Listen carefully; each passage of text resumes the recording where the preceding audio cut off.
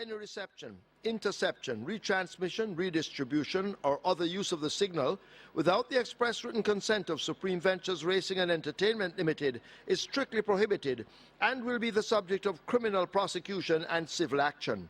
Any equipment or apparatus involved in such a use is subject to seizure and forfeiture under the law.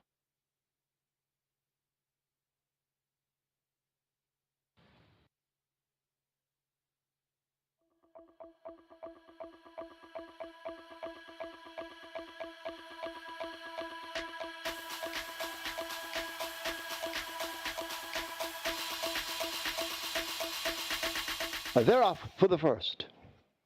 Fair start. Seaplane outsped, left at the back early. Bushfire and a plum match strides. Linstead Market and Chinita Estrella lengthened the piece in behind the first two as they charged toward the half mile. Gilroy races some 3 lengths back. The Soul Warrior, the Grey, races just on the outside as they slip past the half mile and run into that turn.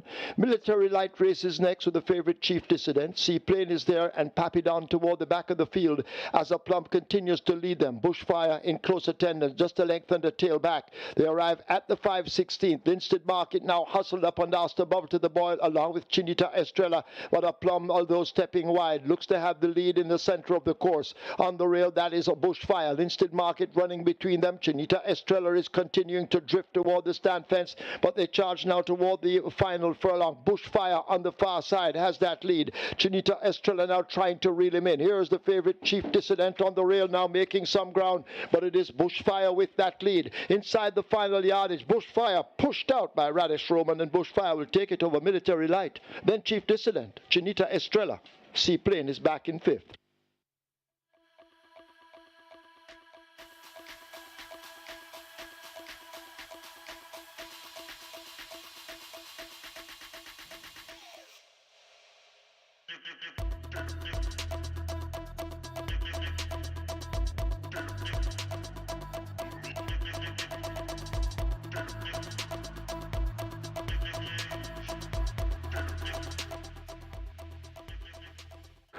Oh, they're off and racing. Tigger Express gets a fly on the far side. Big Argument gets away good as well along with John P. They head toward the 6, and it's Tigger Express about 3 lengths in front of John P. Big Argument right against the rail. Let him fly just beside Big Argument. Then comes 4 lengths before we come to Casual Peach, another length and a half before we come to Genealogy, another a length and a half again before we come to Wilson, and about 6 or 7 lengths to Maya racing at the back of the field. They head toward the 4, and it is Tigray Express on that lead, about 4 lengths in front. Big Argument racing in second, John P racing in third. Right there in fourth, that's Let Him Fly, a gap of 4 lengths before we come to Casual Peach and Genealogy traveling together. Then comes Wilson, and still at the back of the field, and hopelessly out of it, it looks that's Maya. They come towards the top of the lane, and it is Tigray Express in a cruise control mode. Rider looking behind, and there are no danger at the moment. It's Tigray Express in front, running down on the outside and trying to come on. That is Big Argument, but it is Tigray Express in front. Big Argument slipping down into second. That's Wilson. Tigray Express bringing them to the half a furlong pole with a good-looking lead, and this looks to be 2 on the day for the champion jockey, the Siki Fox Radish Roman. Tigray Express on an afternoon stroll in the end. Tigray Express by about 5 lengths. Wilson is second. Then comes Casual Peach, and Big Argument back in fourth.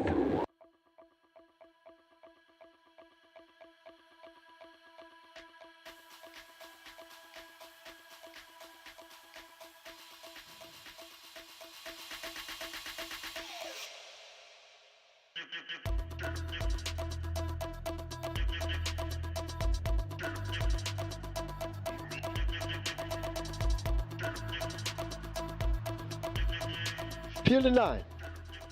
They're off. Time Bomb just misses it. Sweet Burn toward the back, early outsped as they make their way toward the 6. Successful Man sprints out to get a 2.5 length advantage. Secret Mission racing on the rail. Sensational Gift accompanying him, racing out wide. A break of some length and a half back to Sweet Burn, making some progress after the slow start.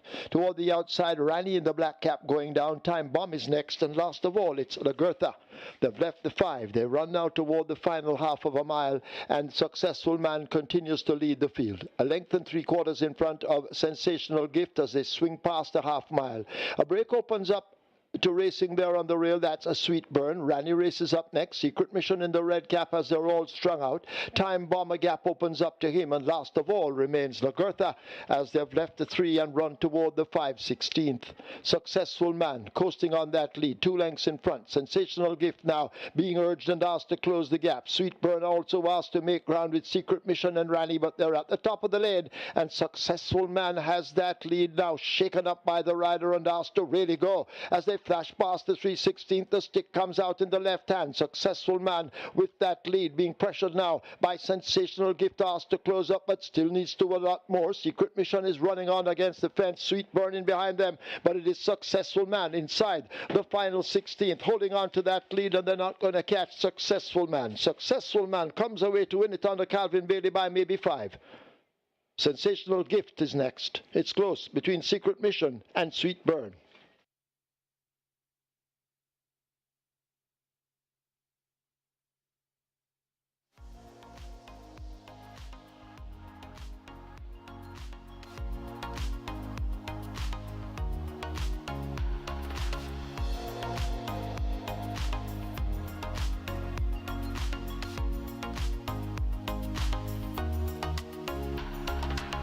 And we have a line, and we're ready for race 4.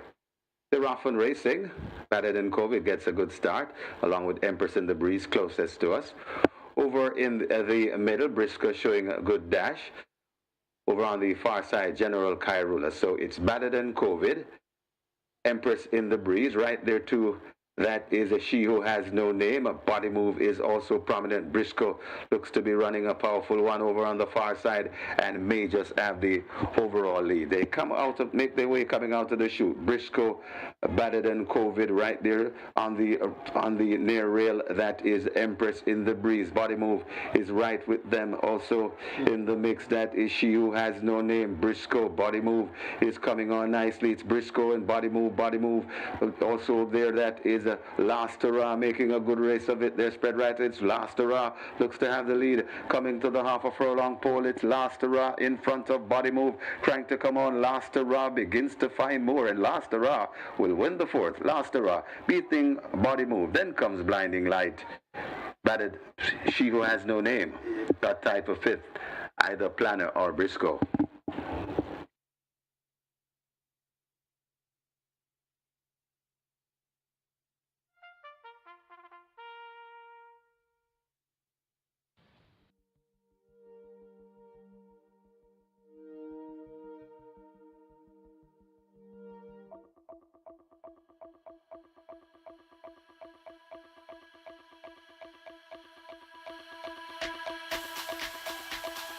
Visibility at the 5 straight, pretty poor at the moment, as they're off. Stormer come in the cap, the green cap breaks toward the far side, beginning to attack across. Emperor of the Cats is showing some speed. Jago in the red also attacking to the near side. Adenosine is racing right against the stand fence as they come charging up now toward the final 3. Bugatti is also showing his usual dash and is in with a chance at this point as they make their way now toward the final quarter. Adenosine under the stand fence looks to have the overall lead. Emperor of the Cats now throwing down the challenge. Jago is right there. These are the 3 main contenders. Bugatti has to close up in behind them. It's Adenosine. Emperor of the Cats now looks to snatch that lead. Jaguar launching an attack. Emperor of the Cats with the lead. Jaguar and Radish Roman now coming at them. As they're inside the final 16th, it is Emperor of the Cats and Rayan Lewis holding on to a 1.5 length advantage and will keep it to the line. Jaguar is second, close between Magical Mood, Spirit of Light. Rose of the Warrior is back in 5th.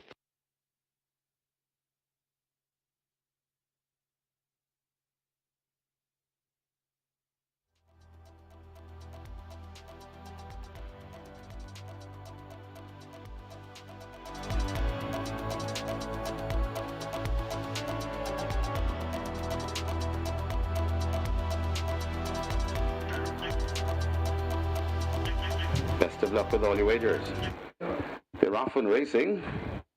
Althea gets away smartly along with No Apology. So No Apology Althea. Sparkling Fires also in the mix and Mineola. So they head toward the 6 furlong points and No Apology leads from Althea. Then comes a Sparkling Fire. Watching them from 4th, that's all together. Then comes Money Mission right against the rail Mineola. Just out wide. That is Attila. Just behind Attila, that's Kuzmir. Then 4 or 5 lengths before we come to Candy Girl, Friends Connection, Jody's Fun, and another 6 before we come to Total Velocity. They head towards the 4, and on that lead, No Apology. Being hounded by Sparkling Fire going down into 2nd. It's No Apology in front, Sparkling Fire. Althea watches them from 3rd. Right there in 4th, that's Mineola. Another 2 or 3 lengths before we come to all together. Just overtaking Money Mission, backing out of it. They're coming to the 2.5 furlong point, and it's still No Apology. Not apologizing for that lead, but here comes Mineola coming down on the outside. They're at the top of the lane. Mineola, No Apology, still in front of Mineola, trying to come. No Apology kicks once again, finding another gear. Mineola has to do more. Left back in 3rd, that Althea. It is No Apology, bringing them to the furlong pole, and now beginning to skip away. Looks to be about 3 lengths in front of still fighting hard. That's Mineola. No Apology is in front, and No Apology looks to be taking them pillar to post with No Apology. No Apology goes on to beat Mineola by maybe 4 lengths. Mineola is 2nd. Then comes Althea. Candy Girl is 3rd, and Jody's Fun back in 5th.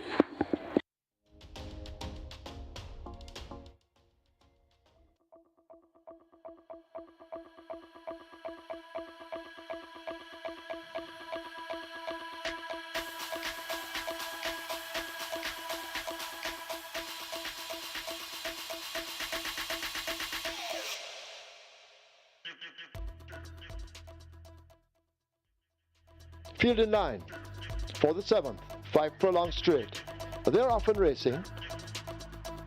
Sonogram gets a good start on the far side. The Grey Restoration not too far away.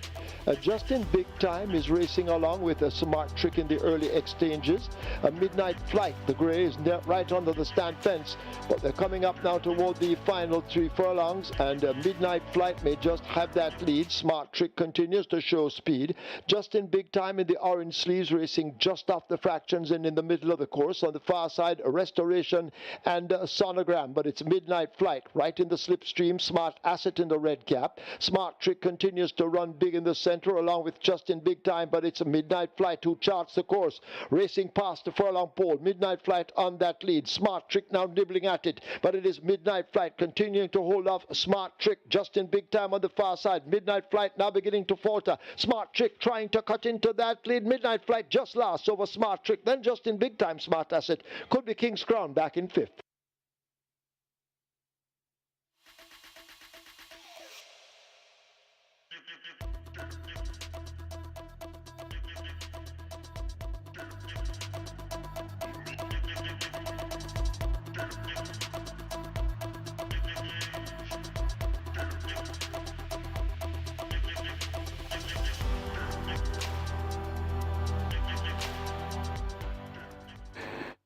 They're off and racing.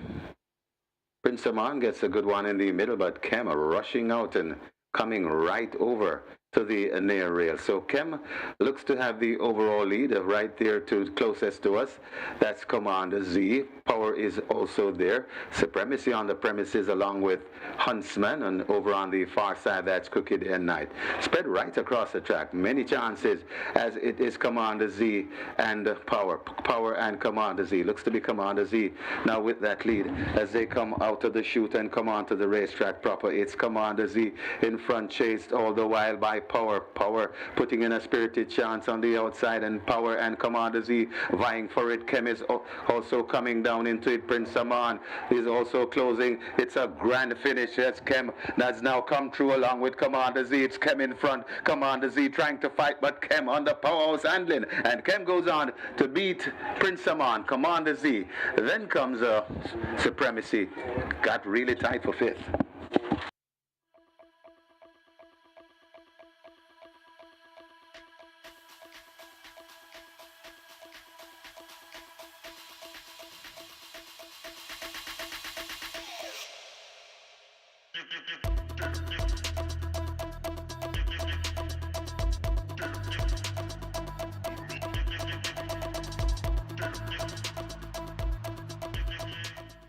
Field 9 for the Seeking My Dream trophy, and they're off.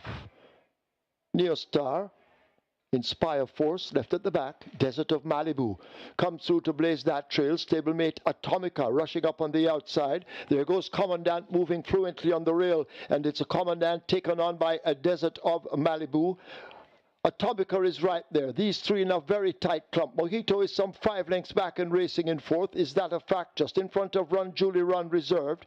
Divine Force runs the rail. Tick Stock in between horses as they leave the 5. And Neostar racing out wide and a long way last. It's Inspire Force out of it completely as the leaders arrive at the half mile, and the war up front continues. Commandant attacked all the while by Desert of Malibu, and neck separates them now ahead as the mare closes in on Commandant for the kill on the outside. Atomica races some 4 lengths back in 3rd. Mojito asked to pick it up. Is that a fact? Is 4 further lengths away. Tisdock now seen making some eye-catching progress on the outside. Run Julie Run, the mare now unleashed. Divine Force is next, then Neostar, and Inspire Force has never been in it, but Commandant, the big horse, kicks and holds that lead. Atomica now running the rail and asked to close up. Desert of Malibu is running on the spot. Commandant may have killed them all off. Atomica trying to close in on the rail. It is Commandant, a quick change of hold, and Atomica, the brave one, continues the chase inside the final 16th. It is Commandant and the champion jockey Radish Roman. This is the Seeking My Dream trophy. Commandant and Radish take it by 2.5. Atomica is second, close between Tisdock, Run Julie Run. Divine Force is back in 5th.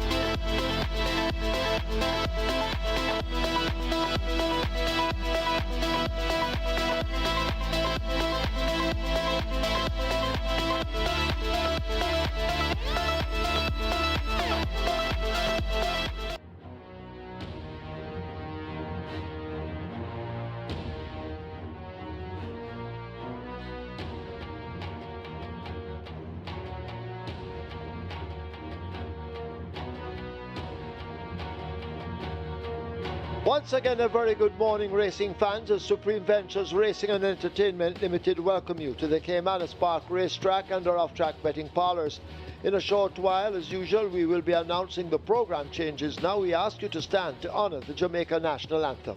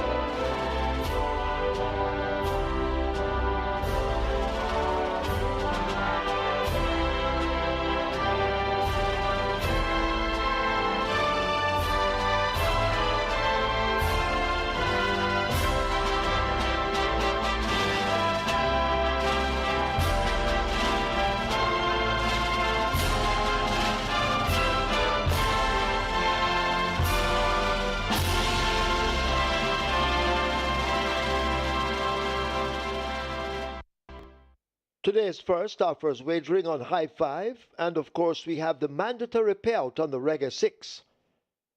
The single winner bonus now becoming a carryover in excess of $12.5 million, so this is a must bet.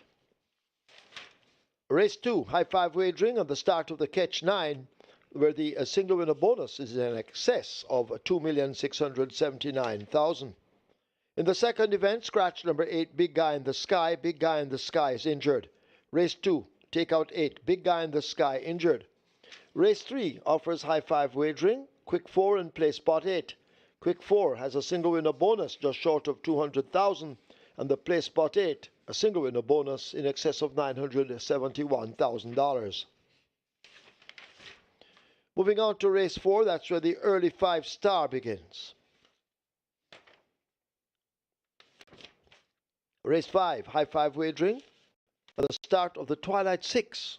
The Twilight 6 has a carryover in excess of $4,164,000. So a lot of money up for grabs today. Race 5, scratch number 13, Ahmad Ali. In the fifth event, 13, Ahmad Ali, a scratch, injured. Scratch 13, Ahmad Ali, injured. Race 6 offers high five wagering at the start of the late 5-star. Race 7, high five wagering, and the start of the Strike 4 with a single winner bonus in excess of $460,000. 5, Alchemy of Souls is a scratch, injured. Race 7, take out 5, Alchemy of Souls, injured. Race 8, high five wagering, and the start of the late triple. Race 9 is the feature, the Labor Day Trophy. High five wagering offered there. Race 10, high five wagering. Scratch number 5, Lady Lauren not eligible. So in the 10th event, high five wagering, scratch number 5, Lady Lauren not eligible. I'll be back with you later on with Kevin. Now it's time to go over to our racing analyst as he will try to help you make your selections, allowing you to leave here with a bag of cash. Over to Michael Kane.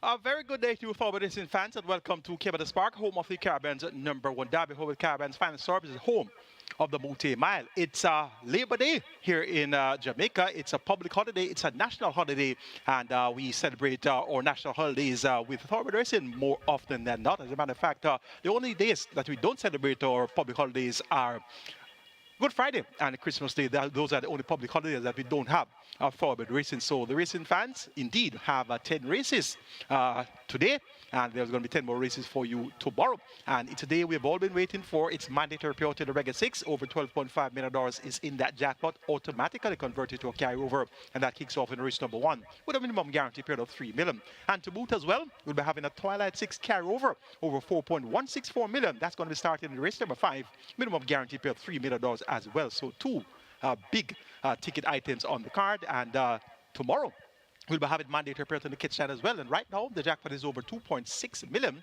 So you have one last chance to hit the jackpot today in the kitchen. If not, look for mandatory payout with maybe well over $3 million in the jackpot converted to a carryover on Saturday. So big things in the offing today and tomorrow. And of course, you know the saying is, encouragement sweetens labor. So you have enough encouragement here. Mandatory payout regular 6, carryover twilight 6, mandatory payout on the catch 9 tomorrow. So we're looking forward to some exciting finishes. We have some sizable fields today and tomorrow as well. So we're looking forward to some exciting finishes. It's bright and sunny here in St. Catherine, Jamaica, and picture perfect conditions for forward racing. And in the Jockeys Colony, Radish Roman is out in front on some 38 wins, and that puts him 14 clear of Shane Ellis, who's on 24. So Radish Roman continues to chart a course for 2025. In the trainers section, Anthony Nunes leads. He's on 23.139 million, and Jason Acosta is on 22.1 million. So that lead for the trainers section is tightening up a bit. So we look forward to the top two trainers to be going back-to-back for the remainder of the season. The breeder section, we have Lakelands Farm Limited leading, and they're on 11.376 million. And Orange Valley States are second with 10.5 billion. Current Prasad third, 7.8 billion. And many-time champion Breeders' Ham Stable Limited, a bit stone to stride for 2025.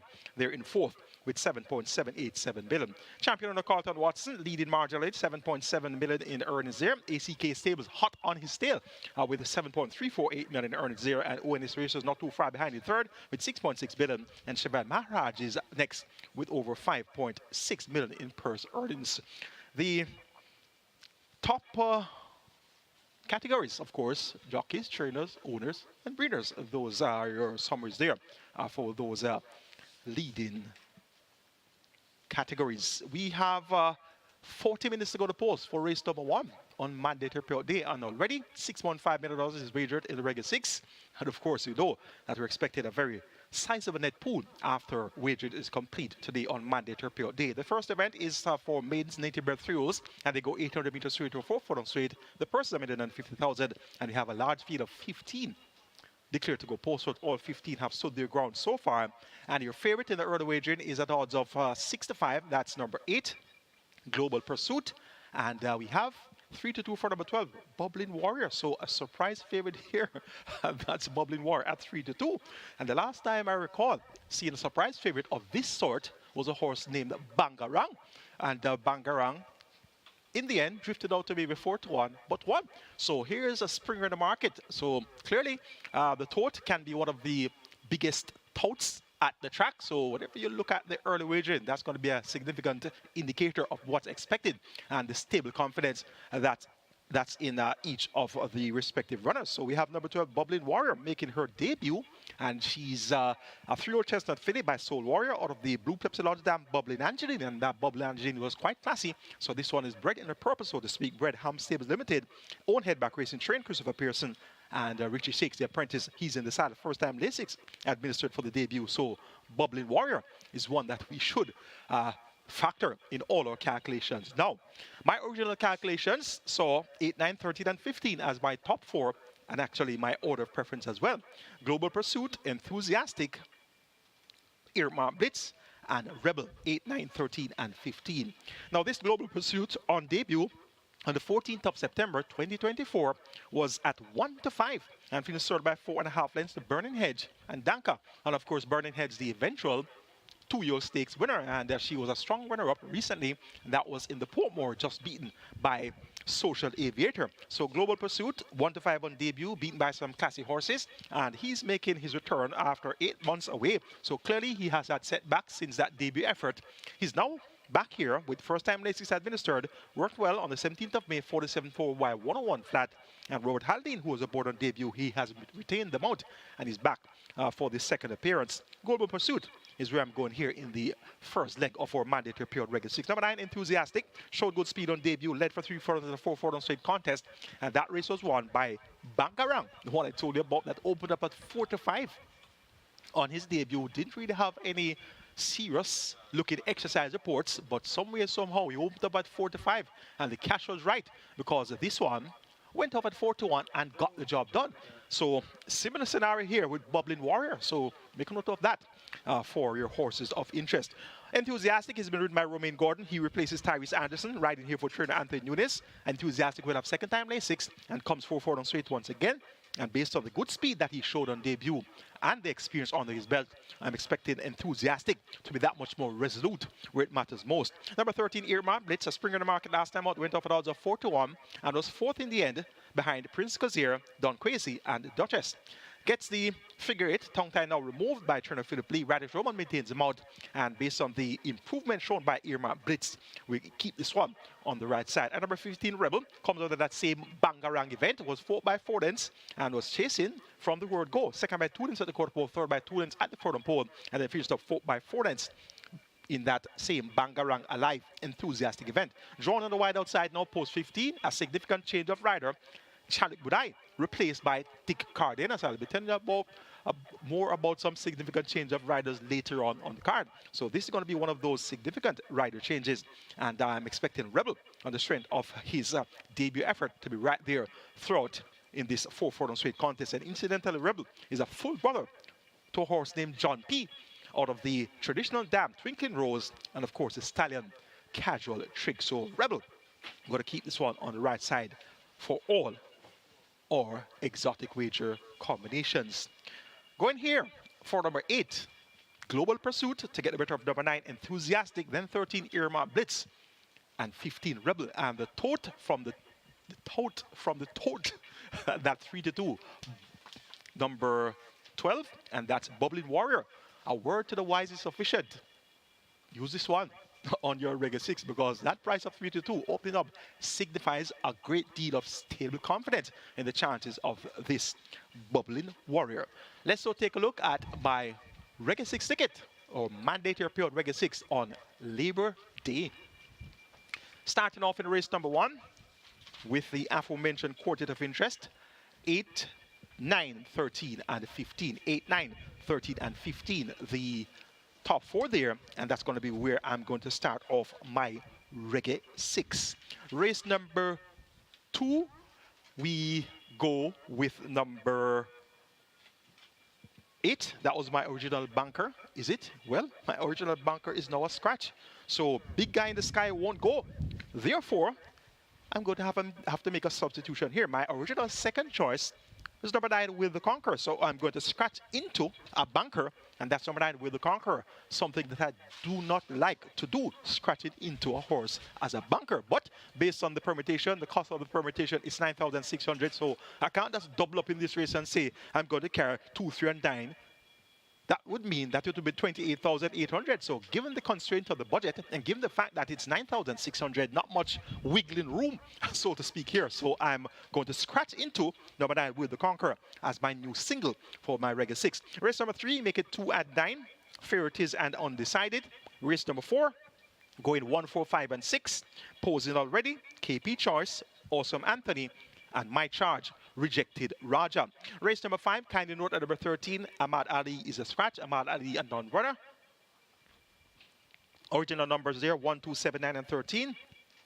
And that meant that each horse on that leg would have had a cost of 1,920.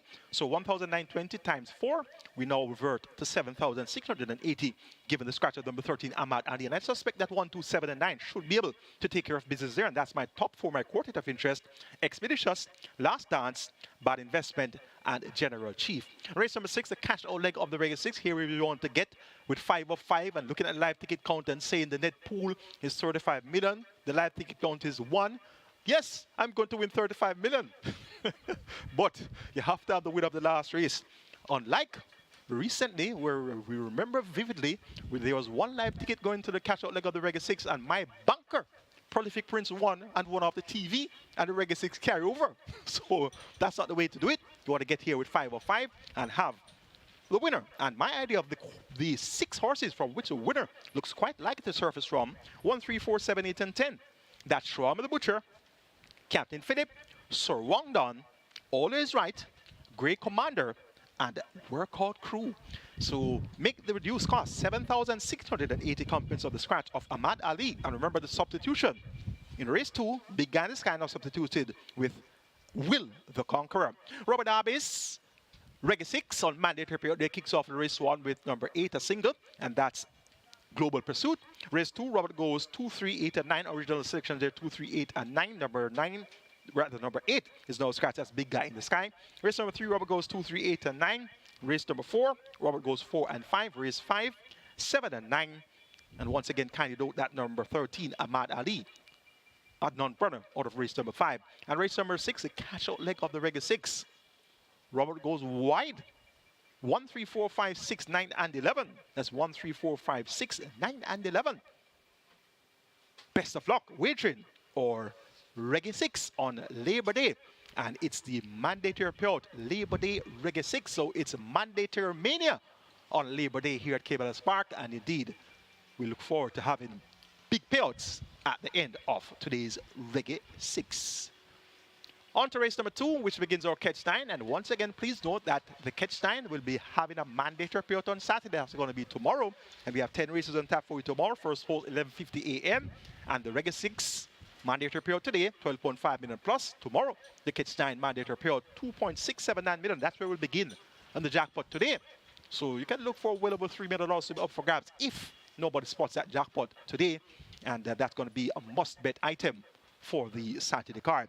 The second event, scratch the Antipose favorite and my top choice, original top choice, Big Guy in the Sky. So Big Guy in the Sky stays home. And we're now down to a field of 8. And my original second choice, Will the Conqueror, he's stepping down in class to this lowly level of 200,000 for the first time. And Will the Conqueror has past performances dating back to May 2023, which he had a winner at the $1 million claim level, and that was on the 22nd of May 2023, going 5-4 straight, beating Den Street and Sparkle Diamond. So you know that if this Will the Conqueror turns up even 75% of himself among these, it will not be a race. But that's going to be a very big if. He has clearly declined in ability, and he has his fair share of issues. Ray and Lewis picks up the mount for Sedman Curtis and owner Boss Baby. Don't go into scratch into this bunker. And that's Will the Conqueror. And I can tell you something about my experience in the history of banking horses. Wagering here, Caymanas Park racing, simulcast racing all across the globe. Whenever I scratch into a bunker, that horse never wins. So I'm hoping that today, that trend will change where Will the Conqueror can win. But I'm telling you for sure, the odds are against him winning. I never scratch into a bunker and that horse wins. So a word to the wise is sufficient. And so this is the type of race that you may want to use a couple of selections. But Will the Conqueror, for what it's worth, is going to be my new top selection. Number 2, Monaco, also worthy of serious consideration here. Demar Williams, Ryder, Rowan Matthew. This one was sorted by 7 last time out, beaten by Zedai. And Nina Dorada going around the bend at 5 round. Equally effective coming over the street and now down to 200,000 for the second occasion. I'm expecting Monaco to be in the thick of things short. And number 3 is He's a Lion. This one is still a maiden after 13 attempts. Has run some useful races, 1 second and 4 thirds, was second by a nose behind Nina Dorada at the 180 level, and that was among multiple winners. So recently we saw a horse by the name of La Sura release the main tag at 7 years old. And La Sura was also the type that ran some useful races among open claiming at the 180 level.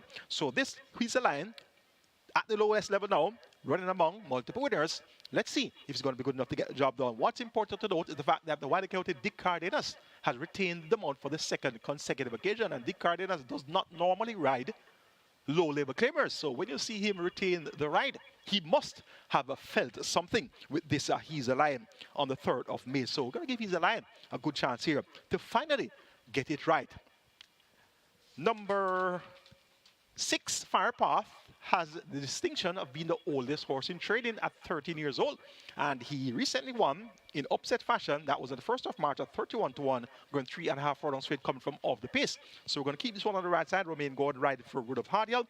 And it's an interesting looking second event. Going to go 9, 2, 3, and 6 as my new top 4 and order of preference. And that's Will the Conqueror to get the better of Monaco, He's a Lion, and Fiery Path. Catch 9 kicks off in race number 2. Let's now take a look at my Catch 9 ticket for the Labor Day card.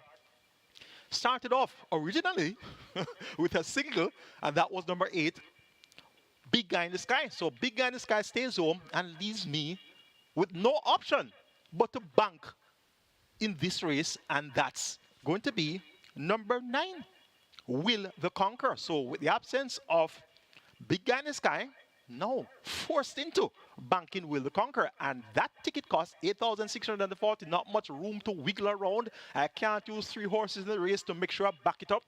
Or, well, if I were to do that, it would be 8,640 times 3. And you're looking at some 25,000 plus in money there, 25,920 or something to that effect. So, gonna have to maintain that single here and take number 9, Will the Conqueror. So, all chips in on Will the Conqueror by default here to start the catch 9. Race number 3, make it 2 and 9, Fair It Is and Undecided. Race number 4, going to go 4, 5, and 6, KP Choice, Awesome Anthony, and Rejected Raja. Race number 5, kindly note at number 13, Abad Ali is a scratch. Make it 1, 2, 7, and 9. Expeditious, Last Dance, Bad Investment, and General Chief. Race number 6, make it 1, 3, 4, and 7. Shram the Butcher, Captain Philip, Sir Wongdon, and Always Right. Race number 7, please know that number 5, Alchemy of Souls, is a scratch. Make the numbers 0, 1, and 6. Bob the Builder, and He's Sensational. Race number 8, make it 3, 9, and 10. Oil Machine, Midnight Galaxy, and Shooting Star.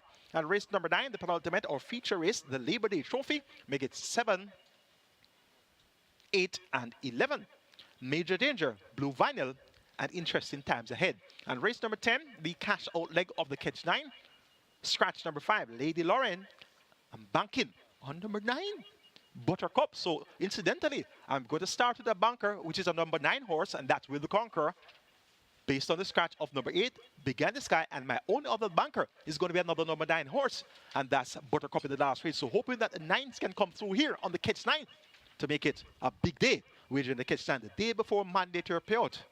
Could we hit the jackpot today before the mandatory payout? Let's find out. Robert Darby's catch 9 kicks off with 2, 8, and 9 in race number 2, original section 2, 8, 9. Number 8 is a scratch. Original cost of that ticket 5,760. That meant that each horse on that leg would have had a cost of 1,920. So you're now down to 3,840. So it's going to be 1,920 times 2. Race number 3, Robert goes 2, 3, and 8. Race 4, 4, and 5. Race number 5. 7 and 9, once again, kindly note that number 13, Ahmad Ali, stays home, a non-runner. Race number 6, Robert goes 1, 6, and 10.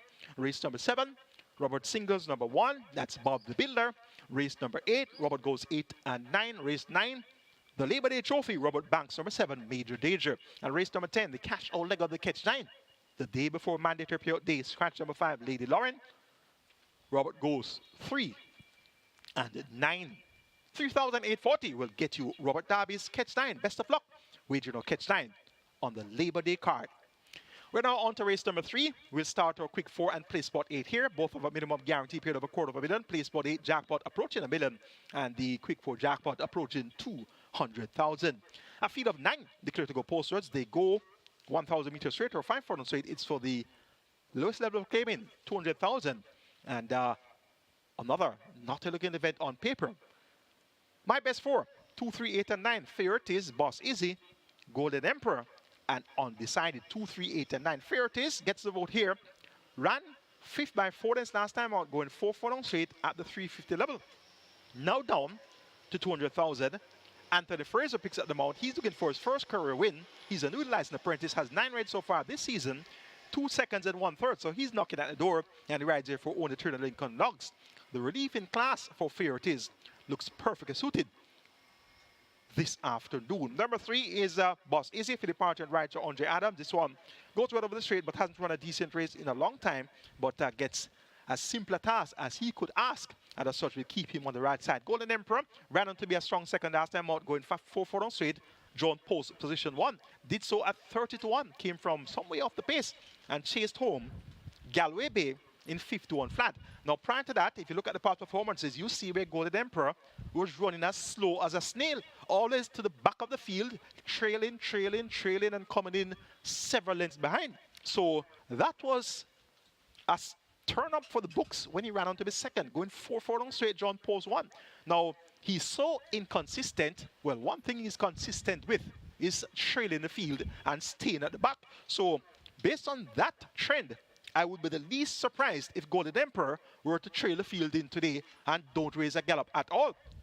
But based on the last outing on the 5th of April, and that's going to be what we call the perception of the racing enthusiast. You pay a lot of attention to the last outing and you ignore most of the other bad outings. So if he can reproduce an effort similar to that of the 5th of April, he could very well fight out the finish. But that's going to be a very big if, because this Golden Emperor really always stays at the back of the field. Number 9 is undecided. Last race on the 17th of August last season. Left us with good form. Had a hat trick of, well, actually had 3 wins out of his last 6 races. So he left it fairly good form last year, August. So clearly he would have had setbacks along the way. You don't just have a horse that has good form and put that horse on the bench for some 7-8 months or more. So clearly he would have had setbacks along the way. He's back, and Verticlunis picks up the mount for trainer Rudolph Hardiel. If this undecided reports fit and sound and ready, he can very well pick up where he left off last season. Going here for number 2, Fair It Is, to give apprentice Anthony Fraser his first career win over number 9, undecided, then 8, the very slow Golden Emperor, and 3, Boss Izzy. Race number 4 is next. We'll kick off the early 5-star here, and we have a field of 7. It's for the $1 million to 800,000 claimers. They go 1,100 meters or 5.5 furlongs. The purse is 860,000. My best 4 in the field of 7 includes 1 Posen Already, 4 KP Choice, 5 Awesome Anthony, and 6 Rejected Raja. My Charge, Rejected Raja, 1, 4, 5, and 6. Posen Already has speed. John Post 1, Radish Road 1 rides for trainer Howard Bogues. And from this inside post, coming off the break since January, I'm expecting Posen Already to be sharp out of the 1 hole. Number 4, KP Choice, has back-to-back wins coming into this. Now going for a hat-trick of wins, won those 2 races for different trainers, so has performed creditably for different barns. Now trained by Rudolph Hardiel, Richie Shakes picks up the mount, chipping up 3 kilos of the allotted 57 kilo weight. So it's going to be 54 kilos here for KP Choice. KP Choice last time out got the win over Rejected Raja, going 5 furlongs straight. But Rejected Raja had a trouble trip that day on the 21st of April, and we'll have that replay waiting to share with you. So we're going to have a look at that replay in a short while. That replay of the 21st of April, race number 8. Also, Anthony number 5 is going to be the horse to beat here.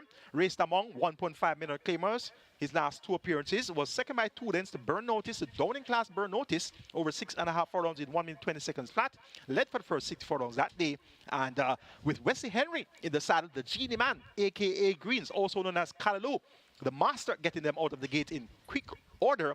And he's going to be in a matchup here with another talented and gifted rider that gets them into stride right off the bat, and that's Radish Roman aboard Posen Already.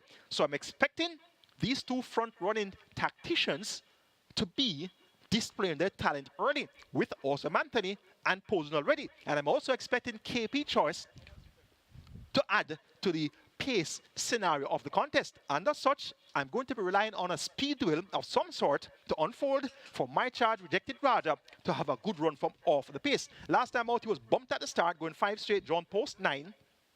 And he was bumped at the start.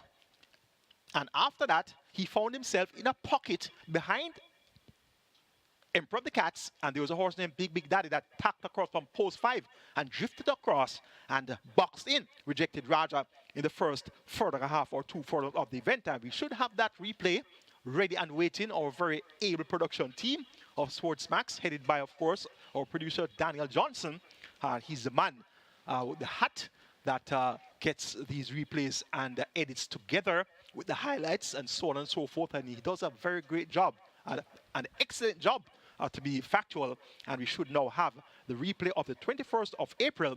And going to look at number 9, Rejected Raja, coming out of the gate. He stumbles slightly and then goes up and down, and he's bumped by the horse to his immediate left. And we see him in the black, green, and gold colors of the Seeker. There he is now toward the stand side in that visor. And he tacks across from the outside. He's now in between horses. And look at the 5 horse. This is Big Daddy. Big Daddy is going to drift across to the right. And there's Rejected Raja. He finds himself behind Emperor of the Cats. And he finds himself boxed in behind Big Daddy. So he was hampered for clear run in the early stages of this 5 furlong straight contest. And there he is now behind horses. And he's been checked behind horses. Emperor of the Cats is in front of him, and Big Daddy is also to his immediate left. So he had absolutely nowhere to go there. And in a 5 straight race, or in any straight race, when you get stopped, it's that much harder for you to get back on terms with the horses that had a clear run. Now, in the meantime, KP Choice is in front, and KP Choice has a clear sail going for home. And there's KP Choice with the bustling Philip Partridge in the blue colors, and he's clear. But here comes Rejected Raja towards center course, running on quite strongly. In the end, you see him towards center course there, and he finishes with a full head of steam. So, in the end, KP Choice won in 59 flat, beating Rejected Raja, who came home in 59 and a fifth of a second. And there's also the head-on replay. There's also the overhead view, which would have really amplified the interference that took place shortly after the start, as well as towards the 3 furlong point on the contest. So after all of that took place, Rejected Raja was still able to finish a strong second behind KP Charge. So KP Charge is present here, drawn post 4, and he's going to have some speed to go with him with the likes of Awesome Anthony and Posed already. So Rejected Raja should have a strong chance once he can sit just off the pace, which will be set by Awesome Anthony and Posed already, as well as KP Choice. And as the trainer of this Rejected Raja, I can tell you, plan A is to stalk the speedsters, Posed already, KP Choice, and Awesome Anthony. And we got the 6th draw, so we're on the outside. We don't have to go with the early speedsters. We don't have to try to go with the early speedsters here. So plan A is to watch the leaders, stay as close as possible, and then pounce at an opportune moment. And plan B is going to try to make all the running. So if nobody wants to lead, for example, if today Awesome Anthony decides that he wants to sit back and wait, if Posen already isn't as sharp coming from the break since January and he doesn't find the lead, and somehow you can find the lead, just take the lead. So plan A, stalk and pounce. Plan B, the easier way, which is not going to happen, to make all the running. So an interesting 4th event here to start your early 5-star. And once again, congrats to last week's lone 5-star winner, over $1.3 million in dividends there. Big up to that lone 5-star winner. Going for number 5, the horse to beat, Awesome Anthony, Wesley Henry, aka Greens, teaming up with Patrick Taylor, also known as Mice. For 2nd, KP Choice. For 3rd, Rejected Raja, but they better put every hoof right. And for 4th, Posing already. Race number 5 is next. We're going to start the Twilight 6 here. Minimum guarantee pay of $3 million, but the carryover, $4.164 million. So that $3 million, we're not thinking about that. We're thinking about the $4.164 million plus the new money wager. Looking forward to a pool here, well in excess of $10 million. Could easily go to 12 or 15 million. So $4 million plus in the carryover for the Twilight 6 is going to be a must-bet item on the Labor Day card. Scratch number 13, Ahmad Ali. It's for the 50,000, 250,000 claim 11. They go 1300 meters, 6.5 furlongs. The purse is 700,000. 1, 2, 7, and 9 are my best 4, namely Expeditious, Last Dance, Bad Investment, and General Chief. 1, 2, 7, and 9. Bad Investment and General Chief both appear to have a class edge here. Bad Investment steps down from 1,500,000, where we raised the last 4 times. Led a 500,000 field on the 3rd of May for the first 3 furlongs in a 6 furlong contest, beaten by Lord of Ajadan on Rudy Dude and Little Grovey Thing.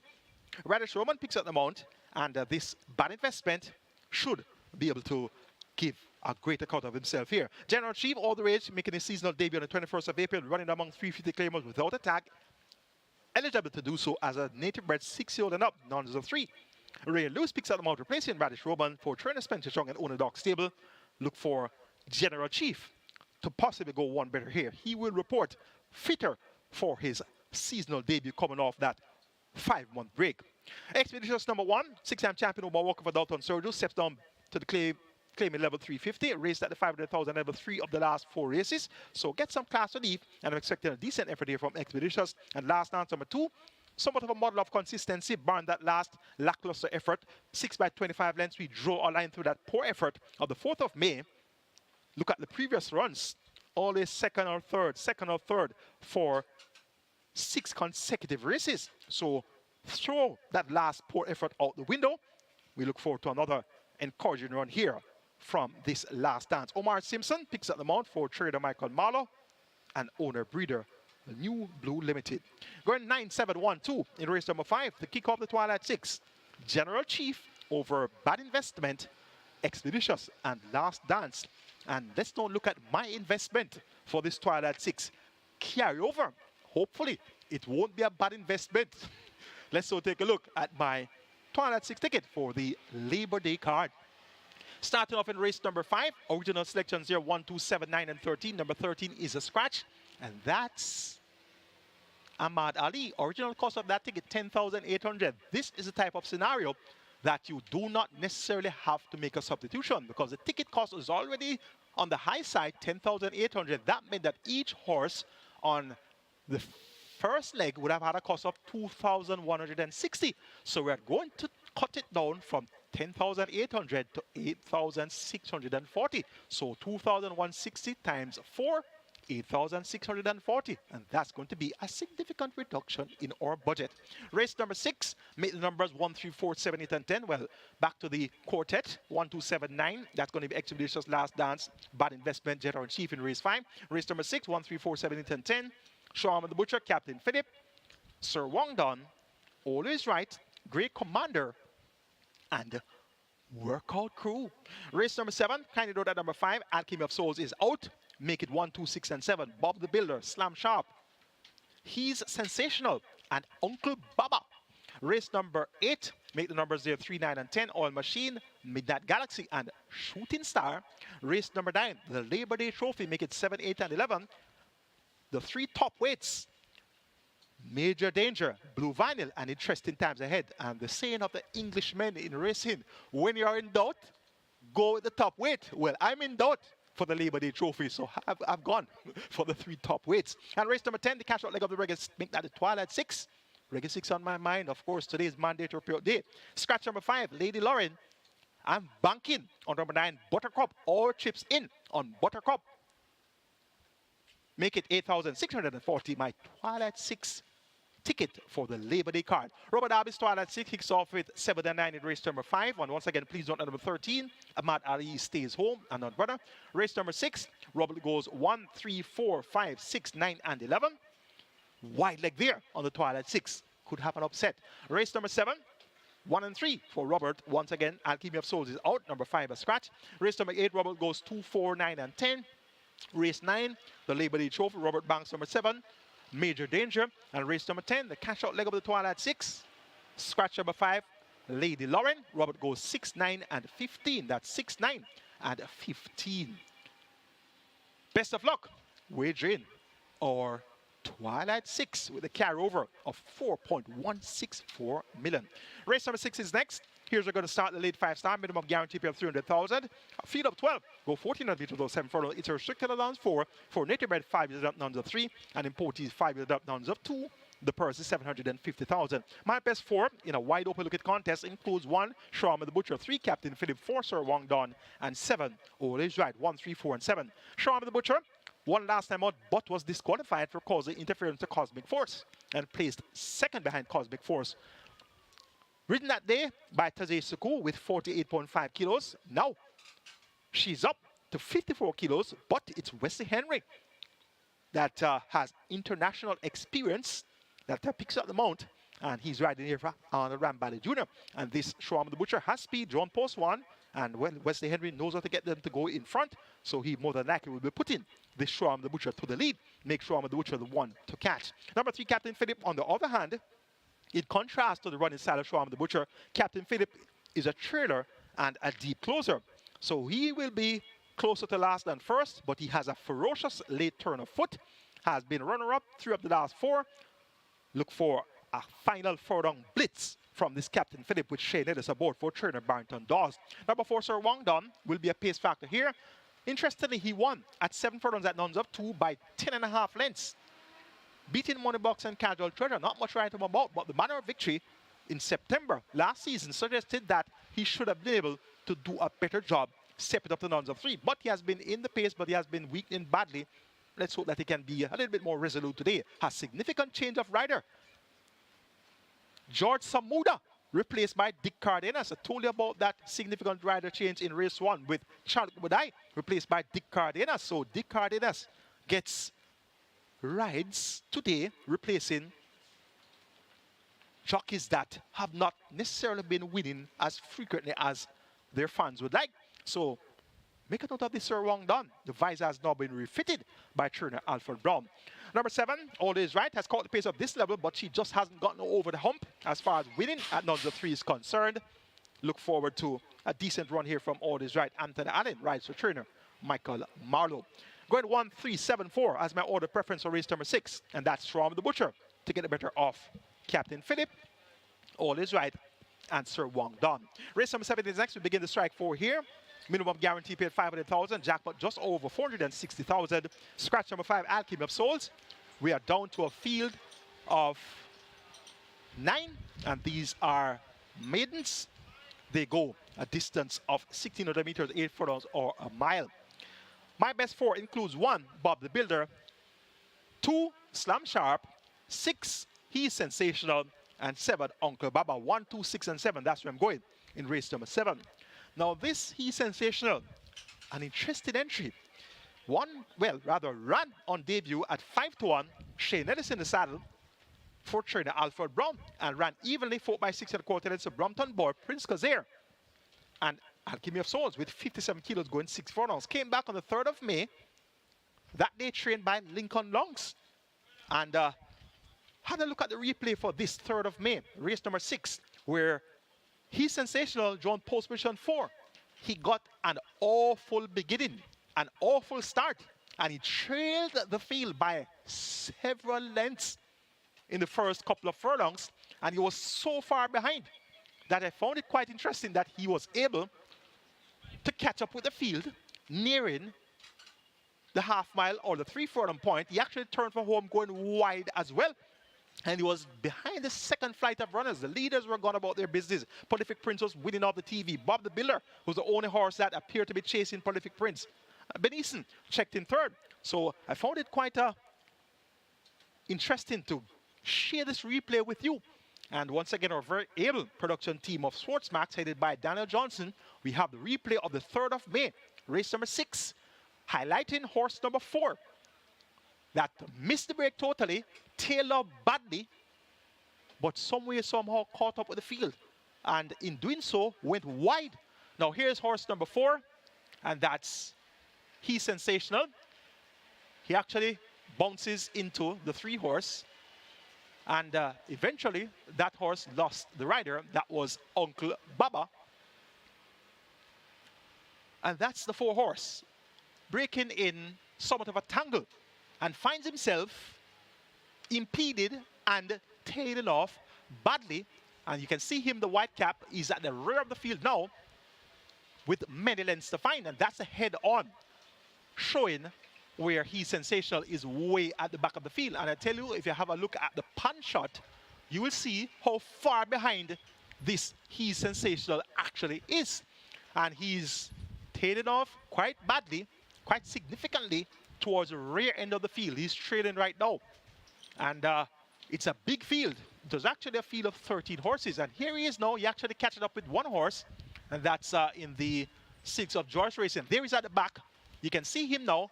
He catches up with the Silks of George Racing. Not quite clear which horse that was, but he catches up with that George Racing horse. And he's there on the inside now. You can see He's Sensational. He's making good ground after that stuttered start. Now, he's catching up with quite a few of the other runners, and he has a lot of momentum here. Now, we're going to look at how wide he turns for home. And look at the white cap. You see the white cap, you see the blue silks, and he's now going towards the outside. Earlier we saw him on the rail, and here he is, coming wide enough. I get that, that's wide enough. And you can see him now. He's making gain. He's making quite a significant gain towards center course, and he's not too far behind the second flight of runners. So after that poor start, trailed badly, caught up with the field, and he's able to turn for home, went a little bit wide towards center course, and here is He's Sensational. He's finishing well for a horse that was really badly away from the starting gate and trailed early. You can see the winner, Prolific Prince, gone about his business. Bob the Builder is second, and Bob the Builder got a clear run, and he was chasing for a long way.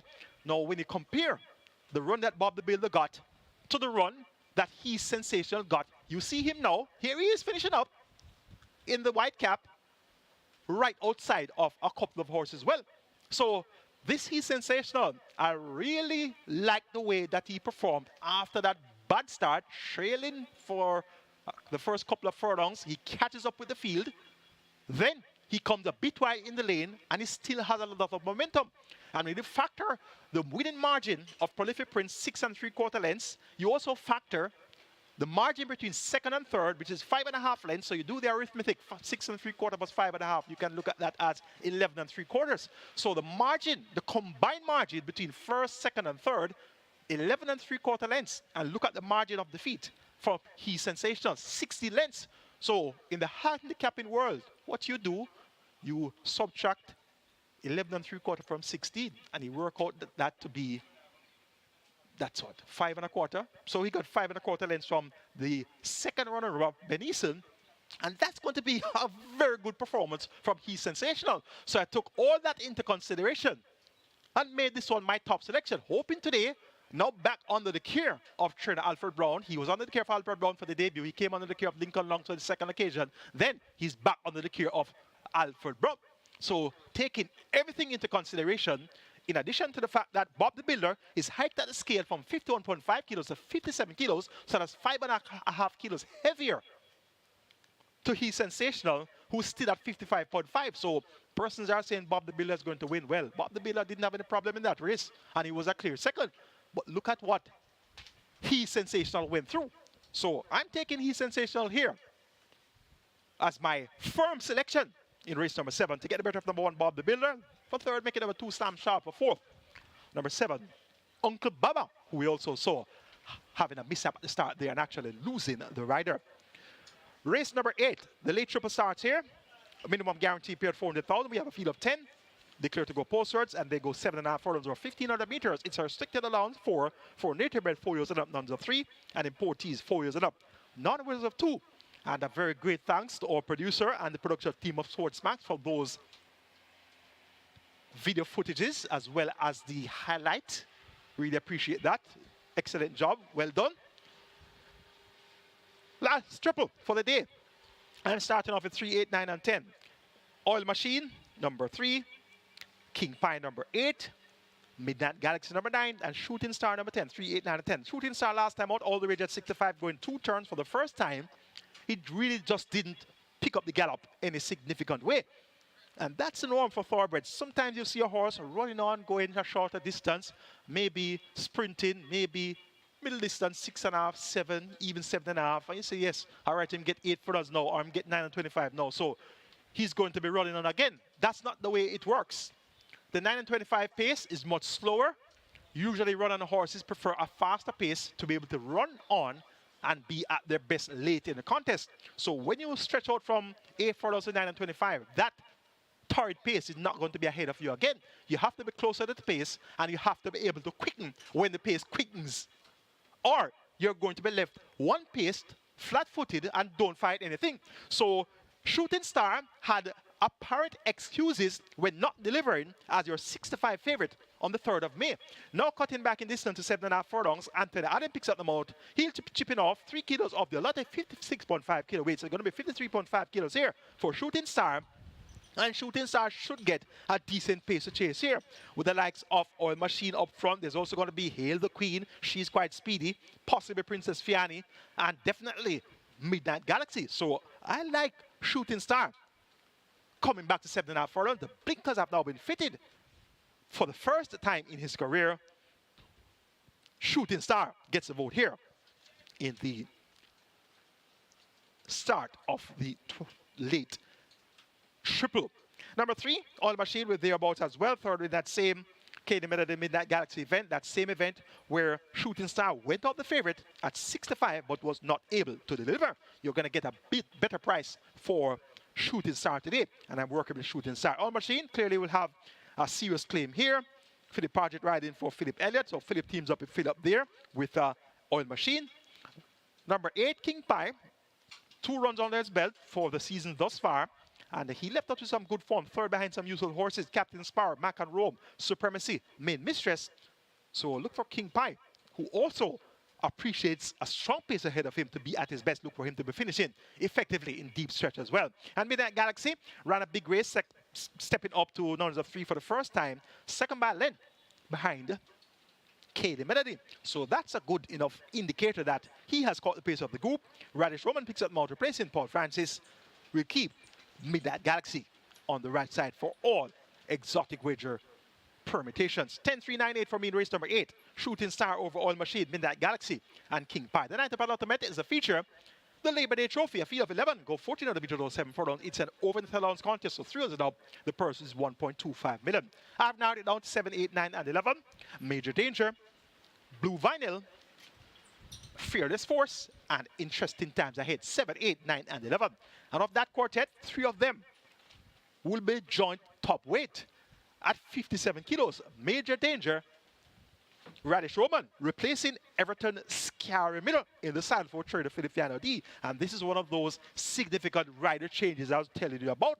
We saw one in race 1, Rebel, challenged when I replaced by Dick Cardenas. We saw one in race number 6, Sir Wong Don, George Samuda replaced by Dick Cardenas. And now we're seeing one more here in race number 9.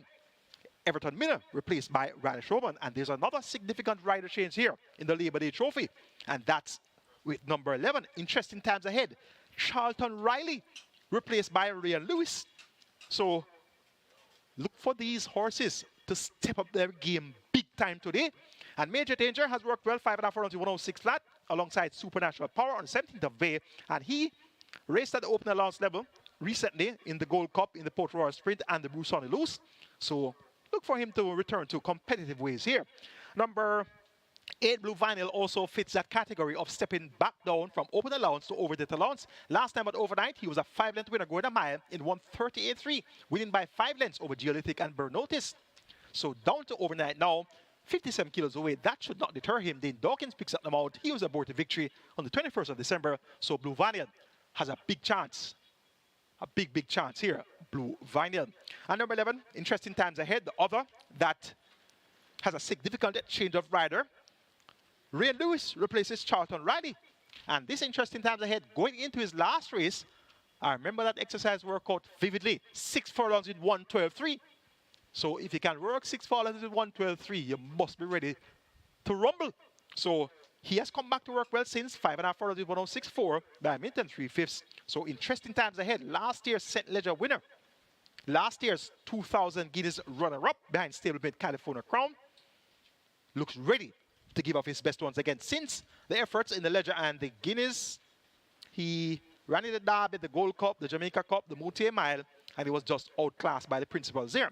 So he will not be outclassed by these horses today. He has a great chance. And Fearless Force, the one that comes in, a blot at the handicaps at 49 kilos. It's 52 kilos allotted weight. Richie Shakes will chip off 3.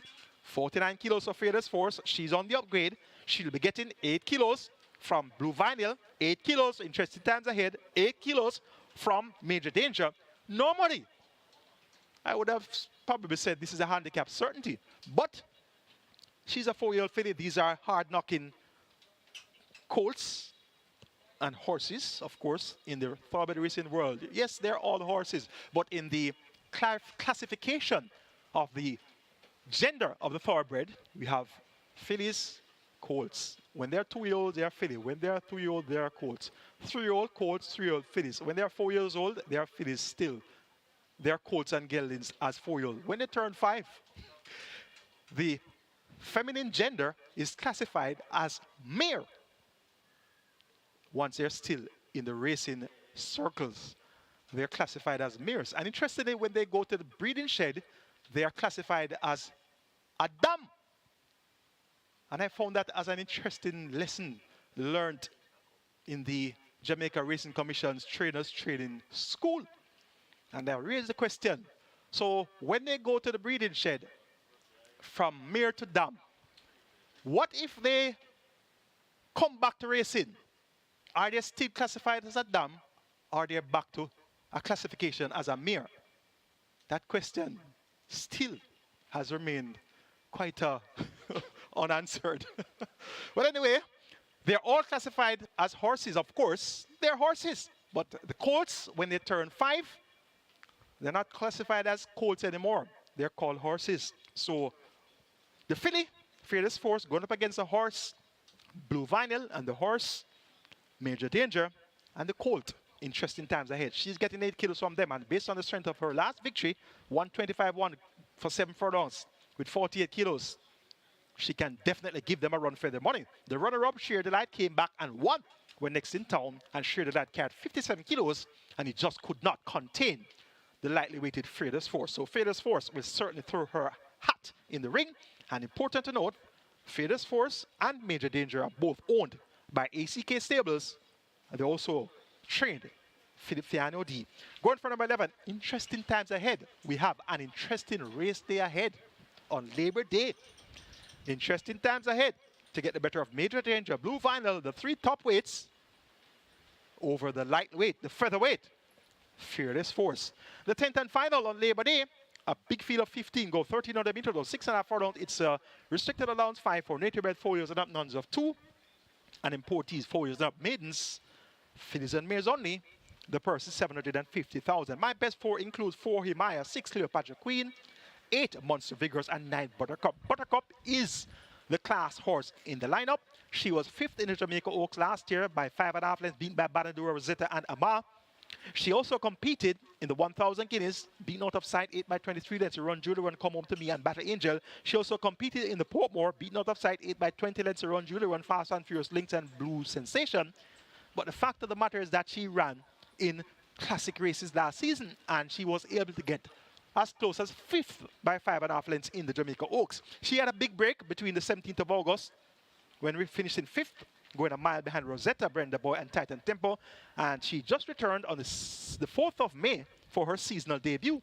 And she ran on to be second, a strong enough second, by 2.25 lengths, going 5 furlongs straight, a trip which could be considered a trifle short of her best.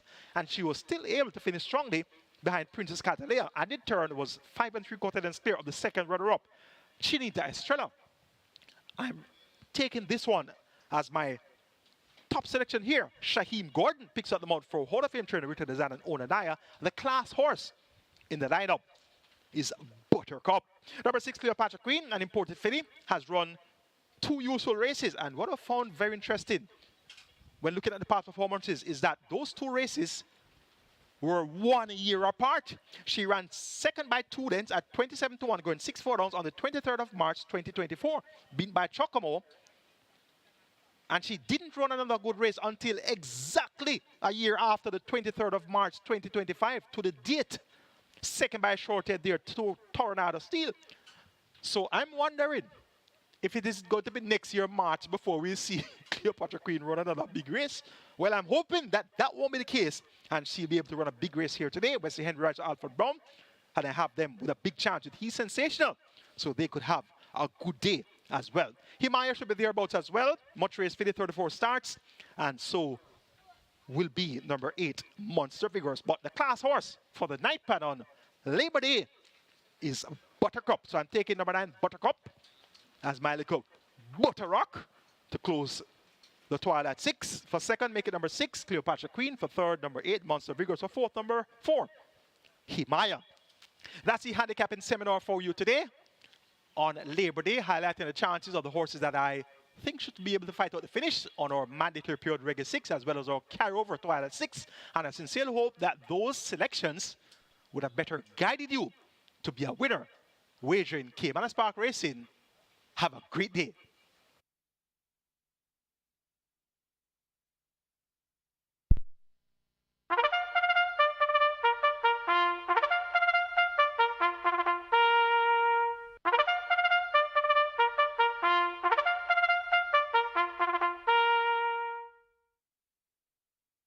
Horses take the track for the first. It's a maiden condition race for native bred 3-year-olds over 800 meters or 4 furlongs straight. 1 Runaway Bay make the weight 52.5 or 116. 4 Susie Q the same, 52.5 or 116. New Bridge 56 or 123. 8 Global Pursuit 55 or 121. 10 Informal Gladiator 54.5. 120, 11 Starry P 53 or 117, 12 Bubbling Warrior 52, 115, 14 Midnight Warrior, 54 or 119. Wagering on double event exacta, quinella trifecta, superfecta, high five, rolling triple. This is where the Reggae 6 begins with a mandatory payout. Single winner bonus becoming a carryover in excess of $12.5 million. The Reggae 6 already heading for 18 million. The rolling triple heading for 700,000. Get your wagers on.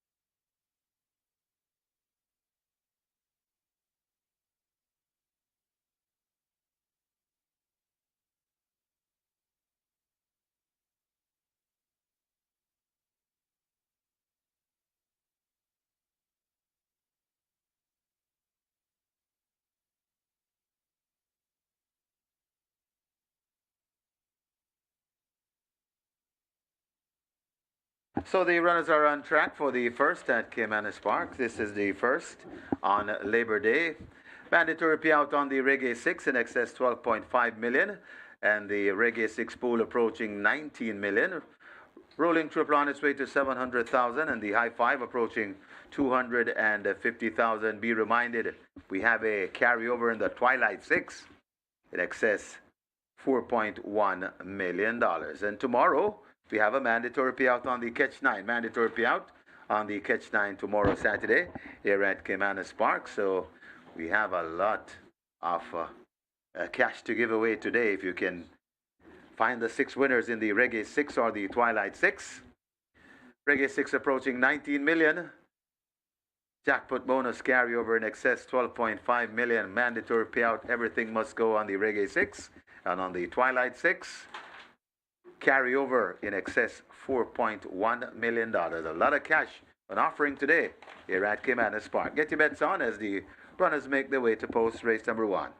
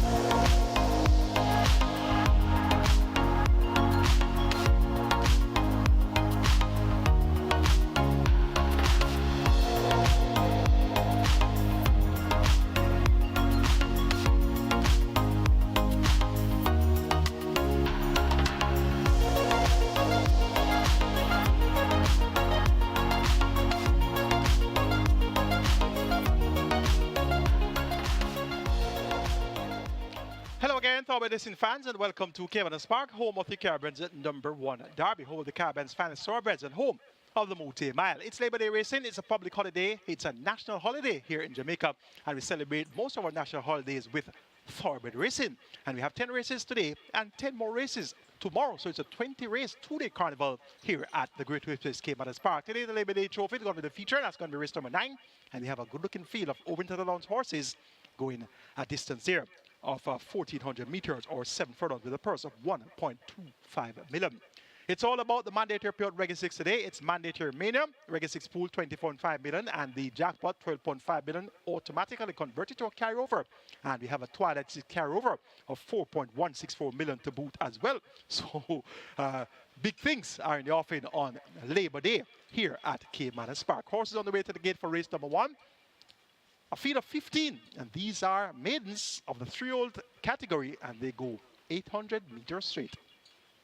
Top choice goes to number 8, Global Pursuit.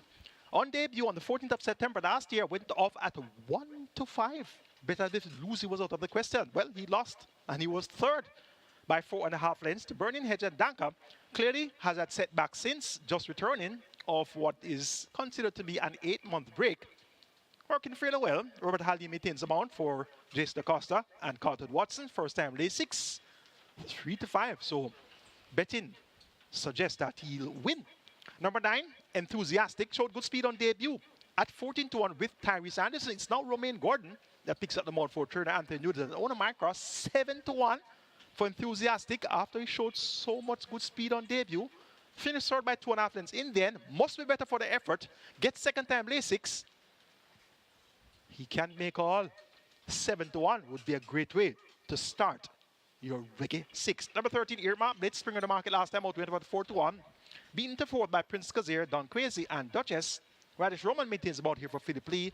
Tongue tie off frigate on 7-2. The price for Irma. Big number 15, Rebel, comes out of that same race won by Bangarang, where we saw Enthusiastic finish third. Rebel was fought by just 4 lengths, chased the speed for the entire 4-furlong contest. Ridden that day by Chalik Bodai at 75-1. It's now the wily coyote Dick Cardenas, and you're getting 5-1. This Rebel, a brother of John P, who's quite speedy as well. So with the wide jaw and his speed, look for Rebel to be in the thick of things from the word go. Going here for the favorite, number 8, Global Pursuit, but only just over number 9, Enthusiastic, then 13, Irma Blitz, and 15, Rebel. And that spring on the market, Bubbling Warrior, is at 3-1. The cash is on. Hint, hint, hint. Reggae 6 pool, 21 million and climbing. Your early triple is at 750,000. Best of luck.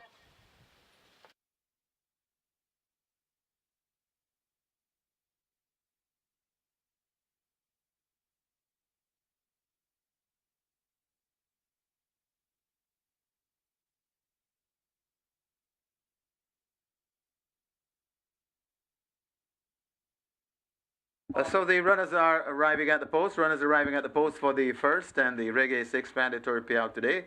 Jackpot bonus in excess 12.5 million, nearly $22 million. That's the current pool. The rolling triple on its way to 800,000, and we have a high five pool on its way to 350,000. Get your bets on, and don't forget we have a carryover in the Twilight 6. Twilight 6 carryover, very attractive, in excess of $4.1 million. And tomorrow on the mandatory payout scheme, a mandatory payout on the Catch 9, a mandatory payout tomorrow on the Catch 9. And we're starting the Catch 9 today with in excess 2.6 million. That's the jackpot bonus. So get your bets on here in race number 1, the Reggae 6, all the rage. And not to be missed, this Reggae 6. Make it a must bet. Nearly $22 million. That's the current pool at the moment. And the jackpot bonus carryover in excess 12.5 million. A lot of cash here in the first.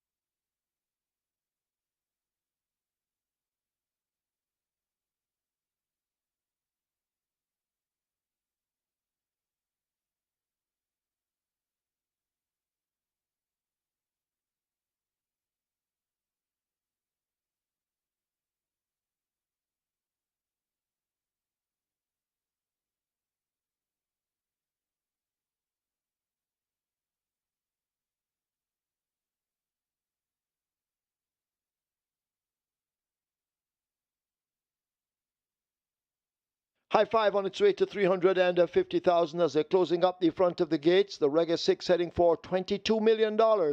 Remember, the whopping carryover in excess $12.5 million. And the Rolling Triple on its way to 800,000. Get your wagers on.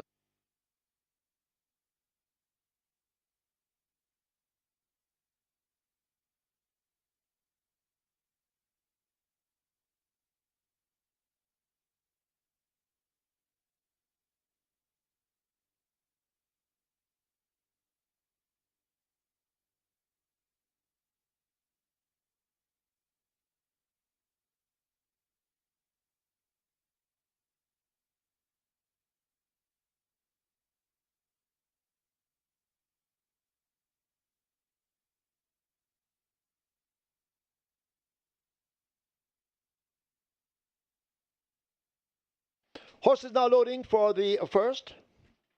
4 furlongs straight. Runaway Bay in at 1. They try with Chief in Command at 2. Round the Twist waiting to load at 3.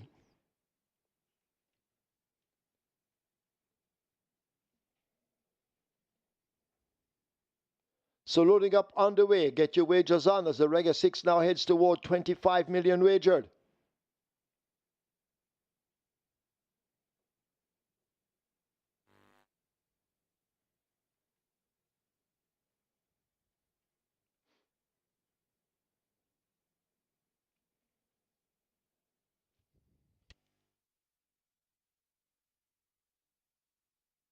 Round the Twist has loaded at 3. New Bridge coming into 5.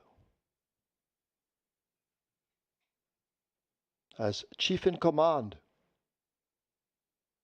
is giving a lot of trouble in gate 2. Very possible we may have a scratch here.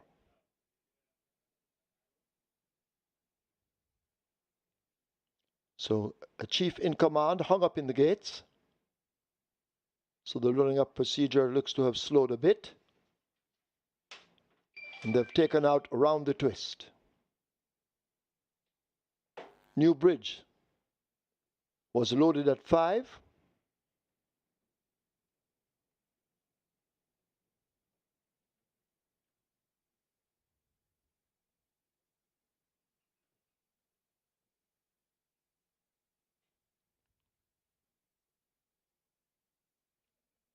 So they've taken out the 1 horse Runaway Bay.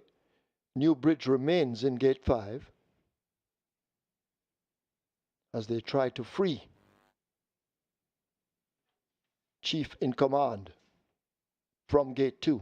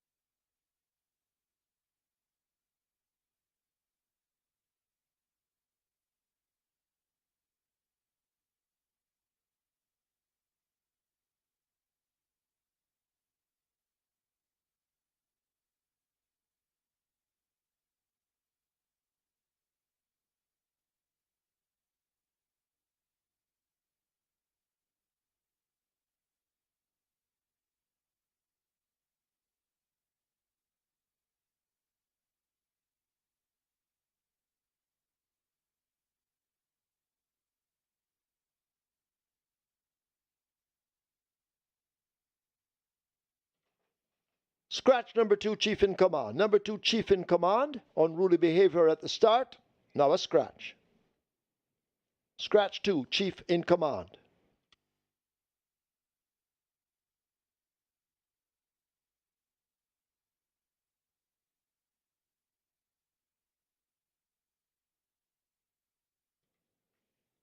So they're now reloading.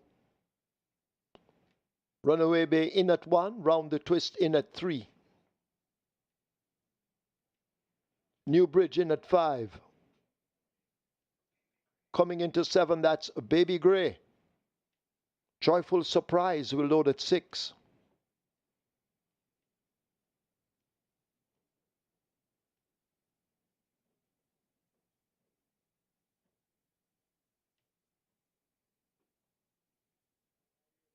So loading up on the way. They try now with a Bubbling Warrior at 12.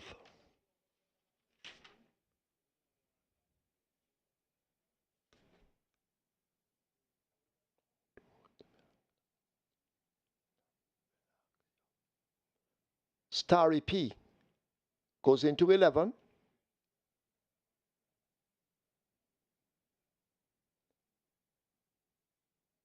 So quite a few of them out. As the Reggae 6 heads for 25 million and the Rolling Triple continues to head to 900,000. Enthusiastic is in at 9. Rebel coming into 15.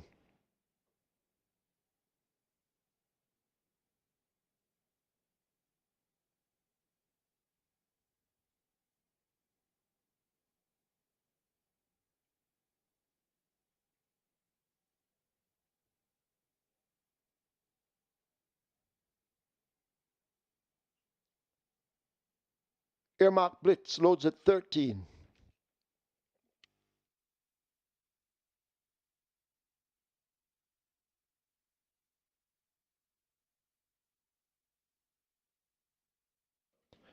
Midnight Warrior goes in.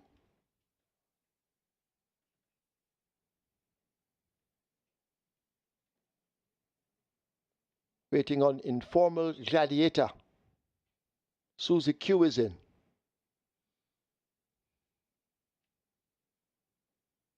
So Informal Gladiator looks to be the final one. And Informal Gladiator, when ready, will load at 10. 4 furlong straight. First of 10. Informal Gladiator giving all sorts of problems. And now goes in. So field in line for the first of 10. 4 furlong straight.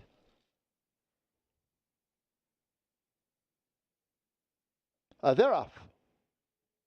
Runaway Bay and Susie Q come away on the far side. Global Pursuit is running in the middle in the white cap in the colors of Carlton Watson. Enthusiastic races are near us to us along with a Rebel right against the stand fence. Bubbling Warrior just on the hind legs of those as they make their way now toward the final quarter.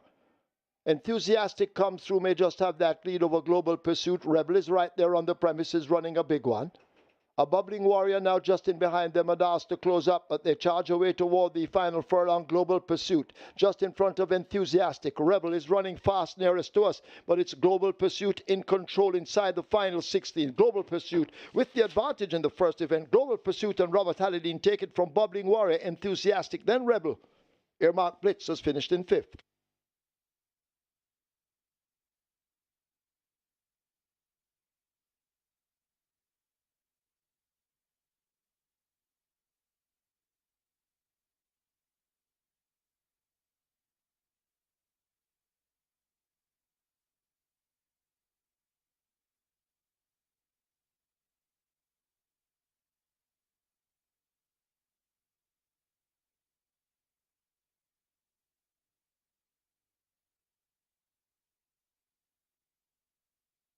So just some information for you. The tongue tie came loose on number 10, Informal Gladiator. Permission was granted to race Informal Gladiator without the tongue tie.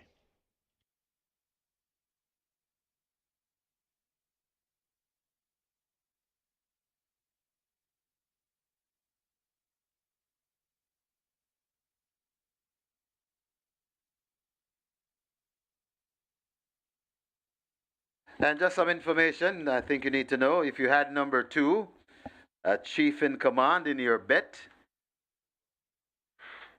you got that one was a scratch, so you got the off-time favorite.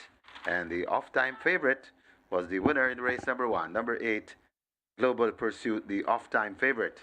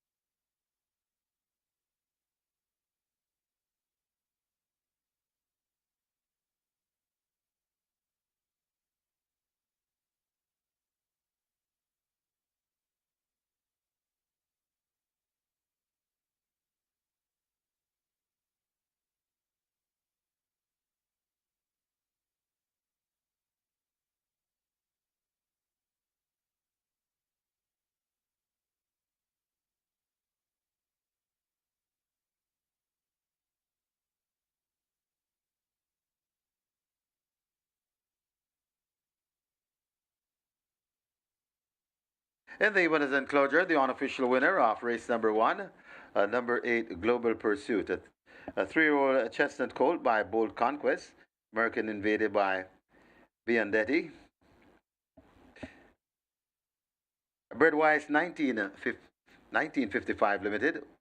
Champion owner Carlton Watson has this one, and the champion trainer Jason DaCosta conditioned this one, and the winning rider Robert Hardball Halliday, the groom Leon Walker second, number 12 a Bubbling Warrior, a third number 9 Enthusiastic, fourth number 15 Rebel, and a fifth number 13 Earmark Blitz. Final time for 4 furlong straight, 800 meters, 48 and 1.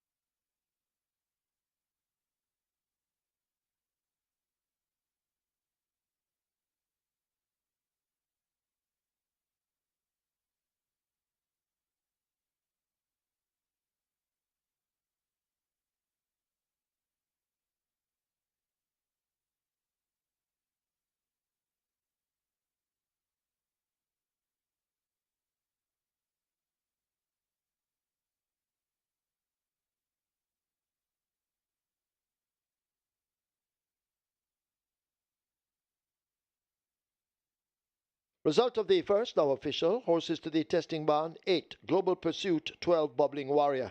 8 and 12 both go to the testing barn. The splits 23-2. The final time 48-1. The margins 2 1/4 by 3/4.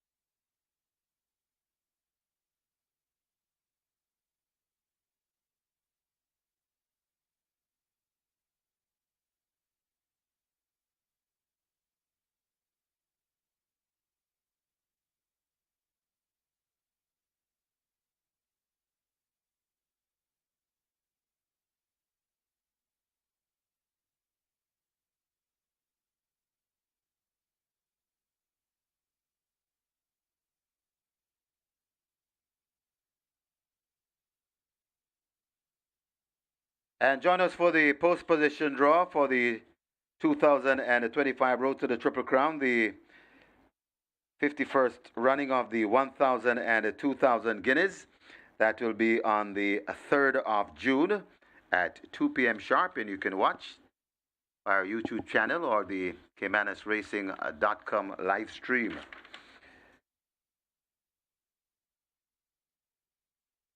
And the 51st running of the 1,000 and 2,000 guineas will be on Saturday, the 7th of June. That's for the 1,000. And for the 2,000 guineas, the 8th of June here at Caymanas Park. See you at the races.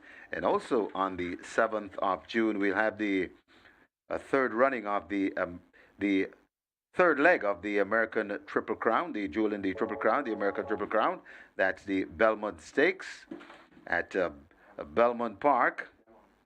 So that will be on the 7th of June as well as the 1,000 guineas on the 7th of June and the 2,000 guineas on the 8th of June. Don't forget, tomorrow we'll have a mandatory payout. The mandatory payout continues. Mandatory payout on the Catch 9. And today we start with 2.6 plus million in the Catch 9 jackpot bonus. So I suspect if the Catch 9 is not caught, we should see in excess $3 million for the mandatory payout tomorrow on the Catch 9.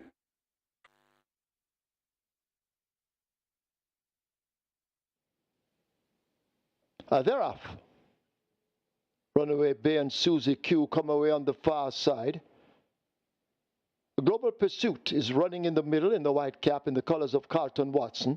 Enthusiastic races are near us to us along with a Rebel right against the stand fence. Bubbling Warrior just on the hind legs of those as they make their way now toward the final quarter. Enthusiastic comes through, may just have that lead over Global Pursuit. Rebel is right there on the premises running a big one. A Bubbling Warrior now just in behind them and asked to close up, but they charge away toward the final furlong. Global Pursuit just in front of Enthusiastic. Rebel is running fast nearest to us, but it's Global Pursuit in control inside the final 16. Global Pursuit with the advantage in the first event. Global Pursuit and Robert Hallidine take it from Bubbling Warrior, Enthusiastic, then Rebel. Earmark Blitz has finished in 5th.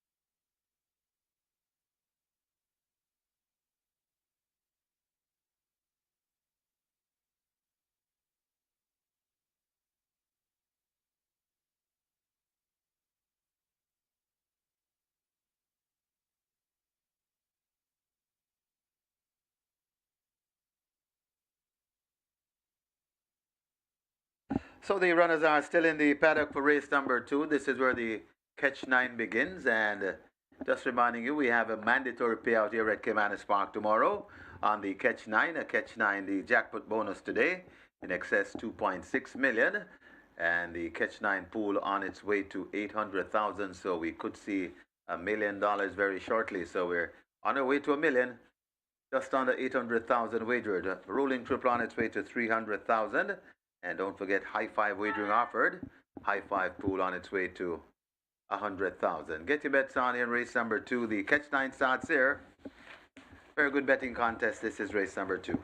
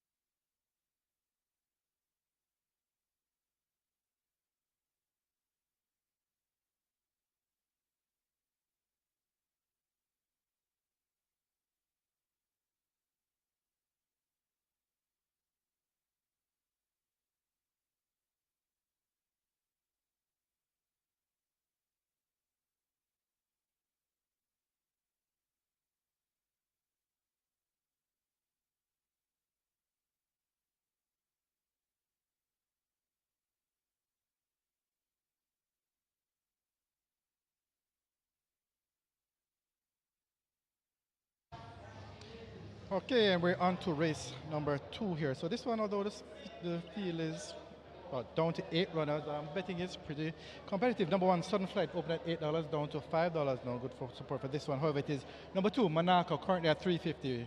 Monaco opened at 4. He's been very heavily bet. He's the best back runner at the fixed odds winners for race number 2 here, and he's actually 3-2 favorite in the tote as well. He's a Lion, open at 260, down to 250 now. Good support for that one. And number 4, Kwana, open at $21, down to $10 now. So good support for that one at a big price.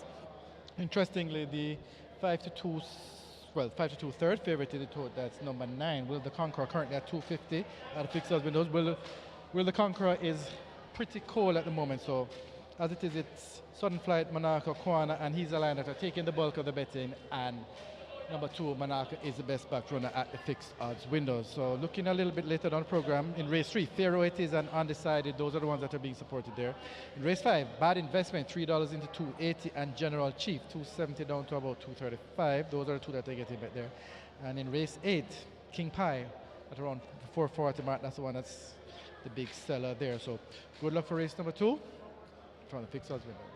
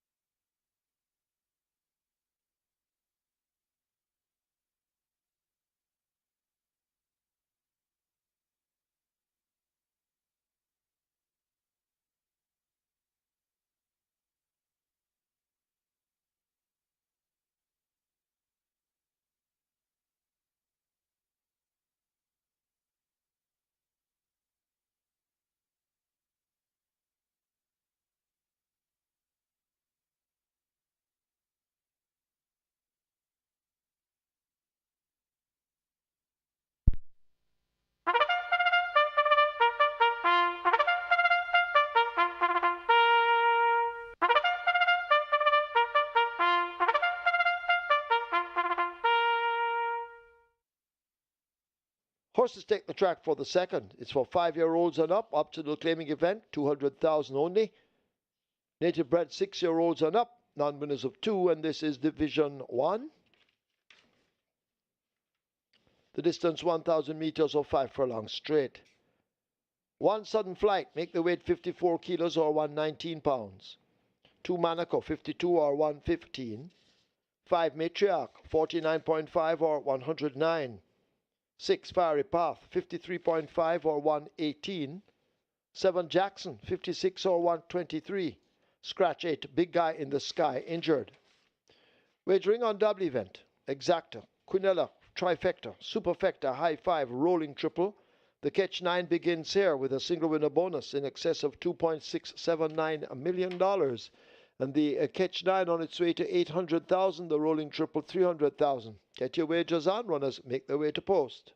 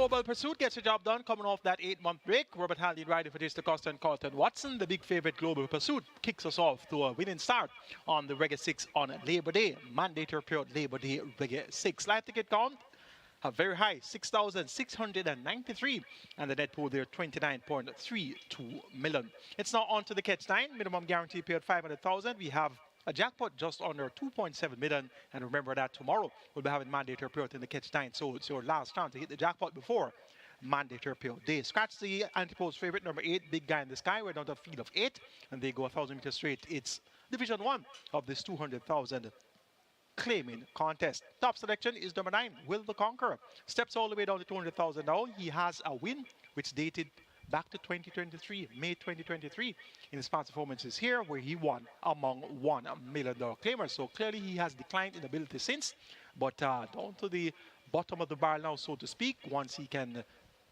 return to any semblance of his old self, he'll take some beating here. Ryan Lewis picks up the mount for Stedman Curtis and owner Boss Baby. Number 2, Monaco, also fits well among these. Demar Williams, right through and Matthew. Third by 7 and last time out behind Zeta and Nida Dorada. Now reverse to the straight. Look for Monaco to be in the thick of things throughout as well.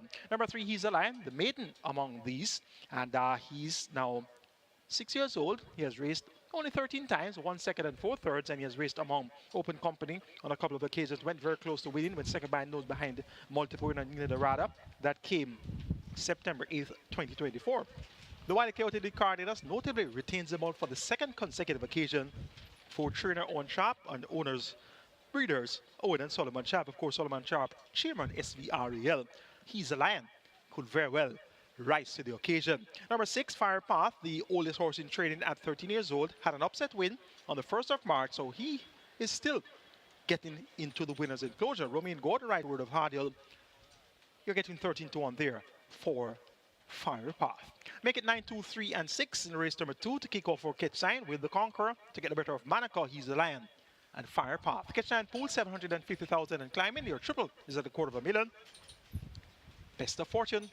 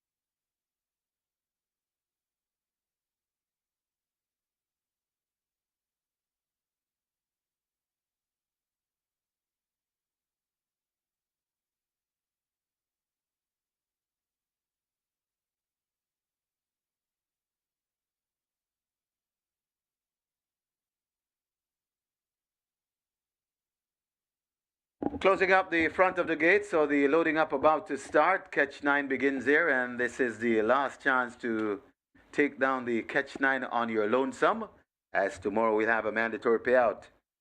Jackpot bonus in excess 2.6 million and nearly 800,000 in the catch 9 pool. Horses loading, the first one in. A sudden flight, the first one to load. So horses loading, last chance to make your wagers. Manaco coming to gate 2. They've opened the front of gate 2 for Manaco, backing away from gate 2 at the moment, so that's the one they work on. Rider comes down from Manaco. That's Demar Williams, one of the apprentice, and he's quite a useful apprentice. Demar Williams, working on Manaco to gate 2. 9 to 5, joint fit now 8 to 5 Manaco, assuming the favorite spot. 9 to 5 on Will the Conqueror. 2 to 1, He's a Lion. And Sudden Flight 7 to 2. Those are the principles. Caymanas goes in at 4. Manaco in at 2. Matriarch in at 5.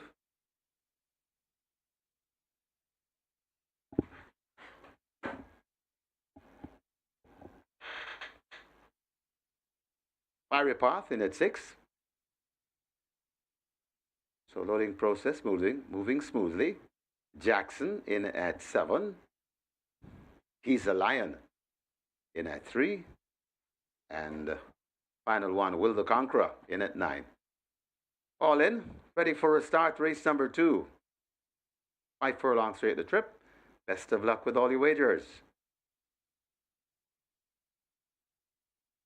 Start holding them. They're off now. Off and racing. Will the Conqueror gets a flying start. Manaco gets a good one too, right in the middle, that Matriarch. So it's Will the Conqueror with, looks to be holding on to that lead. Over on the far side, Sudden Flight. Manaco is right there too. Just behind them, that is a Matriarch, and He's a Lion. Left back against the rail, that's Caymanas. And also coming on, that's Jackson. They make their way coming out of the chute, and it is wide open. Will the Conqueror and Manaco matching stride. These are, and they're not too far away from. Here comes He's a Lion also coming on, but it's Manaco in front. He's a Lion trying to get back to Manaco. Caymanas is left back against the rail, but it's Manaco in front. He's a Lion coming on from Manaco. Manaco keeping on. He's a Lion now sticking to the task. He's a Lion, Manaco. He's a Lion hits the front, and He's a Lion in the Cardenas. Goes on to beat Manaco. They're about 6 or 7 lengths. Back in third, we find Will the Conqueror and Fiery Path got tied for 5th.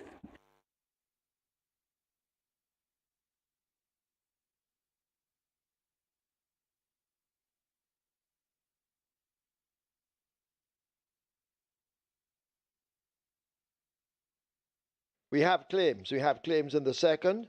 Number 1, Sudden Flight. 3, submitted Greg Fennell for Kenroy Mackenzie. Greg Fennell claims Sudden Flight for owner Kenroy Mackenzie. 2, submitted for number 2, Manaco. Alfred Davidson, Patrick Mackenzie.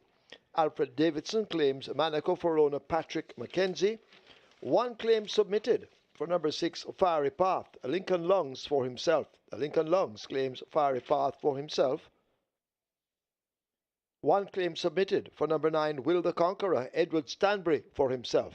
Edward Stanbury claims Will the Conqueror for himself.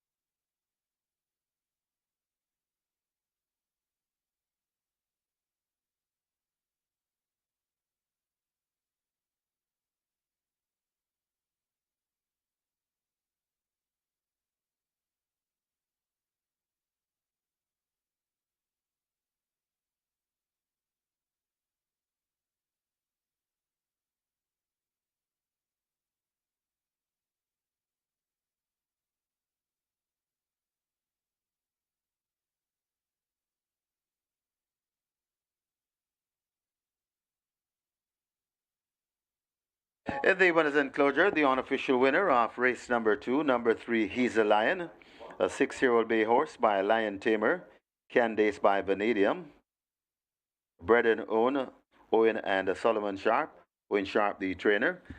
Winning rider, Wiley Coyote, Dick Cardenas, the groom, Neville Butler. Second, number 2, Manico. Third, number 9, Will the Conqueror. Fourth, number 6, Fiery Path. And fifth, number 4, Kiwana. Final time for 5 furlong straight, 103 and 1.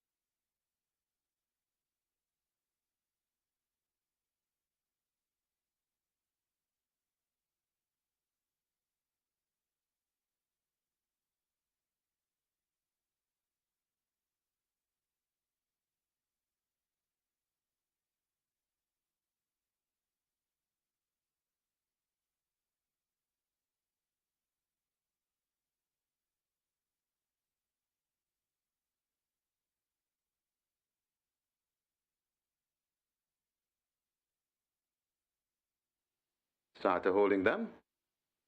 They're off now. Off and racing. Well, the Conqueror gets a flying start. Manico gets a good one too, right in the middle, that Matriarch. So it's Will the Conqueror, with looks to be holding on to that lead. Over on the far side, Sudden Flight. Manico is right there too. Just behind them, that is a Matriarch, and He's a Lion. Left back against the rail, that's Kiwana.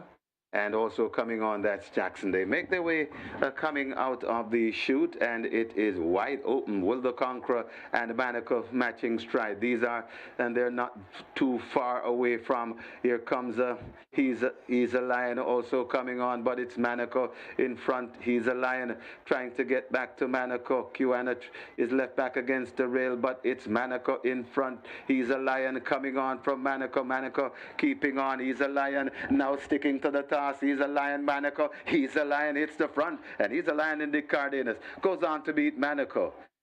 They're about 6 or 7 lengths. Back in third, we find Will the Conqueror and Fiery Path. Got tied for fifth.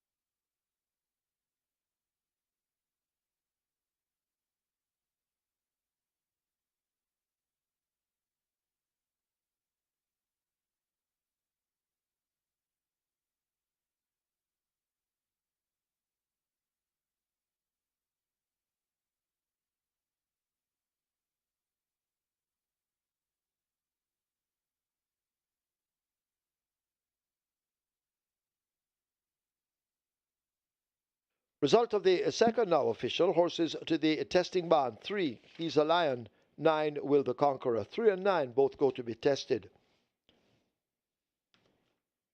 The splits 24-1, 49-1. They raced 5 furlongs straight in 103-1, and the margins 1.5 by 9.5.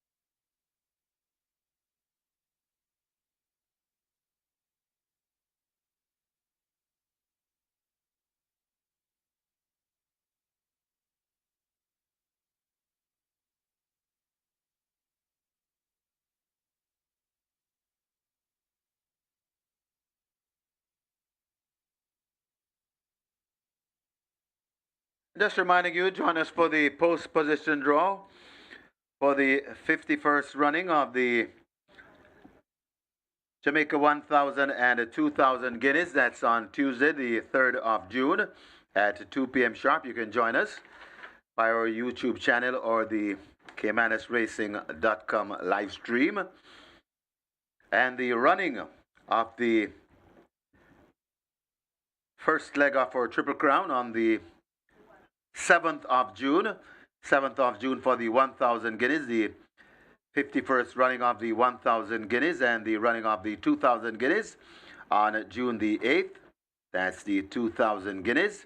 And see you at the races.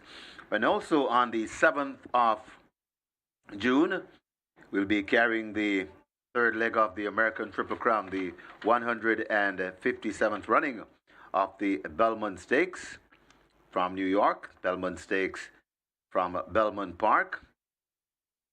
Wager, watch, and win here at Caymanas Park on MBet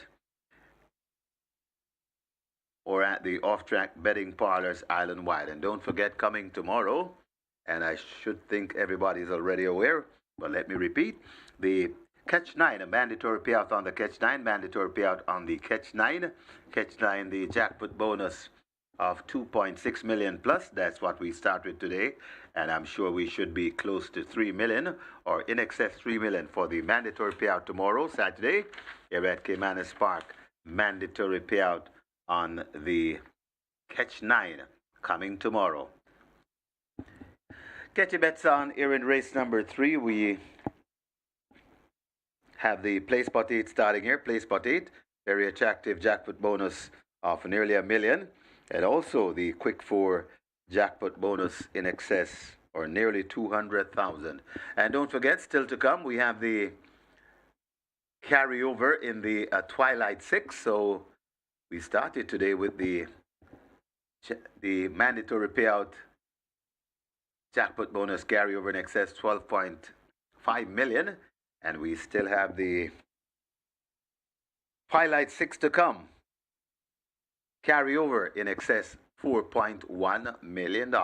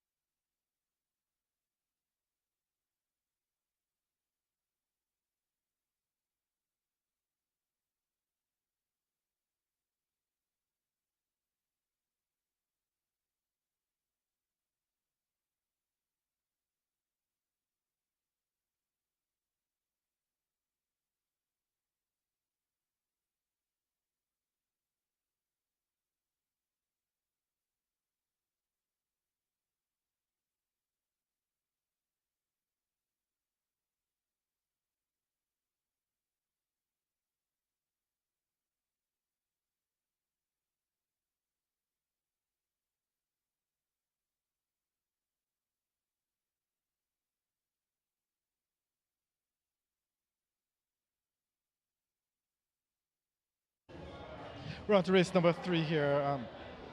This one isn't a really particularly high volume betting race, but as it is, only 2 horses are really getting it. Number 2, Fair It Is. This is the 1 to 5 tote favorite, currently at $1.40 at your fixed odds windows. And the other horse that's being bet is number 9, the outside horse, undecided, currently at $5. But apart from that, Fair It Is open at 220, very heavily bet down to $1.40. And as I mentioned, it's at 1 to 5 Fair It Is tote. So great support for this one, and they're between the tote and the fixed odds winners.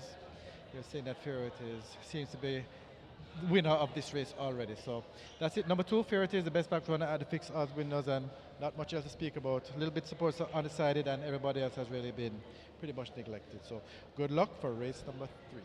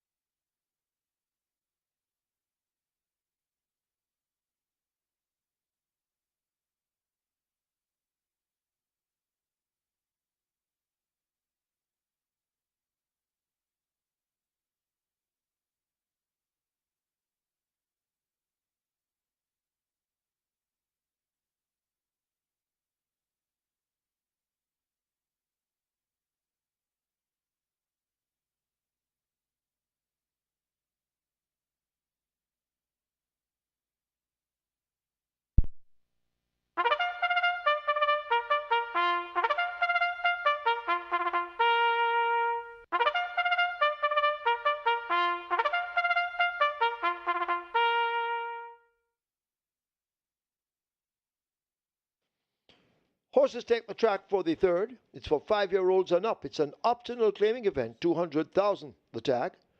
Also native bred 6-year-olds and up, non-winners of 2. This is Division 2. The distance 1,000 meters or 5 furlongs straight. 1 blinding light, 53 kilos or 117 pounds. 2 Pharaoh it is, 53 or 117. 3 Boss Izzy, 55.5 or 122. 5 Senior Kwanzi, 53 or 117.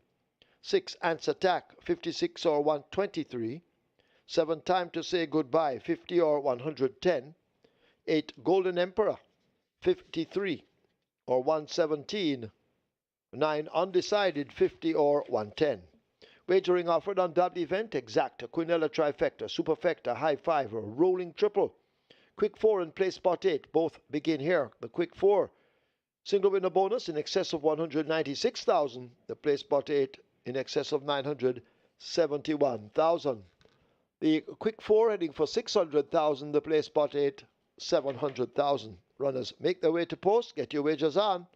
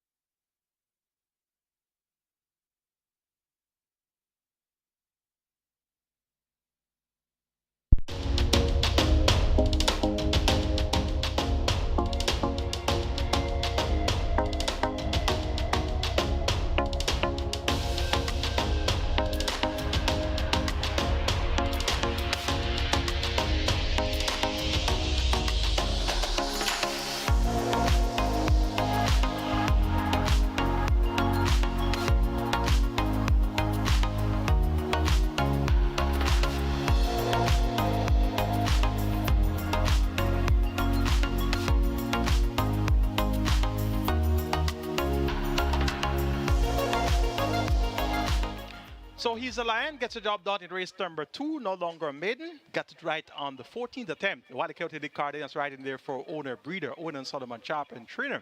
Owen Sharp, congratulations there to the Sharps getting the first win with He's a Lion at odds of 2-1. Monaco checked in second, then came with the Conqueror and Fire Path. Live ticket count on the Vegas 6 on mandatory period day. Now 4,651 with 29.3 billion plus in that net pool. And 269 tickets have started on the Catch 9 with 453,000 in that net pool. So I saw where you went lightly on the Catch 9, waiting for mandatory period day tomorrow. Well, guess what? There's still a chance of someone hitting the jackpot. So let's see how this Catch 9 will unfold with 269 live tickets started off. Race number 3 is next. Quick 4 and place parade start here. And we have a field of 9. They go 1,000 meters straight. Once again, it's a 200,000 claimers. Number 2, Fair It Is. Anthony Fraser rides for Lincoln Longs. And this one steps down from 350, the not earned 350 level, where he was 5th by 4 lengths to Silver Fox, Military, that's Millennium Star, and JJ the Striker. Now down to 200,000, Fair It Is. Looks likely to get back to good form here. And his best form should be good enough to take care of these. Number 9, Undecided, left us last season. Last race on the 17th of August. Left us with good form last season. Won 3 of his last 6 races. So he's back off the length break. Evertic Clearance picks up the mount for Rudolph Hardiel. And you're getting 2-2 on there. That's a significant amount of support.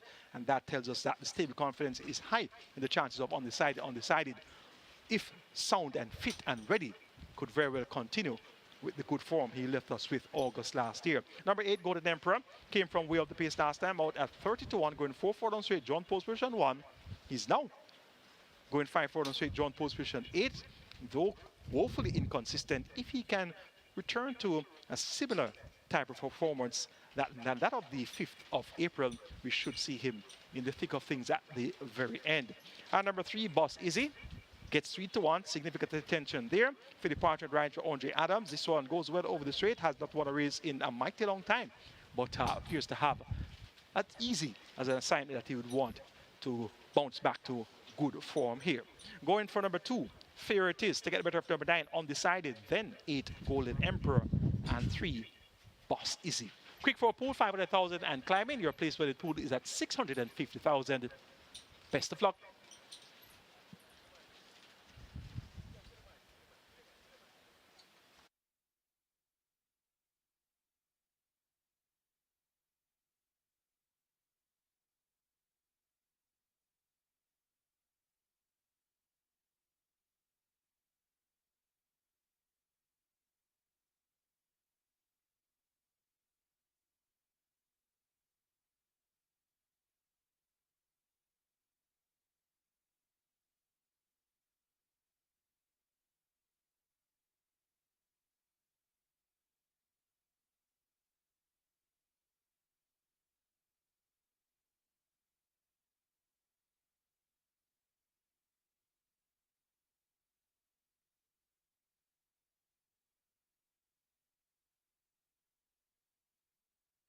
So the runners are arriving at the post. Runners arriving at the post here for race number 3. We have the Play Spot 8 and Quick 4 starting here.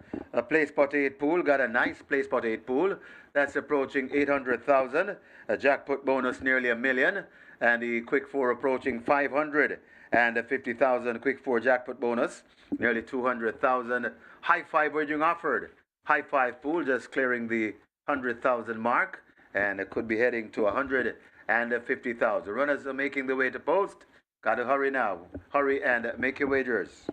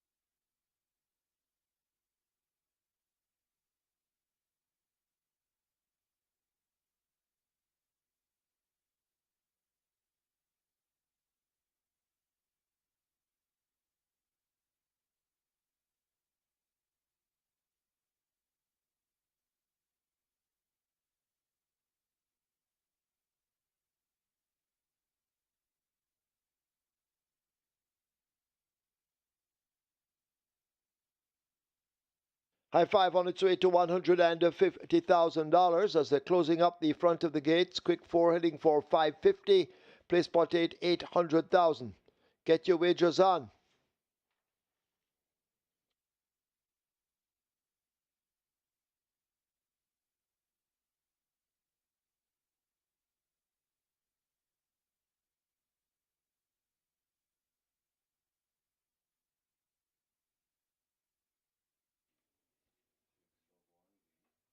Loading up now, about to begin, and the first one in is Blinding Light. Blinding Light loads gate 1.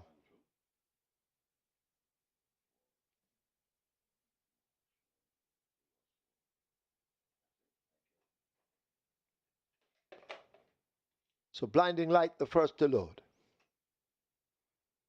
Gate 3, the front of it open for Boss Izzy. And Boss Izzy will come into 3. Morse code. Loads at 4. So horses loading, get your wagers on.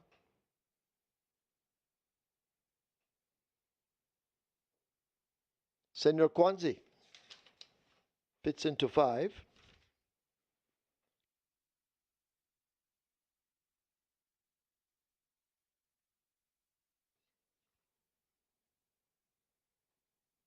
Ant's Attack is in. Time to say goodbye. Loads at 7.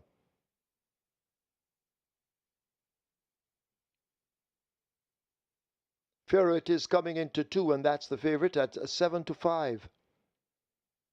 We wait on Golden Emperor and Undecided. So Golden Emperor, 3-1, well supported.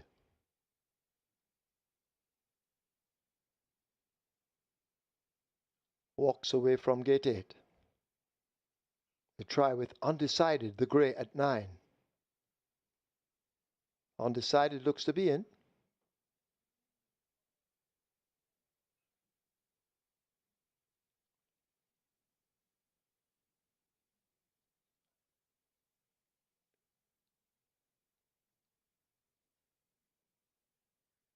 Up comes the final one, Golden Emperor.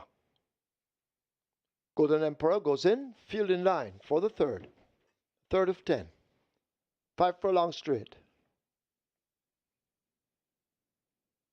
Starter ready.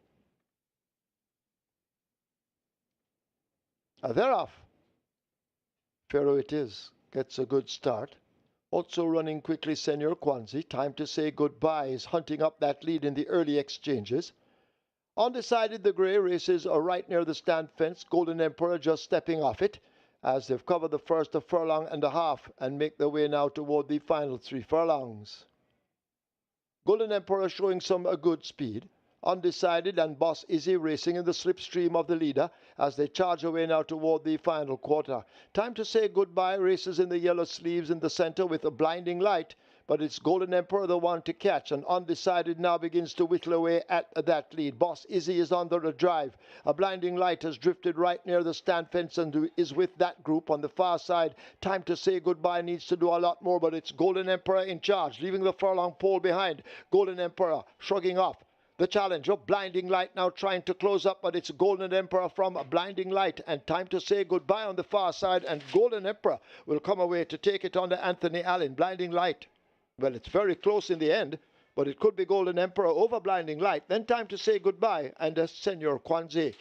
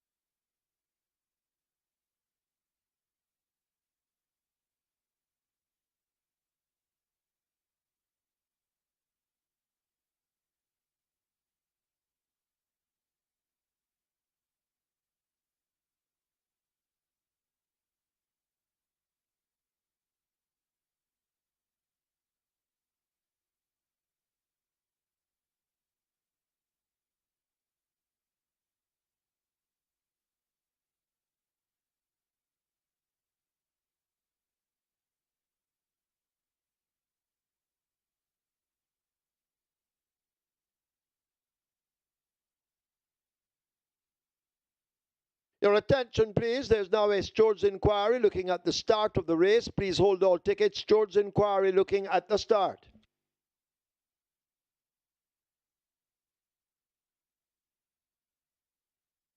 And we have a claim. We have a claim here in race number 3. Number 2, Pharaoh it is. 6 claims submitted, 1 void.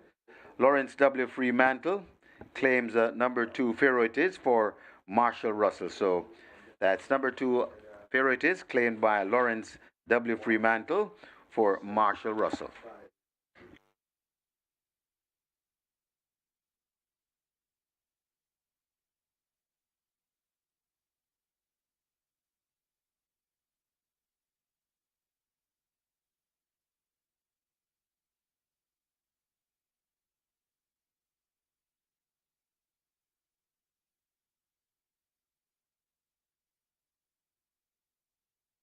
In the winners enclosure, the unofficial winner of race number 3, number 8, Golden Emperor, 10-year-old bay horse by Distorted.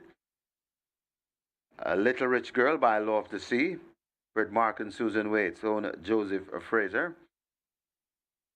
A Train, Junior Panton, the winning rider, Anthony Allen, the groom, Omar Swaby. Second, number 1, Blinding Light. A third, number 7, Time to Say Goodbye. Fourth, number 5, Senior Kwanzi. And a fifth, number 3, Boss Easy. Final time for 5 furlong straight, 104 and 2.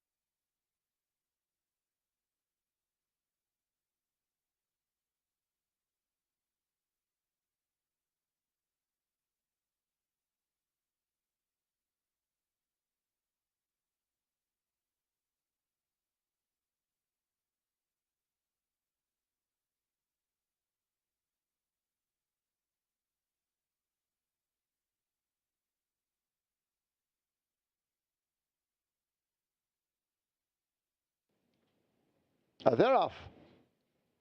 Pharaoh it is. Gets a good start. Also running quickly, Senior Kwanzi. Time to Say Goodbye is hunting up that lead in the early exchanges. Undecided, the grey races are right near the stand fence. Golden Emperor just stepping off it as they've covered the first a furlong and a half and make their way now toward the final 3 furlongs. Golden Emperor showing some good speed. Undecided and Boss Izzy racing in the slipstream of the leader as they charge away now toward the final quarter. Time to Say Goodbye races in the yellow sleeves in the center with a Blinding Light, but it's Golden Emperor the one to catch, and Undecided now begins to whittle away at that lead. Boss Izzy is under the drive. A Blinding Light has drifted right near the stand fence and is with that group on the far side. Time to Say Goodbye needs to do a lot more, but it's Golden Emperor in charge, leaving the furlong pole behind. Golden Emperor shrugging off the challenge of Blinding Light, now trying to close up, but it's Golden Emperor from a Blinding Light, and Time to Say Goodbye on the far side, and Golden Emperor will come away to take it on to Anthony Allen. Blinding Light, well, it's very close in the end, but it could be Golden Emperor over Blinding Light. Then Time to Say Goodbye and Senior Kwanzi.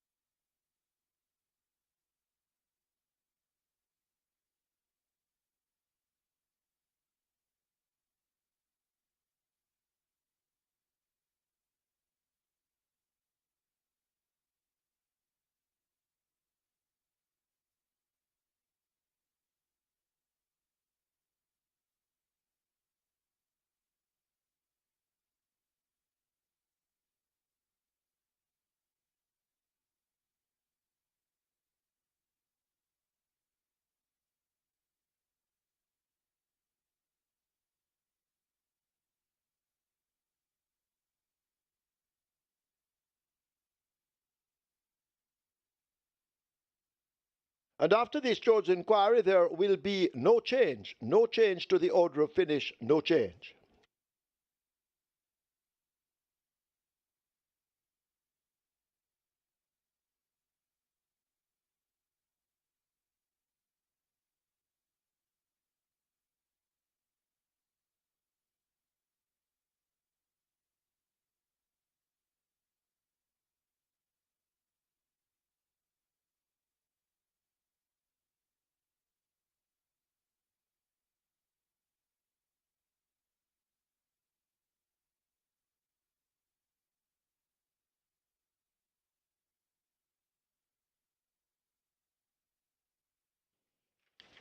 Result of the third official. Horses to the testing barn: 3, Boss Izzy; 8, Golden Emperor. 3 and 8 both go to be tested. Splits 24-4, 50 flat. They raced 5 furlongs straight in 104.2. The margins a neck by 4 3/4.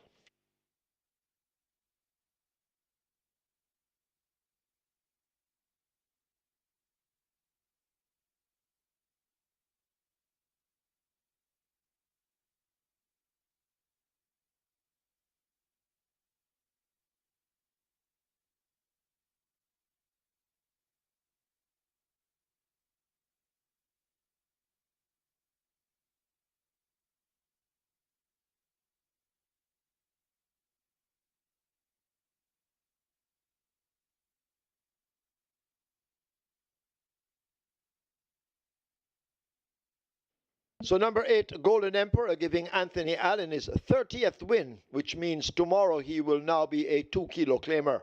So Anthony Allen claiming a 2 kilos as of tomorrow, as he just rode his 30th winner.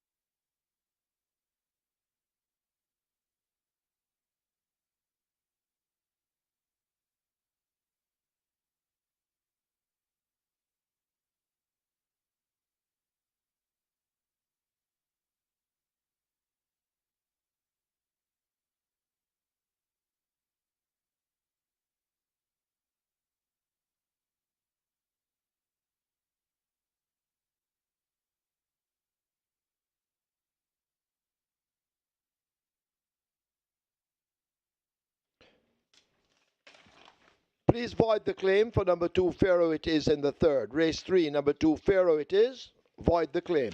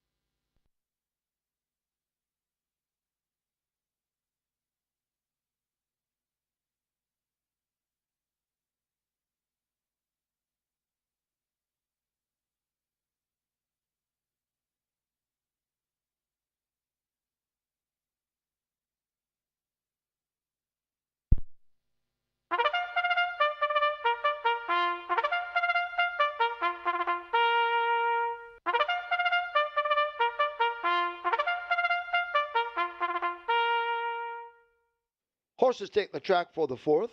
It's for 3-year-olds and up. It's a claiming event. 1 million to 800,000 the tag. The distance 1,100 meters or 5.5 furlongs. Number 3, Ella Fortunado, 52.5 or 116. 4, KP Choice, 54 or 119. Wagering on a double event, exacta, trifecta, rolling triple. The early 5-star begins here. It's heading for 400,000 of the rolling triple, 300,000. Get your wagers on.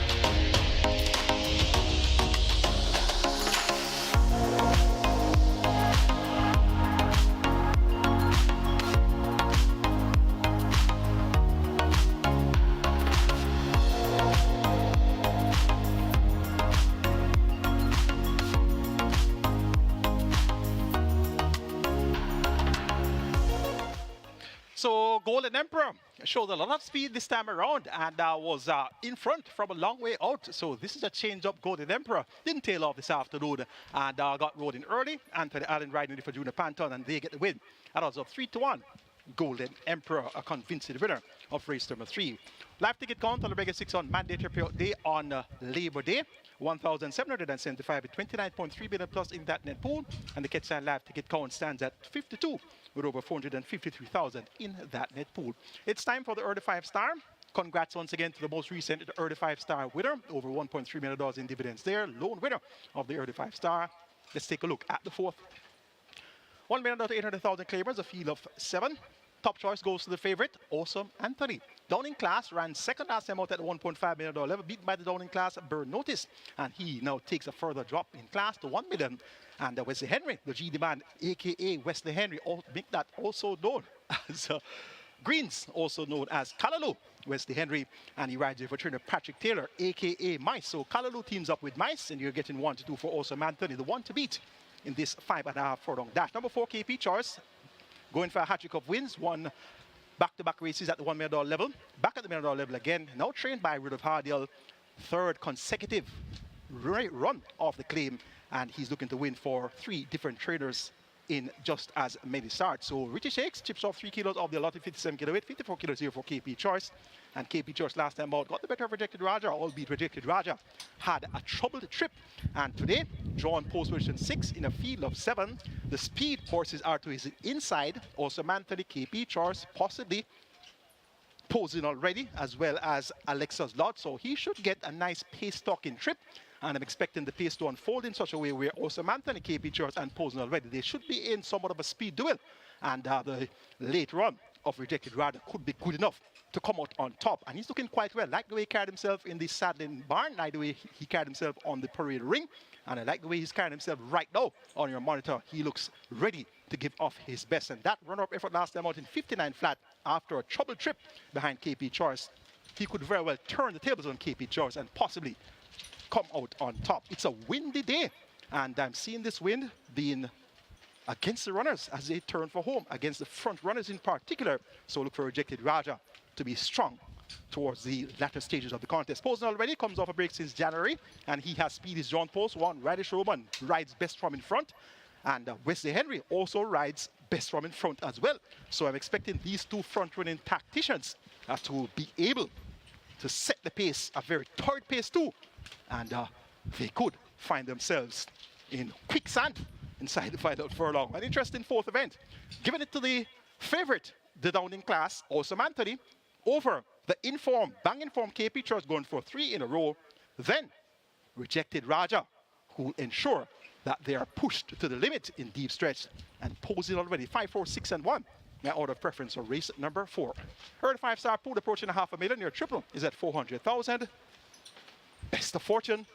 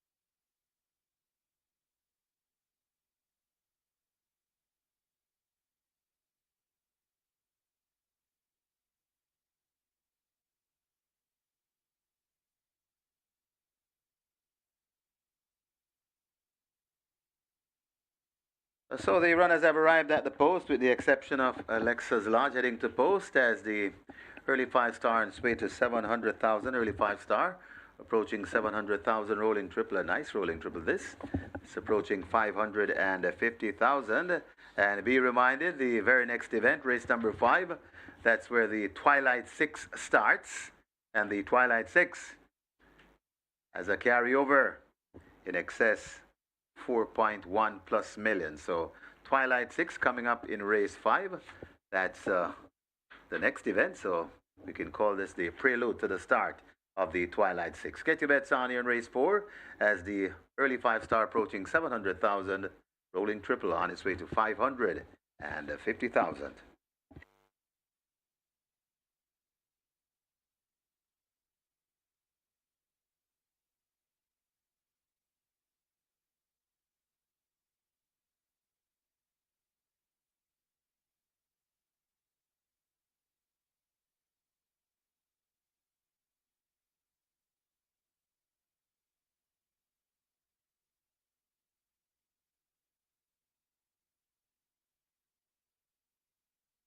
So the runners are at the post and they're closing up the front of the gate for the start of race number 4.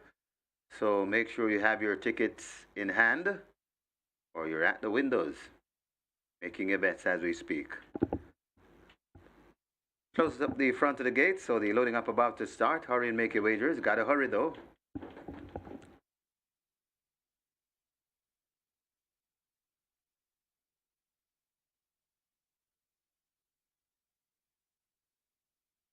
Horses loading, last chance to make your wagers. The first one in, Alexa's Lodge in gate 2.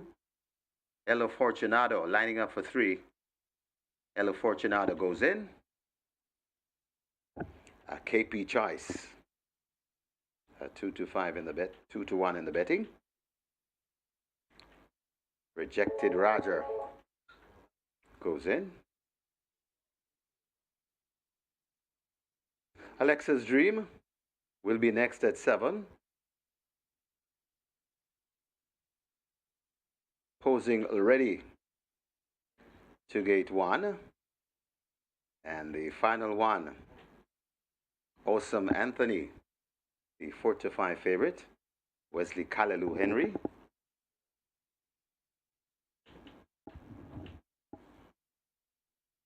For Von White and Patrick Taylor.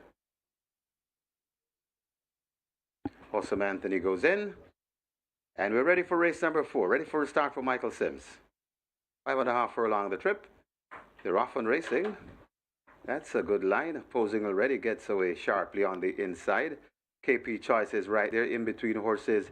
That's Alexa's Lodge right there on the outside.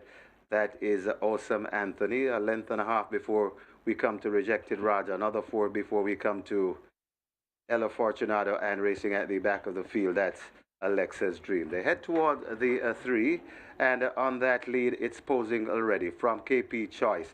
Awesome Anthony watches them from 3rd. Then comes Alexa's Lodge racing in 4th. Rejected Roger comes next, another 5 or 6 lengths before we come to Ella Fortunato, and hopelessly out of it. That's Alexa's Dream. They're at the top of the lane, and now Awesome Anthony pounces, and Awesome Anthony joins the lead with running with posing already. It's Awesome Anthony on the outside, posing already, coming up on the inside. That is Alexa's Lodge, and it's now Alexa's Lodge on the inside. Awesome Anthony on the outside, Alexa's Lodge, and Awesome Anthony just doing the bet, and Awesome Anthony beats Alexa's Lodge. Then comes Rejected Roger back in 4th. That's posing already.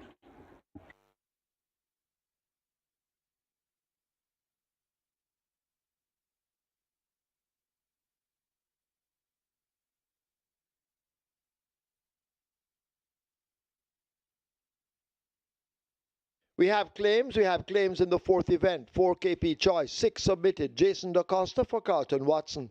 Jason DaCosta claims KP Choice for owner Carlton Watson. 7 claims submitted for number 5 Awesome Anthony, 1 void. Carlton Cunningham for himself. Carlton Cunningham claims Awesome Anthony for himself. 1 claim submitted for number 6 Rejected Roger. Junior Panton for Douglas Fernandez. Junior Panton claims Rejected Roger for Douglas Fernandez.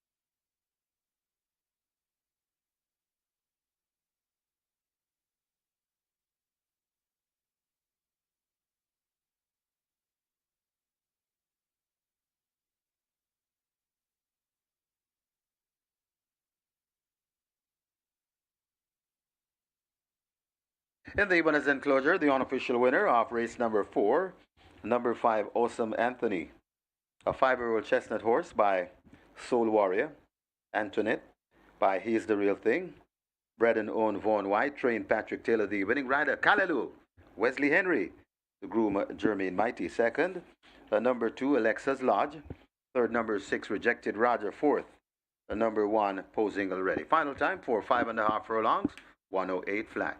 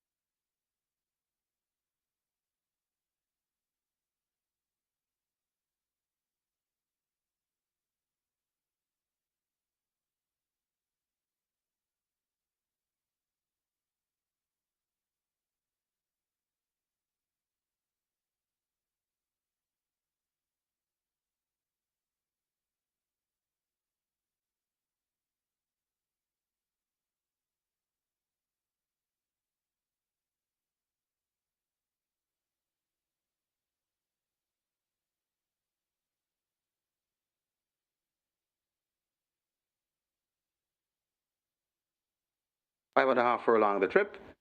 They're off and racing. That's a good line. Posing Already gets away sharply on the inside. KP Choice is right there in between horses. That's Alexa's Lodge right there on the outside.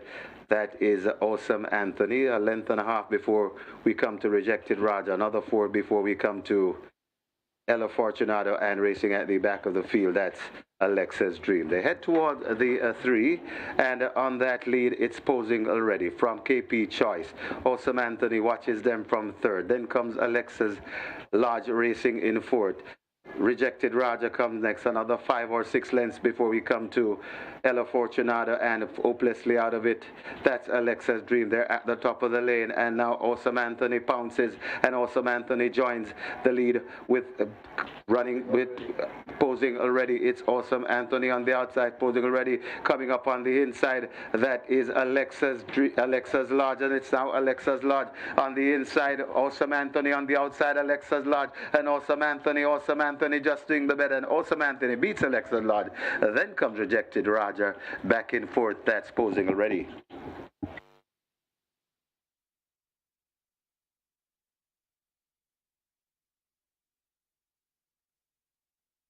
Result of the fourth now official.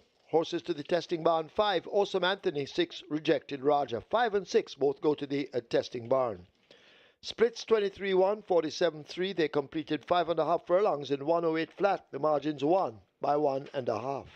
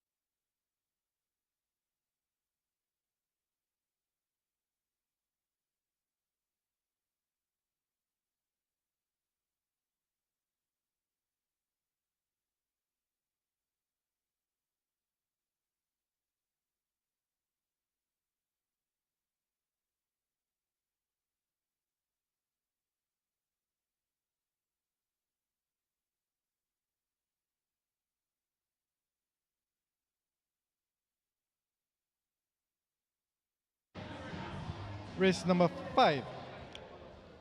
There are two main runners here that are getting attention, but quite a few others are getting some good attention as well. So let's start with the two that are best fancy. So there's number 7, Bad Investment, currently at $1.90, and number 9, General Chief at $2.20. And these two are the, well, 9 General Chief is the 45 favorite in the total, currently at 220 at the fixed odds windows, and he's actually the best back runner here at the fixed odds windows. Closely followed by number 7, Bad Investment, currently at $1.90. But some others are getting some support as well. 23 to 1, number 1, Expeditious is down to about $7 at the fixed odds windows. 2, Last Dance, getting some attention as well. This one was about let's see, $10. There you go. And number 6, ZI, currently at $13. ZI, good support. You know, it's getting quite a few little bets there in at fixed odds winners. But no doubt about the big two. It's number 7, Bad Investment, and number 9, General Chief. And as it is now, General Chief is the 45 favorite, and he's a better of the two. Best back runner at the fixed odds windows for race number 5. So good luck.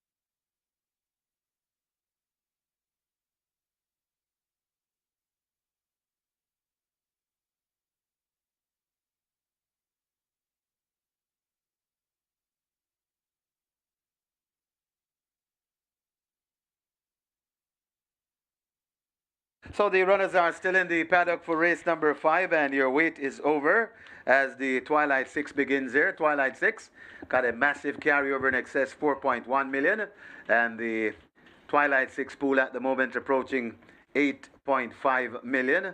We also have a high five wagering that's close to 100,000. So the Twilight 6 starts here. You're still alive in the Reggae 6. Want to wish you the best of luck. It's time to take down the Twilight 6 as well. And if you went a bus, it's time to get right back in the game. Twilight 6, once again, the carryover in excess 4.1 million, and the pool approaching 8.5 million. Get your bets on.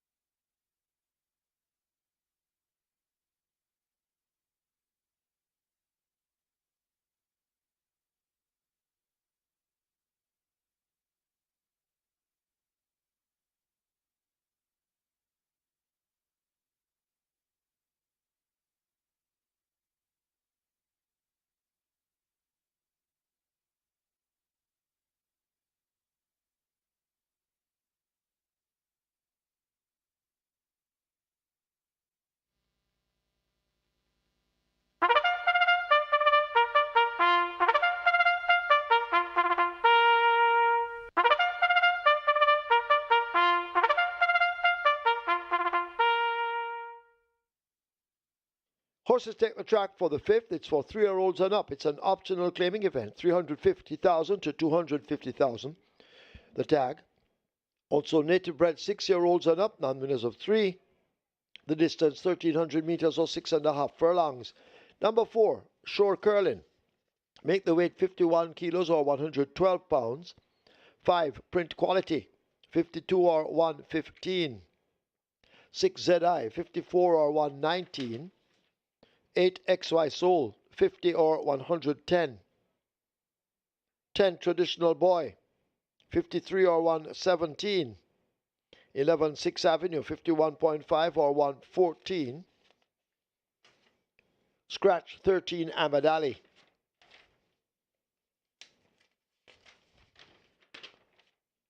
Wagering offered on a double event, Exacta, Quinella, Trifecta, Superfecta, High Five, Rolling Triple. This is where the Twilight 6 with a whopping carryover in excess $4,164,000 begins. Twilight 6, almost at $9 million. Get your wagers on. And the High Five on its way to 150,000.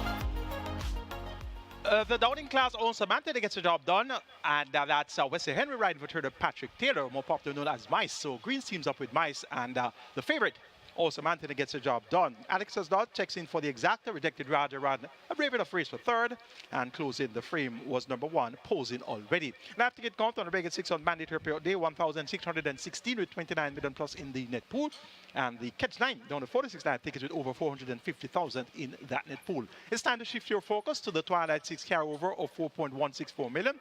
Already 10 million wagered, and we have a minimum guaranteed payout of $3 million. A field of 14. Scratch number 13, and that's Ahmad Ali. We're down to a field of 13 to kick off the Twilight 6. It's for the 350 on the 250,000 claiming level. Top choice goes to number 9, General Chief. Rain Lewis riding for trainer Spencer Chug and owner Doc Stable. This one was a runner-up on his seasonal debut, coming off a 4-month break. Beaten by 3 lengths to Muscatoon. And Will Report Fitter gets a half a furlong longer to travel. And General Chief gets a boat here. Your even money choice in the betting. Number 7. Bad Investment ran prominently among million dollar claimers as well as 500,000 claimers his last few outings. Now down to 350. Radish Roman picks up the mount, and this one gets odds of 9-5, your strong second favorite, and they both look well presented. Number 1, Expeditious gets 13 to 1. 6-time champion Omar Walker for Dalton Serju also steps down the claiming ladder from 500,000 down to 350. Look for this one to be in the thick of things where it matters most. And number 2, Last Dance, somewhat of consistency barring that last dismal effort. You can excuse that last run. Prior to that was always there about second or third most of our last 6 outings. So we're going to keep Last Dance in all our calculations here at 9 to 1. Omar Simpson right to Michael Malo and New Blue Limited. Make it 9, 7, 1, and 2. My order of preference for race number 5, General Chief to get the better of Bad Investment, Expeditious, and Last Dance. 206 pool, 10.3 million on climbing. Your triples at 350,000. Best of fortune.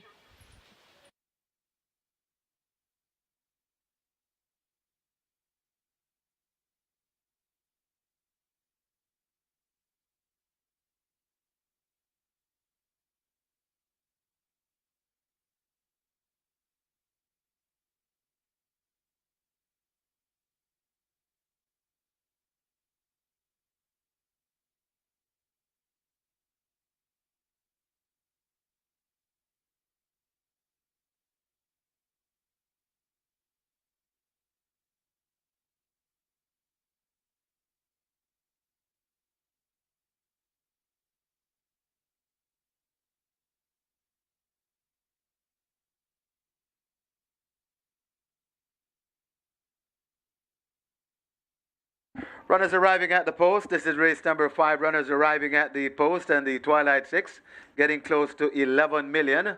So we're almost at 11 million in the Twilight 6 pool. Rolling triple approaching 450,000, and your high 5 pool that's approaching 200,000. Get your bets on as the runners are arriving at the post. So they're going to be closing the front of the gates shortly. So do not be shut out at the windows. Hurry and make your wagers.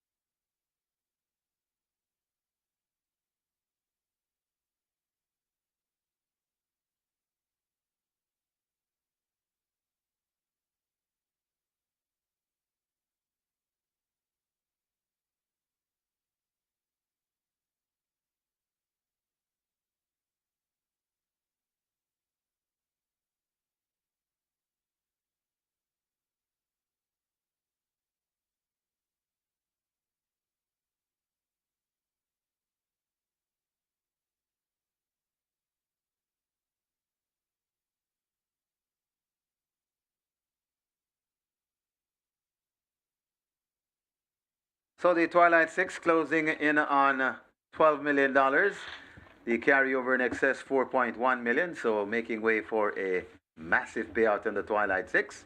Rolling triple on its way to 500,000, and your high five closing in on 250,000. Get your bets on as they'll be closing the front of the gates shortly. So hurry and get your bets in.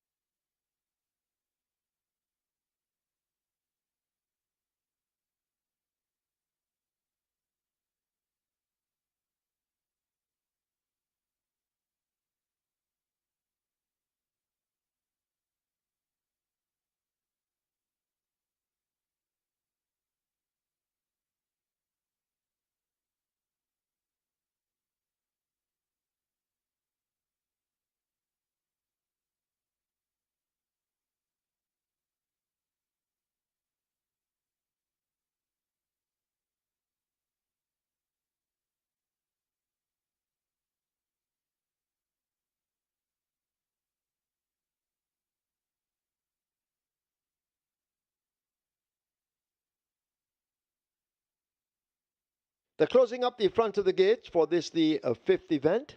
We're at the halfway stage. Rolling triple heading for 600,000. Twilight Six almost at 12.5 million as the front of the gates are being closed as they prepare to get the fifth underway.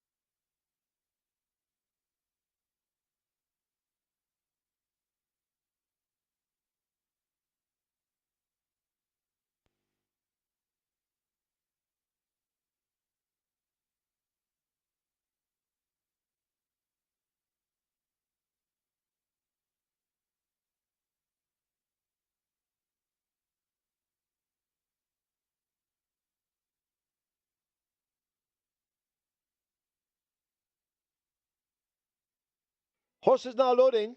Horse is loading.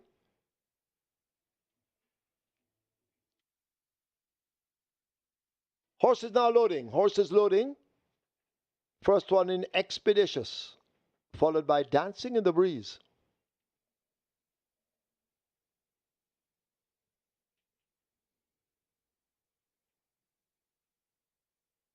So two have loaded.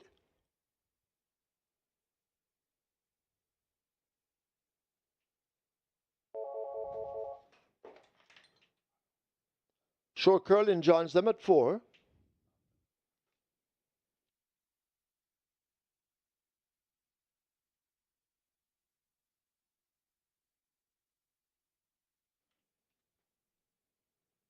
Bad Investment goes in.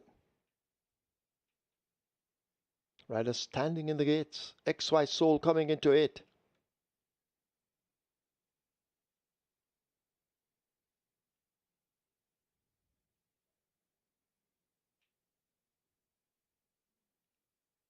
Traditional Boy will be next at 10.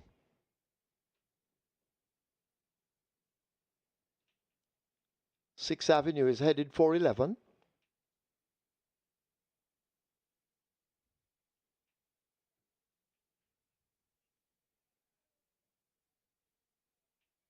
So loading up on the way. The Love of God is loaded at 12. K-Boy coming into 14. Shane Richardson.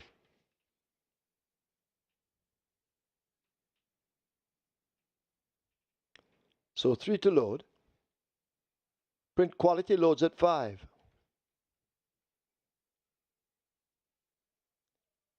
General Chief is out, along with ZI coming into 6. ZI in. We wait on General Chief to load at 9. ZI and Anthony Allen, he has a win. Field in 9. ZI giving some problems in 6. Looks to have settled. 10's a Miller ready. 6.5 furlongs.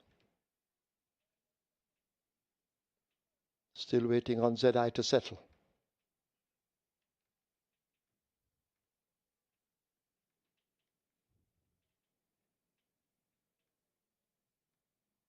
They're off. ZI gets rid of the rider. Print quality came out.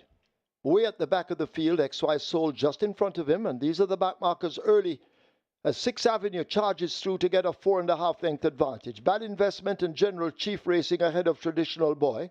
Last Dance is the one in the pink and white cap racing on the rail making some ground. Shore Curling and Dancing in the Breeze team up in behind as they've left the 5 and run toward the half mile. The Love of God out wide of Expeditious. He's running the rail as the field have left the half mile marker. K-Boy has made some progress. A break opens up to Print Quality, and XY Soul just trails. They've left the 3 and make their way now toward the top of the lane, and 6th Avenue continues to lead them by 2.5 to 3 lengths. General Chief, the closest pursuer. Bad Investment has to make some progress as they come thundering into the top of the lane, and it is a 6th Avenue in charge in the orange silks, racing up past the 316th. General Chief now is asked to charge up toward the outside. That is Last Dance in the pink and white cap. Bad Investment looks to have given up down against the rail, but it's 6th Avenue getting cracks of that right-hand stick who has the lead. The riderless ZI now moving down into second, but 6th Avenue continues to roar along on that lead. It is 6th Avenue out in front. There's no catching 6th Avenue. 6th Avenue and Shaheem Gordon take it. General Chief is second. Bad Investment third. Last Dance is fourth. Dancing in the Breeze is fifth.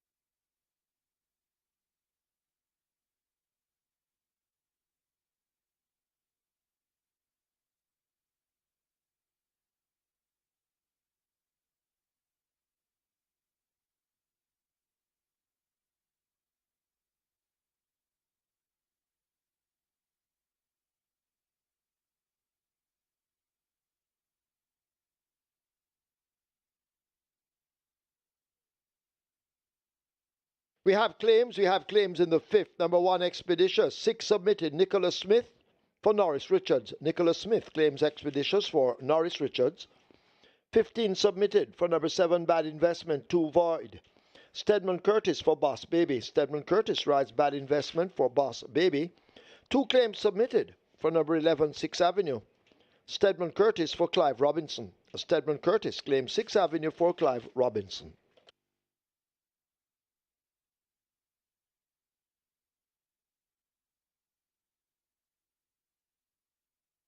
In the winners enclosure, the unofficial winner of race number 5, number 11, 6th Avenue, 7-year-old Bay Gelding by War Marshal. Giacomo's Pride by Giacomo. Brett Desmond Lewis, own Britt Mack, train Lenny Shrim. Winning rider Shaheem Gordon, the winning groom Horace Latchman.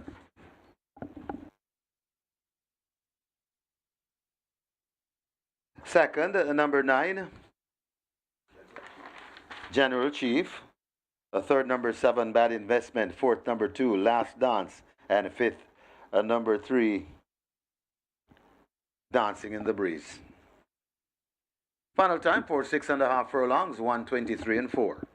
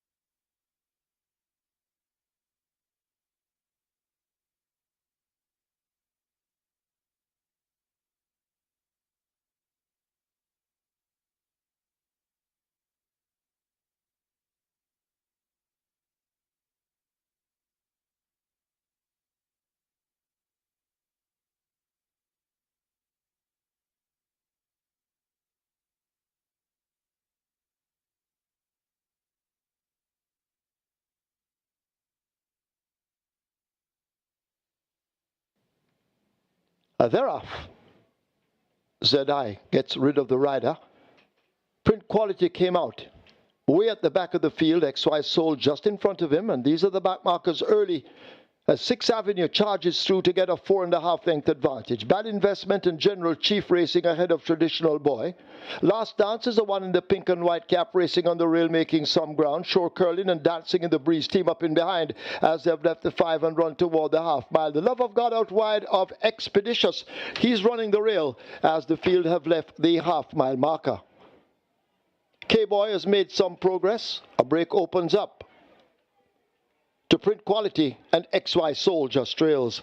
They've left the 3 and make their way now toward the top of the lane, and 6th Avenue continues to lead them by 2.5 to 3 lengths. General Chief the closest pursuer. Bad Investment has to make some progress as they come thundering into the top of the lane, and it is a 6th Avenue in charge in the orange silks, racing up past the 3/16th. General Chief now is asked to charge up toward the outside. That is Last Dance in the pink and white cap. Bad Investment looks to have given up down against the rail, but it's 6th Avenue Avenue getting cracks of that right-hand stick. Who has the lead? The riderless Zedai now moving down into second, but 6th Avenue continues to roar along on that lead. It is 6th Avenue out in front. There's no catching 6th Avenue. 6th Avenue and Shaheem Gordon take it. General Chief is second. Bad Investment third. Last Dance is fourth. Dancing in the Breeze is fifth.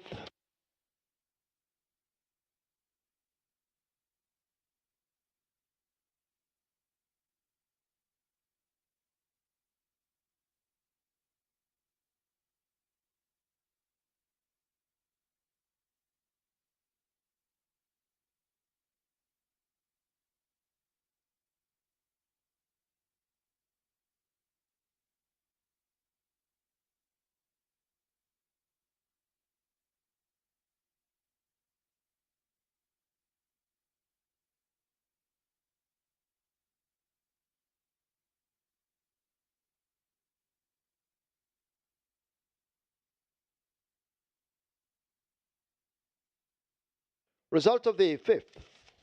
Now official. Horses to the testing barn. 2 Last Dance, 11 6th Avenue. 2 and 11 both go to the testing barn. Splits 24, 48 1, 116. 6.5 furlongs raced in 123.4. The margins 4 3/4 by 4. We have a carryover in the high five. High five carryover coming up next. Race 6. 150,271 and 11 cents.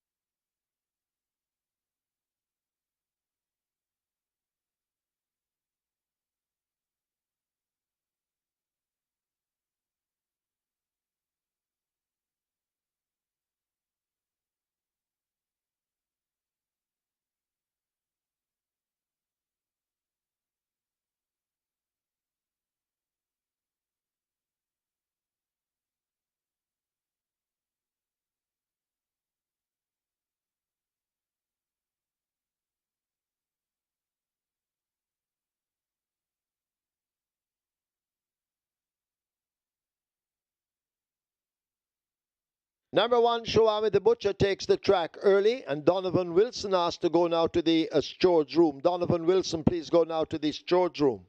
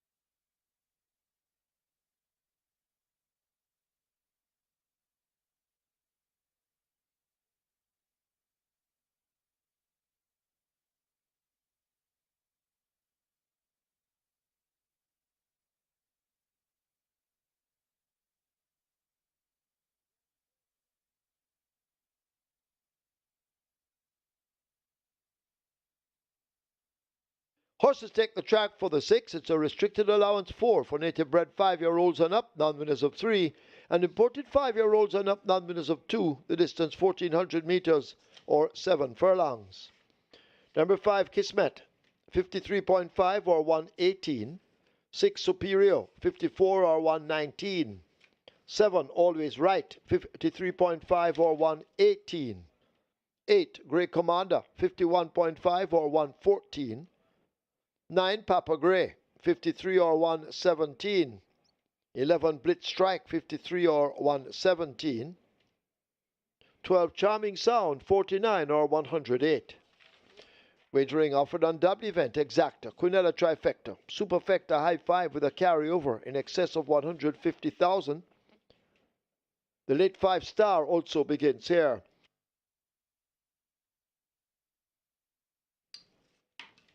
The rolling triple on its way to 400,000 and the late 5 star already at 1.1 and climbing. Get your wagers on. Runners make their way to post.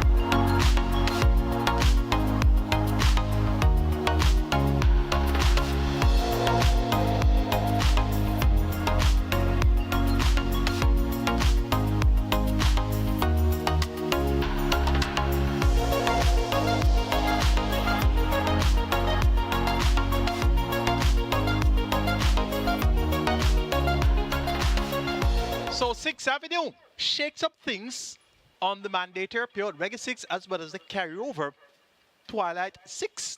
At odds of 25 to 1, Shaheem Gordon in the side of Fraternal Lennon Shimon owner Britt Mack got a flying start, went to the lead and made every poster within one. So that certainly shake things up on the Reggae 6. Live ticket count now down to 114 with 29.3 million plus in the net pool coming into the cash out leg. Catch 9 down to 2 live tickets with 453,000 plus in that net pool. And remember the jackpot in the Catch 9 just under 2.7 million. And also remember it's going to be mandatory payout on the Catch 9 tomorrow. So 2 tickets alive with all of 5 legs remaining. So things are looking quite naughty for the Catch 9. The Twilight 6. After over 4,200 tickets were purchased, only 283 had the 11-horse 6th Avenue on them. So 283 live tickets on the Twilight 6 with 12.62 million plus in that net pool. So, my, talk about Reggae 6 mandatory appeal, talk about Twilight 6 carryover. So what about 6th Avenue? Well, didn't see that one come in. 6th Avenue on the Reggae 6, on the Twilight 6. Well, hindsight is a very powerful thing. After it happens, you see it. Well, that could have been a rake to look out for. 6th Avenue. You have to go through 6th Avenue if you want to catch a Reggae 6 on the Twilight 6. It's now time to shift your focus to the late 5 star Let's take a look. Race number 6, the cash out leg of the Reggae 6. 7 furlongs or 1,400 meters. Going for number 1, Shram the Butcher. Wesley Henry looking for a double. He Raja Arnold Rambale Jr. and owner breeder Oliver Gray, aka Bulla Gray. Has good speed, drawn post 1. Should be able to make the lead here. Picks up some 5.5 kilos though, but I think that Wesley Henry should make up for that. So catch Shram the Butcher if you can. Number 3, Captain Philip will be trying to do so in deep stretch. He's out of early pace, but he has a good late turn of foot. So look for Captain Philip to be one of the horses finishing strongest from off the pace. Number 7, Always Right, has caught the pace of this level, but somehow just not getting over the hump. Anthony Allen looks for a double, and he rides on Michael Marlowe. Always Right at 6-1. Could get it right. Number 4, Sir Wong Don gets 6-1 as well. The White Came to the Cardinals also looks for a double. So we have 3 jockeys here looking for a double. Wesley Henry, Dick Cardenas, and Anthony Allen. This Sir Wong Don won by 10.5 lengths, releasing the numbers of 2 tag on the 21st of September last year. But since stepping up to non-3s, has been well beaten. Not quite sure what's happening here, but he has pace, and you know pace makes a race. So look for Sir Wong Don to try to keep Shram the Butcher honest in the early fracas. And another note, of course, Dick Cardenas replaces George Samuda in the saddle. So a significant change of rider here. The chances of Sir Wong Don have been significantly enhanced, so to speak. Make it 1, 3, 7, and 4 in race number 6. Shram the Butcher to get the better of Captain Philip, Always Right, and Sir Wong Don.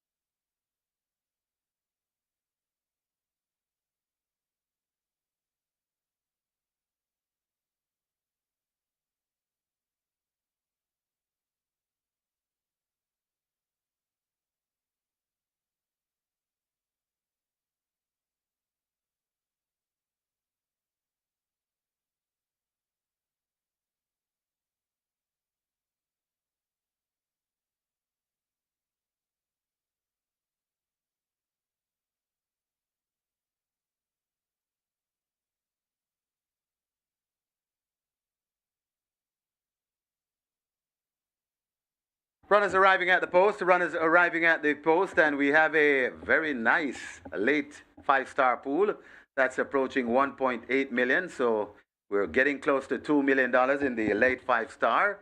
We also have a high 5 carryover in excess of 150,000, and the high 5 pool approaching 450,000. Rolling triple on its way to 500,000. Get your bets on as the runners make their way to post. Hurry and make your wagers. And just reminding you, we still have a mandatory payout coming your way tomorrow. Here at Caymanas Park, mandatory payout on the Catch 9. And we started the day with about 2.6+ million. So we should be close to 3 million if it's not caught. So today, the final day to take down the Catch 9 on your lonesome. If not, got a big jackpot carryover for tomorrow.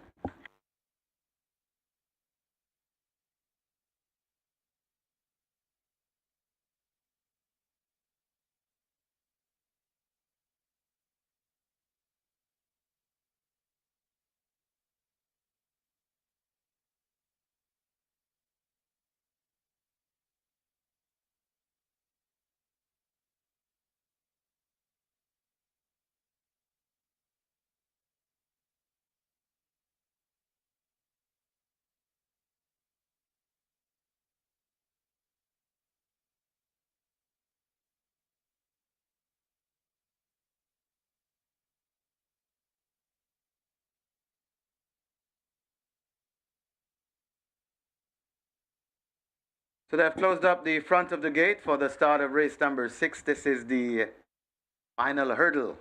If you're still alive in the Reggae 6, want to wish you the best of luck. Just saw the live ticket count a while ago. I think it's 116 if memory serves correct. So that is making way for a 114. Correction, 114. That's the live ticket count on the Reggae 6. And gonna be a massive payout. Horses loading, last chance to make your wagers. First one to come forward, that's clowning around.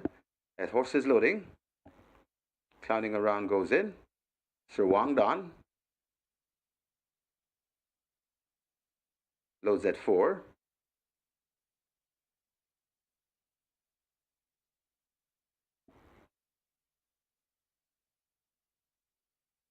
Superior coming to gate 6. Rider comes down from Superior. That's Action Pack Rain Lewis. Superior goes in.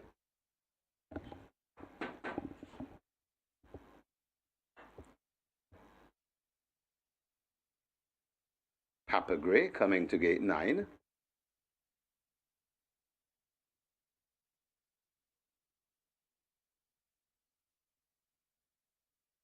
Papa Gray goes in.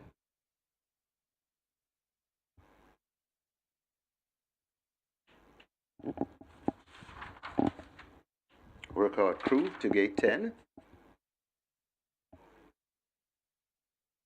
Always right. Gate 7 is filled.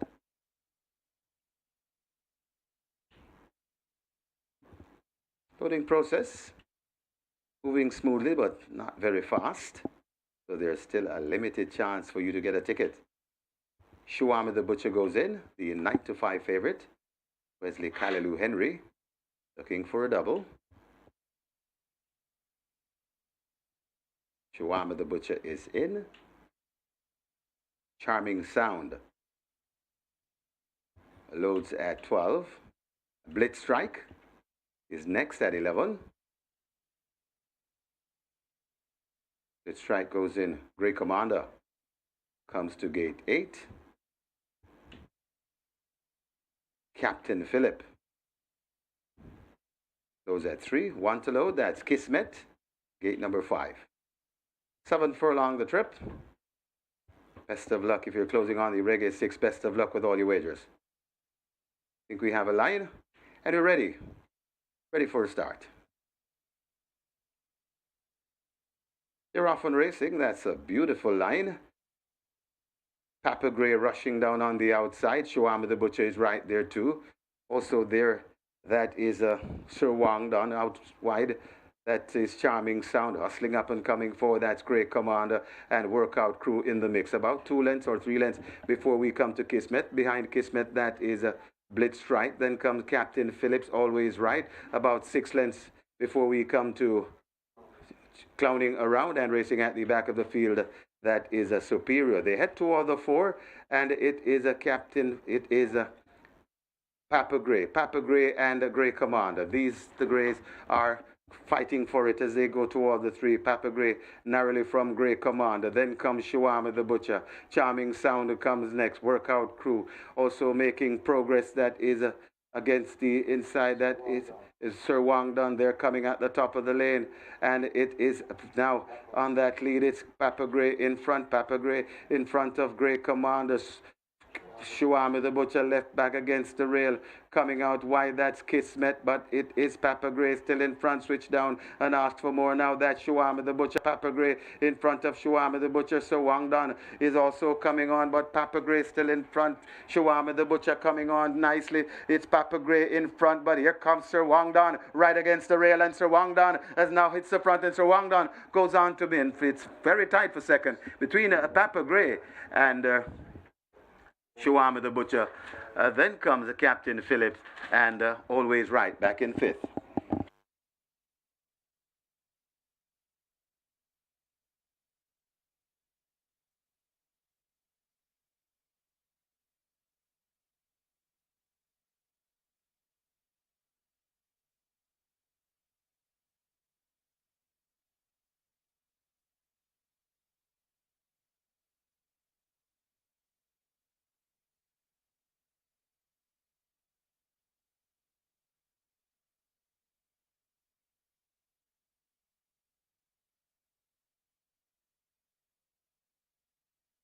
Your attention, please. There's now a General Stores inquiry. Please hold all tickets. A General Stores inquiry. Hold your tickets, please.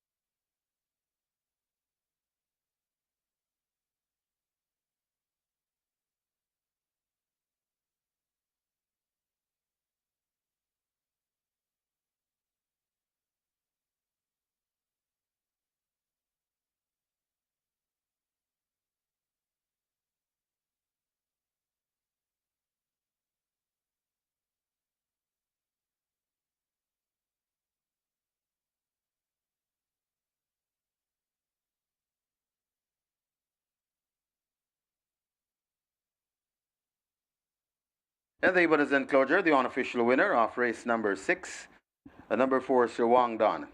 A 5-year-old chestnut horse by Hedge Fund, Empress Cheyenne by Stormcraft, bred Super Kids Racing Stables, owned and trained Alfred Brown, the winning rider. Two winners on the day for the Wily Coyote, Dick Cardenas, the groom Bolton Wisdom second. Number 9, Papa Gray. The third, number 1, Shuami the Butcher, fourth. Number 3, Captain Phillip, and fifth, number 7, Always Right. Final time for 7 furlong, 1:30 and 3.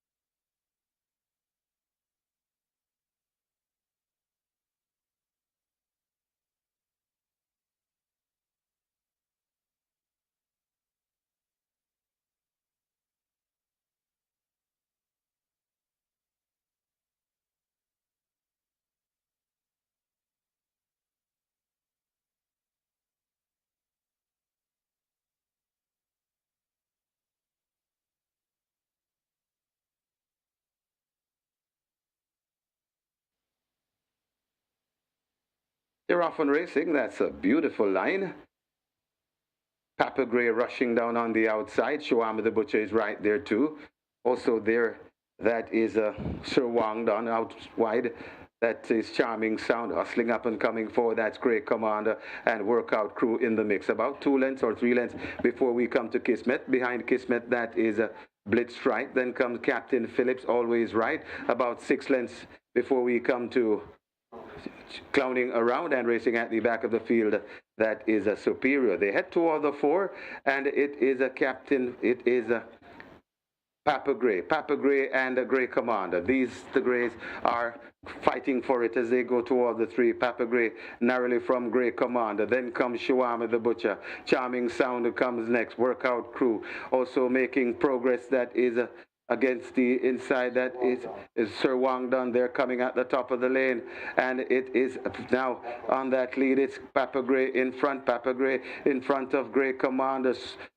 Shuami the Butcher left back against the rail, coming out wide. That's Kismet, but it is Papa Gray still in front. Switch down and ask for more. Now that's Shuami the Butcher. Papa Gray in front of Shuami the Butcher. So Wang Don is also coming on, but Papa Gray still in front. Shuami the Butcher coming on nicely. It's Papa Gray in front, but here comes Sir Wang Don right against the rail, and Sir Wang Don has now hits the front, and Sir Wang Don goes on to win. It's very tight for second between Papa Gray and Shuami the Butcher. Then comes the Captain Phillips and Always Right back in 5th.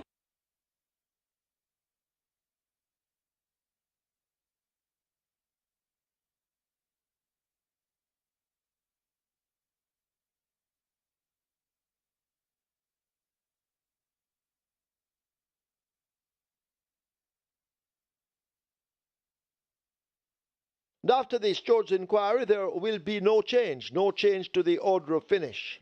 Result of the 6 now official. Horses to the testing barn. 4, Sir Wang Don. 7, Always Right. 4 and 7 go to the testing barn. The splits were 24-1, 47-4, 115-1. They raced 7 furlongs in 1:30 and 3, the margins 3/4 by a head.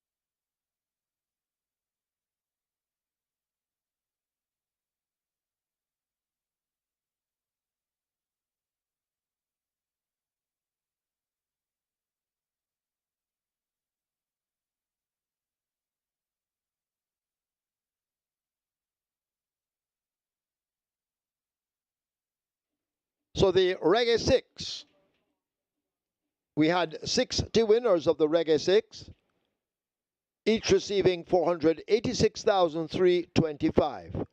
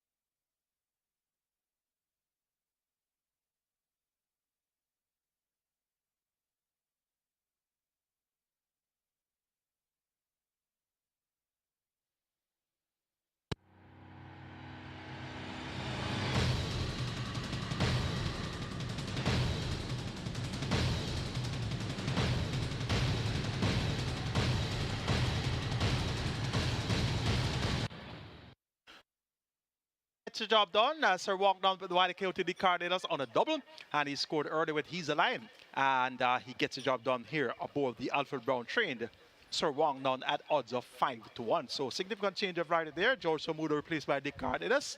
And Sir Wong Nunn comes good with a real skimming run and a real skimming ride there by Dick Cardenas. Congratulations to our Reggae 6 winners on a mandatory period day. The Labor Day Reggae 6 pays $486,325. So encouragement sweetens labor. So that should be a lot of encouragement for you to play the Reggae 6. Let's now take a look at the closing stages of our Reggae 6 races.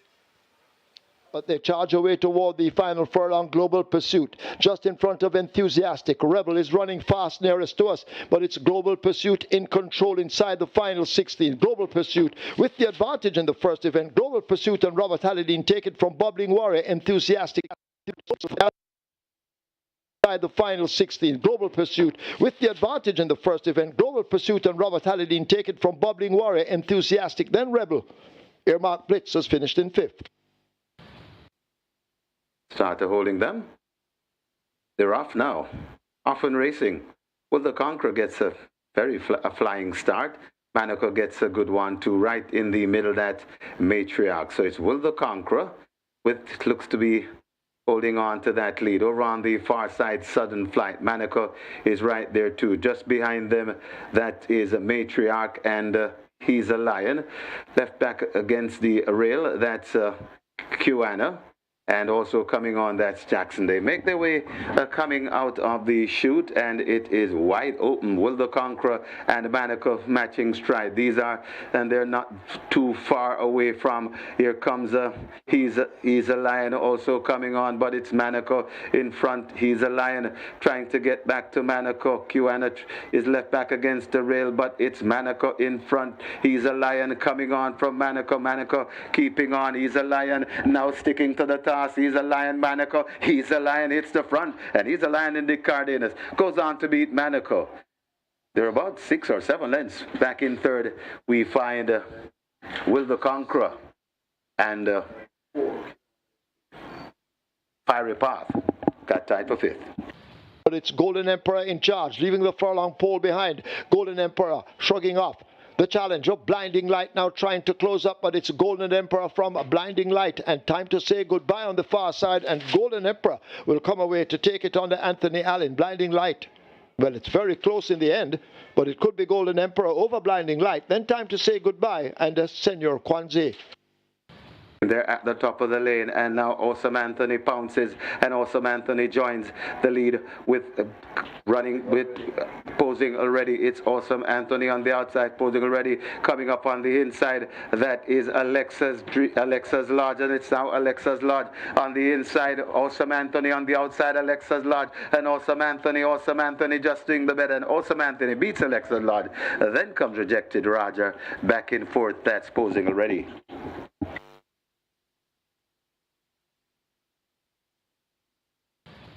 but it's 6th Avenue getting cracks of that right-hand stick who has the lead. The riderless ZI now moving down into second, but 6th Avenue continues to roar along on that lead. It is 6th Avenue out in front. There's no catching 6th Avenue. 6th Avenue and Shaheem Gordon take it.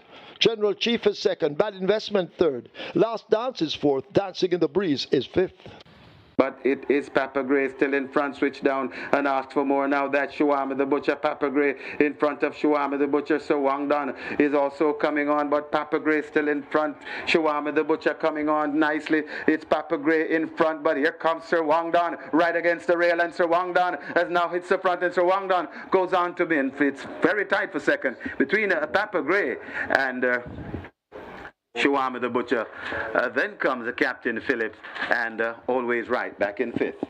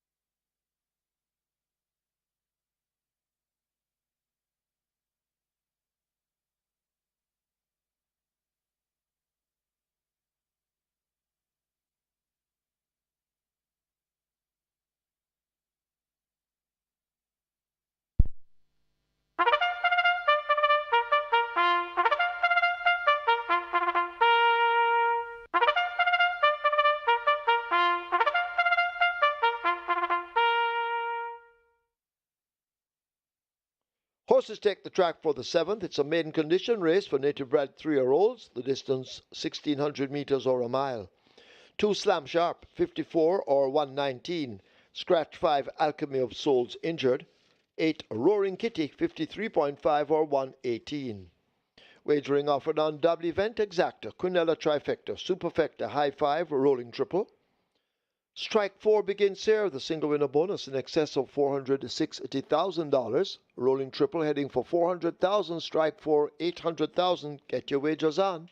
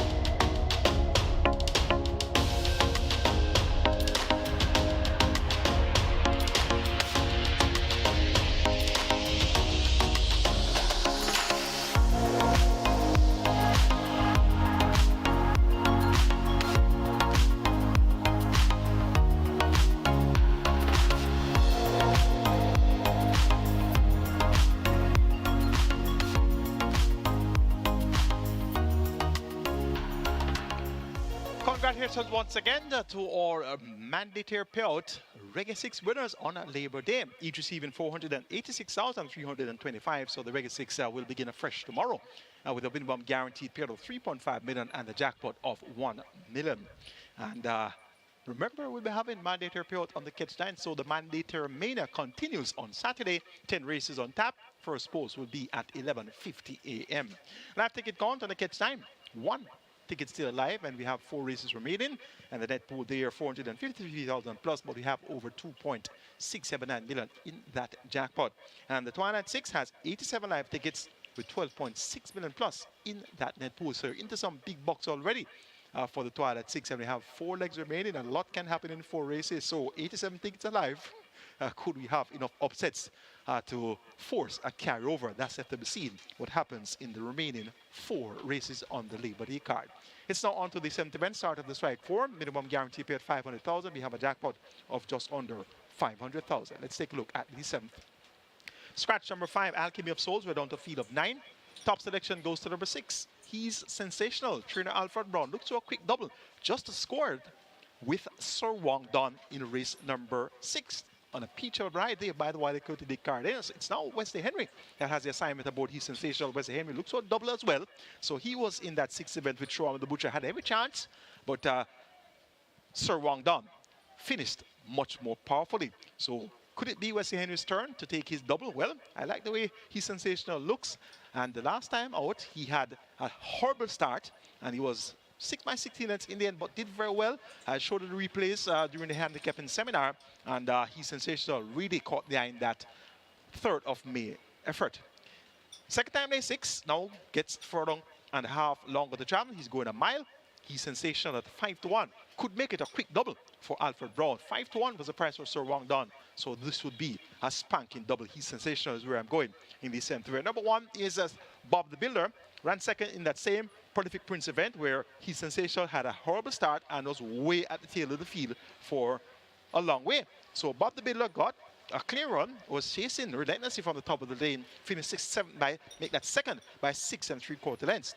Now has first time lane 6, now gets a furlong and a half longer to travel, up to a mile. And the scale has been hiked to 57 kilos from 51.5 to 57. Radish Roman replaces Emilio McLean in the saddle for trainer Greg Fenner at Owner Culture Limited. Yes, I give him a chance, but not to the tune of even money. I prefer the price, 9-2 for his sensational. Number 2, Sam Sharp, comes under that same Prolific Prince Bob the Builder event. He was bet to the tune of 4-1, but really didn't raise a serious gallop. Ian Spence, more popular known as Dolly Baby, has been aboard for his first 6 races. It's now informed apprentice British Shakes that picks up the mount, chipping off 3 kilos of the allotted 57 kilo weight. So it's 54 kilos here for Slam Sharp. And Slam Sharp gets good support at 3-1. He should also appreciate the 1 mile distance. Number 7, Uncle Baba, has the distinction of finishing second, going a mile, did so at 56-1 on the 12th of April, and that was his first sign of real good ability. So now back at a mile after going 4 furlongs straight and 6.5 furlongs on his last 2 appearances. He had a terrible start last time, but the jockey actually fell right after the start. So Uncle Baba now back at a mile. Dane Dawkins replaces Eric Horton, and he rides here for Barrington Bernard at 11-1. Uncle Baba can definitely upset calculations. Going here for number 6. He's sensational to get the better of number 1, Bob the Builder, then 2, Slam Sharp, and 7, Uncle Baba.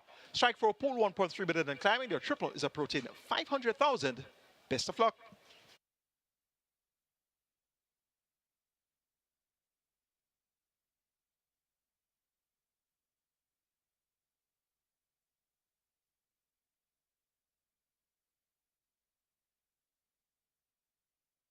So the runners have arrived at the post. This is race number 7, and this is a good bet to bet. The Strike 4. Strike 4 on its way to 1.4 million, closing in on 1.5 million, as the front of the gates are not yet being closed, so we still have maybe a minute or 2 to get some bets in. A rolling triple on its way to 500,000, and high 5 wagering offered. High 5 pool close to 200,000. Get your bets on. It's Strike 4 time. Let's get lucky.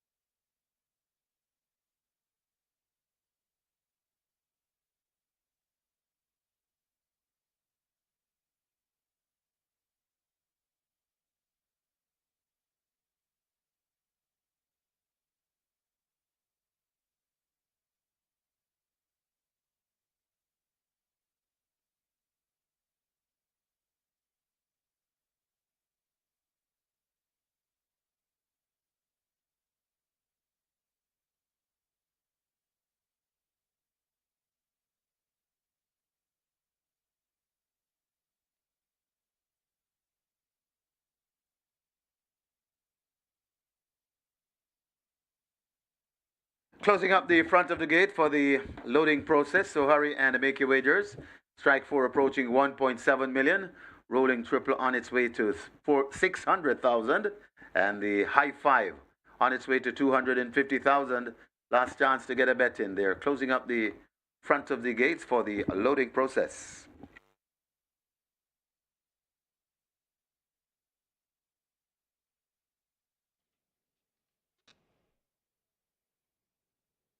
So loading up, about to begin. Riders adjusting their goggles. And Bob the Builder makes his way toward 1. Radish Roman the champ riding Bob the Builder. Not yet in. Rider off, he's sensational.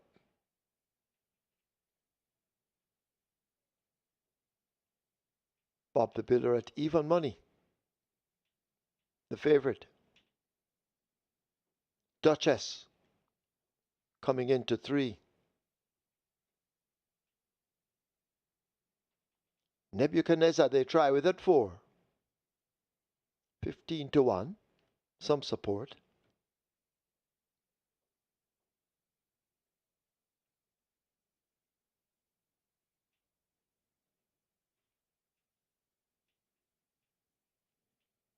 He's sensational. Wesley Henry waiting in the wings. They try to load at 6 with the front of the gate open.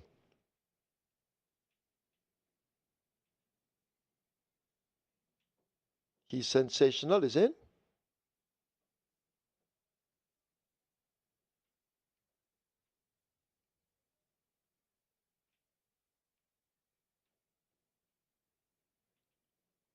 Next up at 7, Uncle Baba.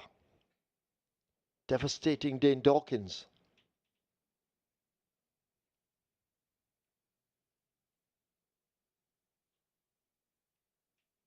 They're in. A Roaring Kitty will come into 8 with Omar Walker. 5-1 in the betting. Cop Car will head to 9.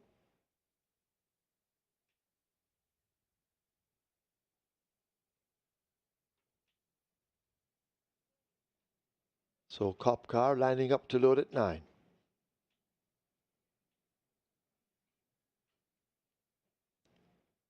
Slam Sharp is out along with Star Quest. Slam Sharp well supported at a 7-2. Star Quest is in. And they try now with a Slam Sharp to get him into gate 2 with Richie Shakes.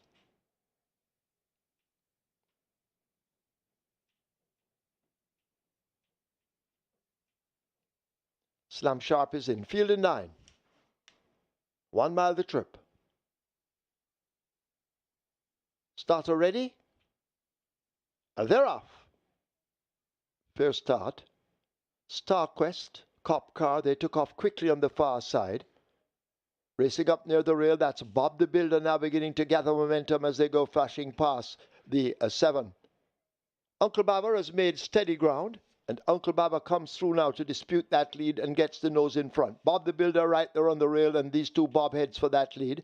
Slam Sharp and Roaring Kitty left some 2.5 to 3 lengths back. Duchess is a length in behind them. Cop Car has faded back. Star Quest is some 3 lengths in behind those. Then comes Nebuchadnezzar, and at the back of the field, he's sensational as they've left the 5 and run toward the half mile. Bob the Builder now goes on and opens a length and a tail. It's held over Uncle Baba. Cop Car now beginning to roll down against the rail. Slam Sharp is some 4.5 to 5 lengths off that lead. A Roaring Kitty is a length in behind him. Duchess now begins to fade a bit. Star Quest needs to do more. He's sensational, racing out 3 wide, asked to make ground, and Nebuchadnezzar never been in it and continues to race at the back of the field as they come charging up toward the 5/16th. Can they catch this? Bob the Builder out in front. Cop Car now put to the stick and asked to do so. Uncle Baba in between horses. Roaring Kitty down against against the rail, but they're at the head of the stretch, and it's a Bob the Builder and a Radish Roman, the champion jockey. They're inside the final 3/16th, and Bob the Builder now begins to go away from them, getting cracks of that step and kept up to his work. It's Bob the Builder with a furlong to run. Cop Car moving best of the rest at the moment. Roaring Kitty down on the rail. Star Quest asked to close up, but it is all a Bob the Builder and a Radish Roman. Bob the Builder romps the 7th event. Maybe 10 lengths. Could be more. Cop Car is second over Star Quest. Then Roaring Kitty. He's sensational. Races back in 5th.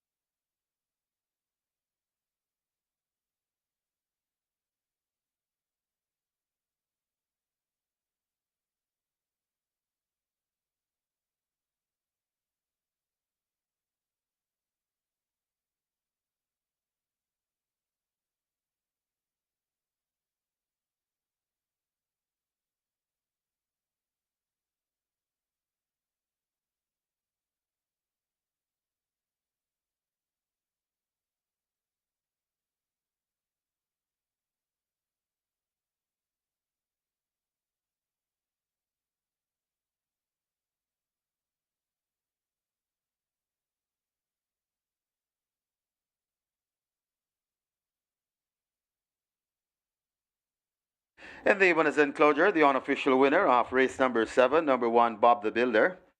A 3-year-old bay colt by Hedge Fund. Sound of Miracle by Miracle Man. Bred Lakeland Farms Limited, owned Calshire Limited. Trained Greg Fennell, the champion jockey, the winning rider, the Sneaky Fox, Radish Roman. The groom, Nicholas Green. A second, a number 9, Cop Car. A third, number 10, Star Quest. Fourth, number 8, Roaring Kitty. And a fifth, number 6, He's Sensational. Final time for 1600 meters, 1 mile, 141 and 3.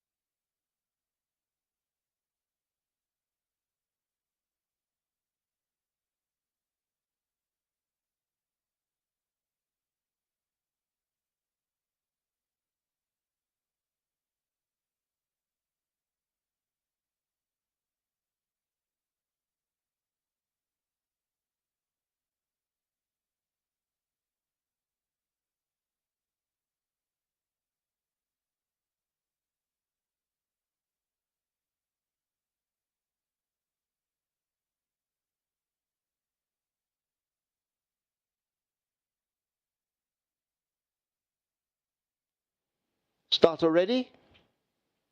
And they're off. Fair start. Star Quest, Cop Car, they took off quickly on the far side. Racing up near the rail, that's Bob the Builder now beginning to gather momentum as they go flashing past the 7. Uncle Baba has made steady ground, and Uncle Baba comes through now to dispute that lead and gets the nose in front. Bob the Builder right there on the rail, and these two bob heads for that lead. Slam Sharp and Roaring Kitty left some 2.5 to 3 lengths back. Duchess is a length in behind them. Cop Car has faded back. Star Quest is some 3 lengths in behind those. Then comes Nebuchadnezzar, and at the back of the field, he's sensational as they've left the 5 and run toward the half mile. Bob the Builder now goes on and opens a length and a tail. It's held over Uncle Baba. Cop Car now beginning to roll down against the rail. Slam Sharp is some 4.5 to 5 lengths off that lead. Roaring Kitty is a length in behind him. Duchess now begins to fade a bit. Star Quest needs to do more. He's sensational, racing out 3 wide, asked to make ground, and Nebuchadnezzar never been in it and continues to race at the back of the field as they come charging up toward the 5/16th. Can they catch this Bob the Builder out in front? Cop Car now put to the stick and asked to do so. Uncle Baba in between horses. Roaring Kitty down against the rail, but they're at the head of the stretch, and it's a Bob the Builder and a Radish Roman, the champion jockey. They're inside the final 3/16th, and Bob the Builder now begins to go away from them, getting cracks of that step and kept up to his work. It's Bob the Builder with a furlong to run. Cop Car moving best of the rest at the moment. Roaring Kitty down on the rail. Star Quest asked to close up, but it is all a Bob the Builder and a Radish Roman. Bob the Builder romps the 7th event, maybe 10 lengths, could be more. Cop Car is second over Star Quest. Then Roaring Kitty. He's sensational. Races back in 5th.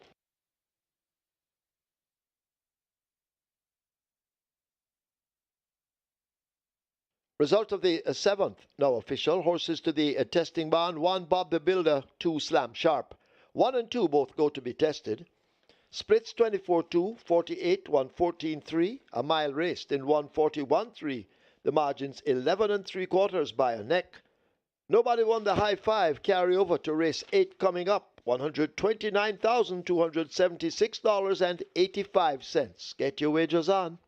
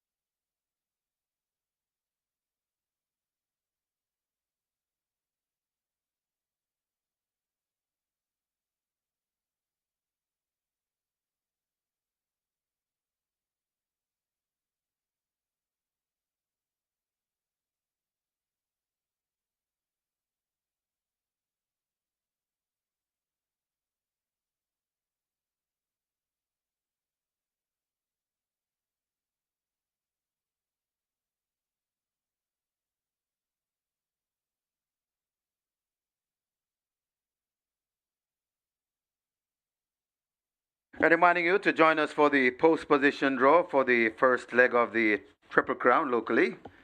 First leg of the Triple Crown is the post position draw for the 51st running of the 1,000 and 2,000 guineas. This is on Tuesday, the 3rd of June at 2 p.m. sharp. You can watch via the YouTube channel or at caymanasracing.com, the live stream. And the running of the 51st running of the 1,000 guineas will take place on Saturday, the 7th of June. And also on Saturday, the 7th of June, is the third leg of the American Triple Crown, the Belmont Stakes, the 157th running of the Belmont Stakes from Belmont Park in New York. And on Sunday, it's the 2,000 guineas here at Caymanas Park. So see you at the races. So wager, watch, and win at Caymanas Park on our MBet platform or at the off-track betting parlors island-wide. And just reminding you, tomorrow, the good news, mandatory payout on the Catch 9, mandatory payout on the Catch 9. And the Catch 9, we started the day with 2.6 million plus. That's the jackpot bonus. And if not caught, should be near $3 million. All waiting for you tomorrow, the Catch 9. You're at Caymanas Park.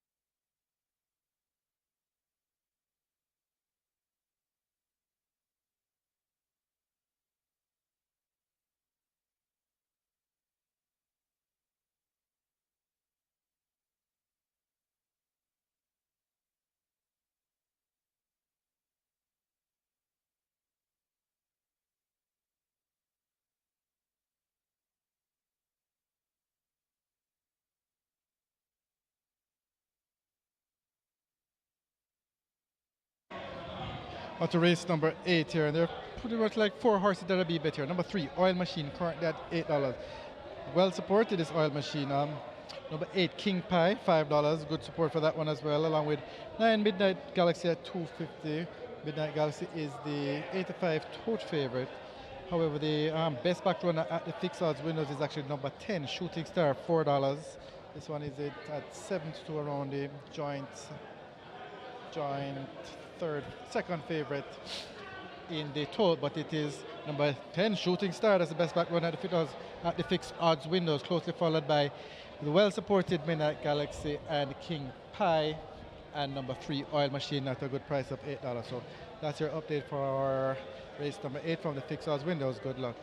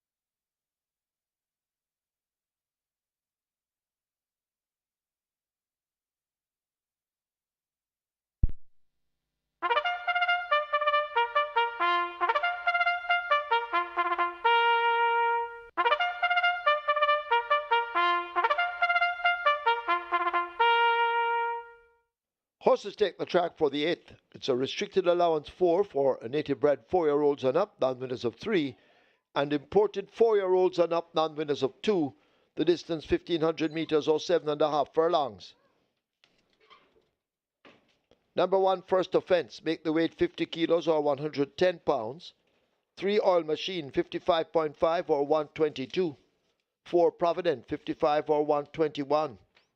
7, Princess Fiani, 52.5 or 116. 10, Shooting Star, 53.5 or 118. Wagering on double event exacta, Quinella trifecta, superfecta, high 5. This is where the late triple begins. The late triple on its way to 700,000 always gets to $1 million. Get your wagers on. Runners make the way to post.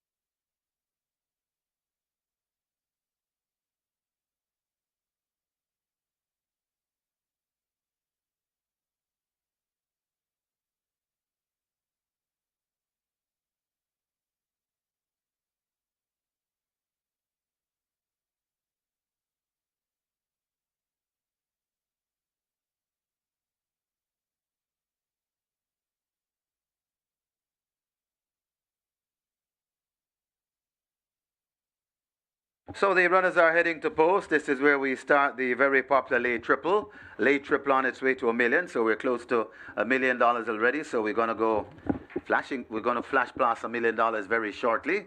So where we go from here, nobody knows. But I think we're going to be close to 1.5 million. That's my prediction. So it's well worth your wager to wager the late triple. High 5 wagering offered and I-5 pool. That's approaching 300,000. Your high 5 pool on its way to 300,000. Get your bets on. It's late triple time. Final chance to wager a triple on the card here at Caymanas Park.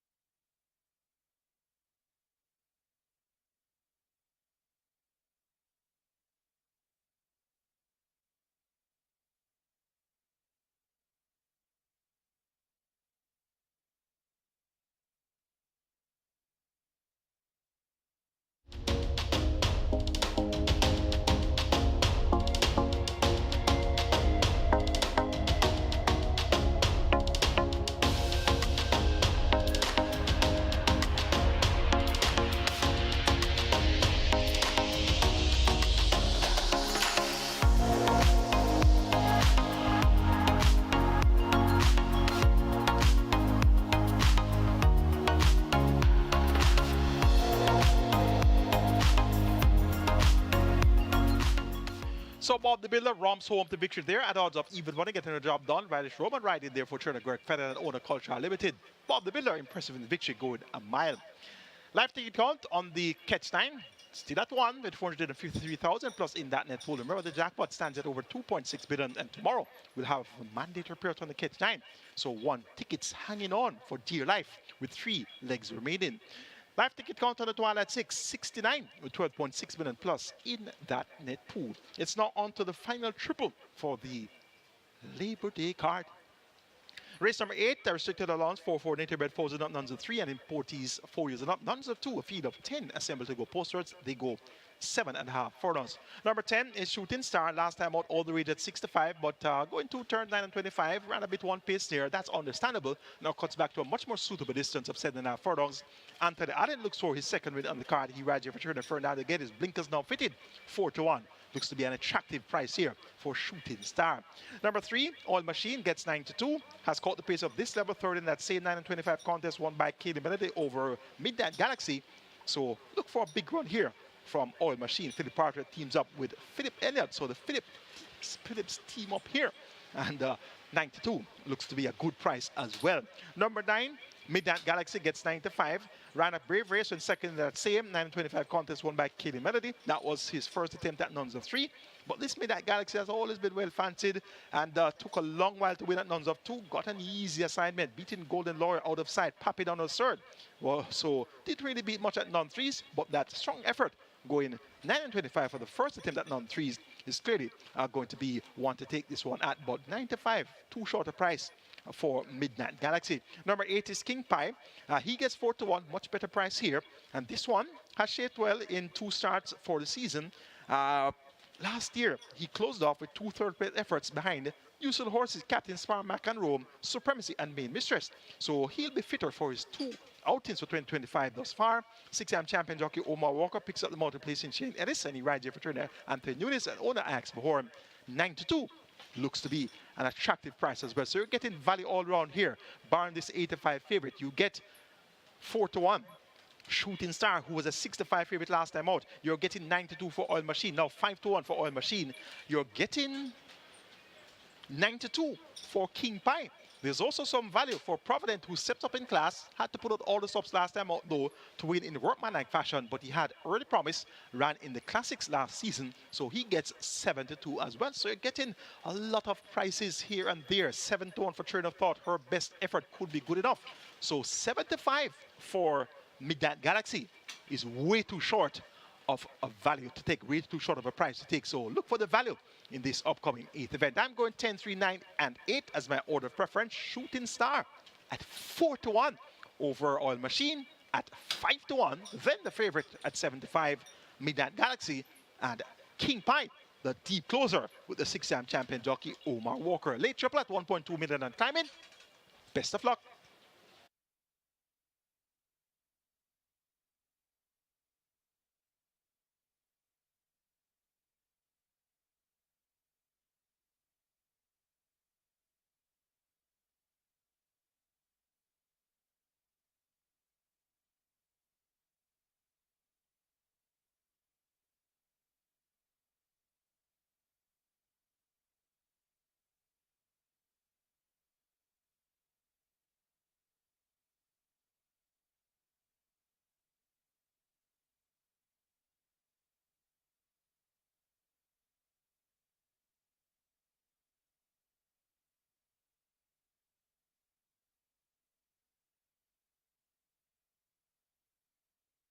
So the runners have arrived at the post, and the late triple on its way to 1.3 million. Late triple closing in on 1.3 million, and we have a very nice high five pool approaching 550,000. Yes, that's correct. High five pool approaching 550,000.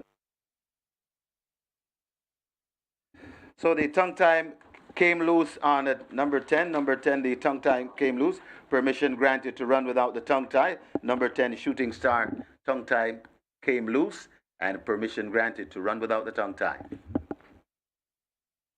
Late triple now approaching 1.4 million, so we're closing in on 1.5 million. And don't forget, we have a very nice high five pool approaching 550,000. and 50,000. Get your bets on. A limited wagering time remains.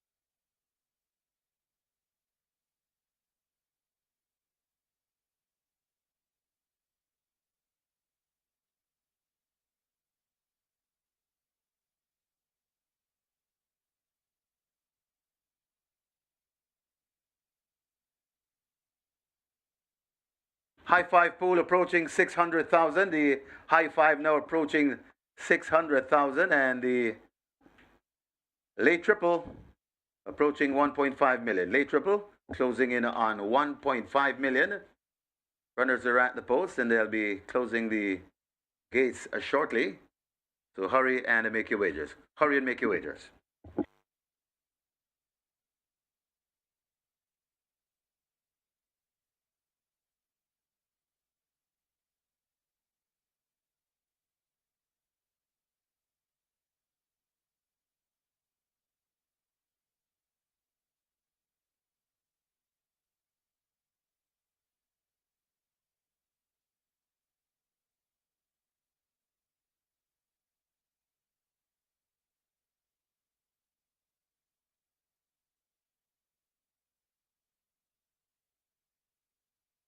Closing the front of the gates for the loading process. So the loading process about to start.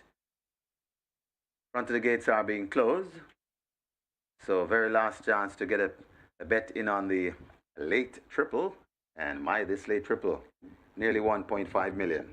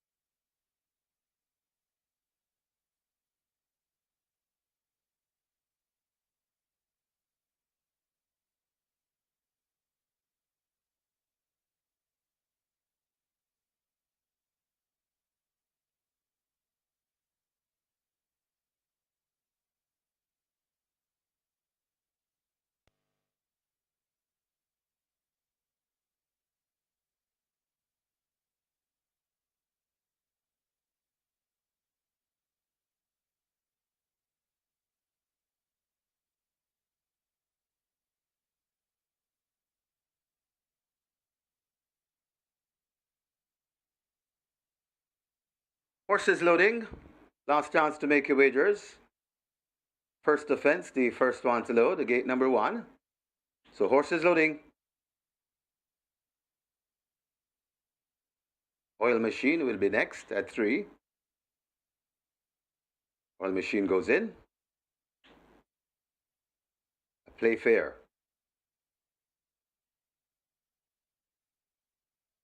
Could be next at 1 turning around. Hail the Queen as loaded in gate 5.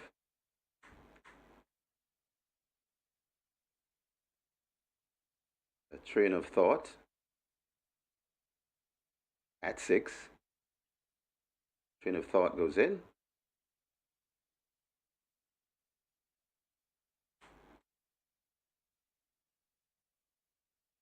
Princess Fiani heads to gate 7. Princess Fiani is in. Midnight Galaxy, the 8-5 favorite. Sticky Fox Radish Romany looks for the second one on the card. Loads at 9.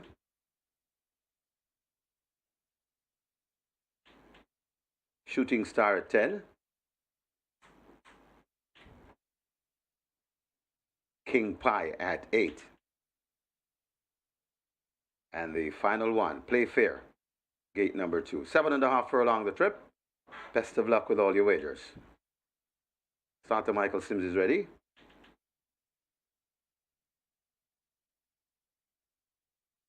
Ready for a start.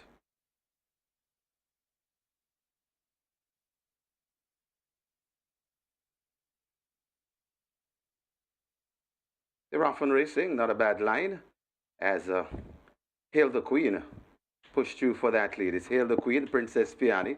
Out wide, that's a Shooting Star. Then comes First Offense. Just behind them, that is a Train of Thought. As they head toward the 6 furlong point, and it's Hail the Queen, just the leader from Shooting Star rushing down on the outside. And Shooting Star now assumes the lead from Hail the Queen. Then comes Princess Fiani, Train of Thought. Right on the inside of Train of Thought, that is First Offense. Just behind First Offense, that's Midnight Galaxy. Then comes Oil Machine.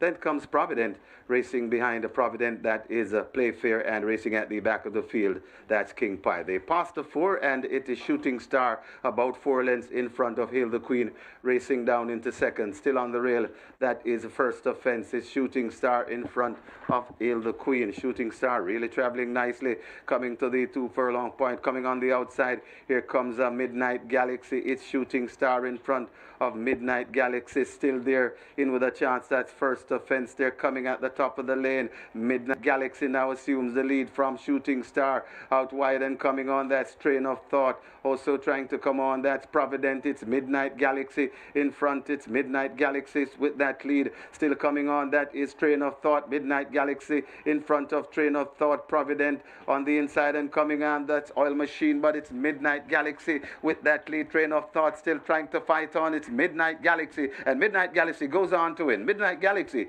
beats. It's very tight for second between Provident and Train of Thought. Also tight for fourth between King Pie and Oil Machine.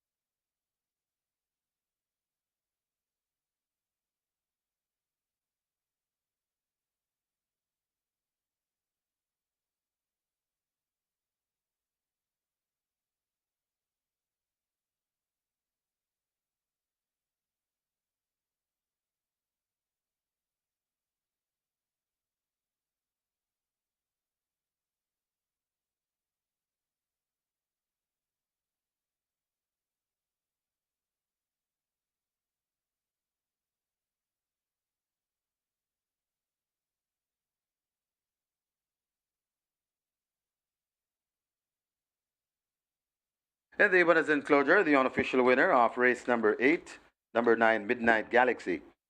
A 4-year-old gray colt by Midnight Hawk. Galaxy Miss by Arch. Bred Christopher Wellington, owned and trained Oral Hayden. It's the second win on the card for the champion jockey. Radish the Sneaky Fox Roman. The groomer St. Patrick Shaw. Second, a number 4, Provident. Third, a number 6, Train of Thought. Fourth, a number 8, King Pie. And the fifth, number 3, Oil Machine. Stand by for your final time.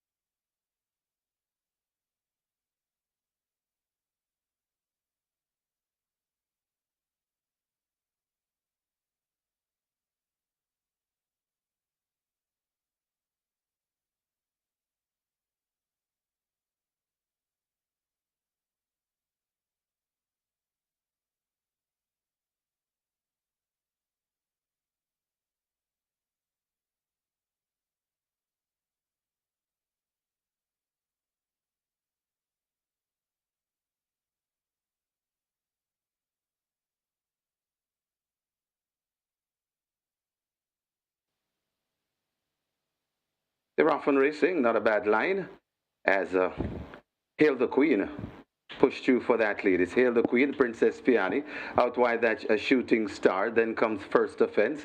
Just behind them, that is a Train of Thought. As they head toward the 6 furlong point, and it's Hail the Queen, just the leader from Shooting Star rushing down on the outside, and Shooting Star now assumes the lead from Hail the Queen. Then comes Princess Fiani, Train of Thought, right on the inside of Train of Thought. That is First Offense. Just behind First Offense, that's Midnight Galaxy. Then comes Oil Machine.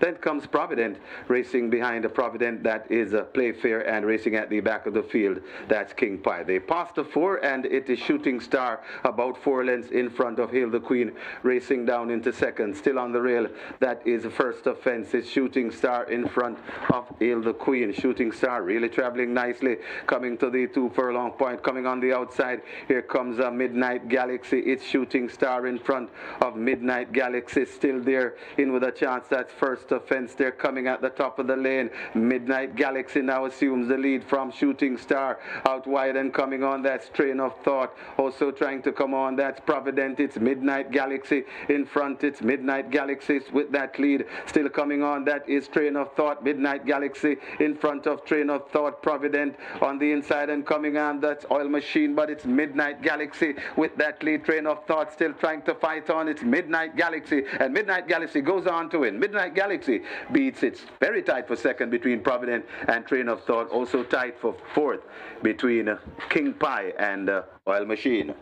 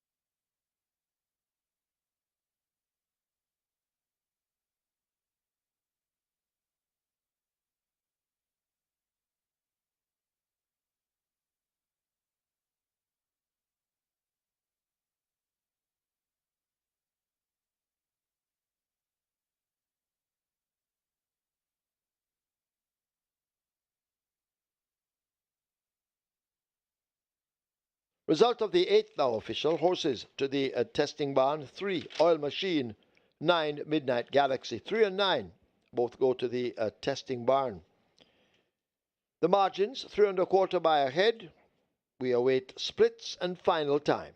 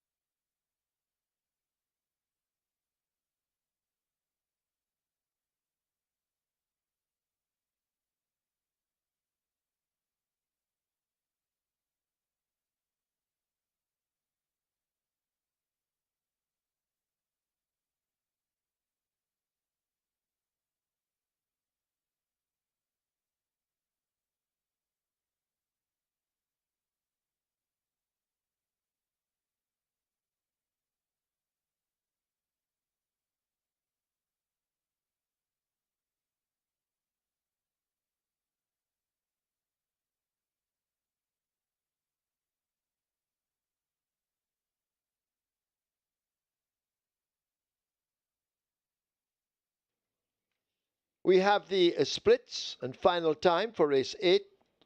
The quarter in 23, the half mile in 47, 6 furlongs in 1:13.2. They raced 7.5 furlongs in 1:34.4, and of course the margins 3.25 by ahead.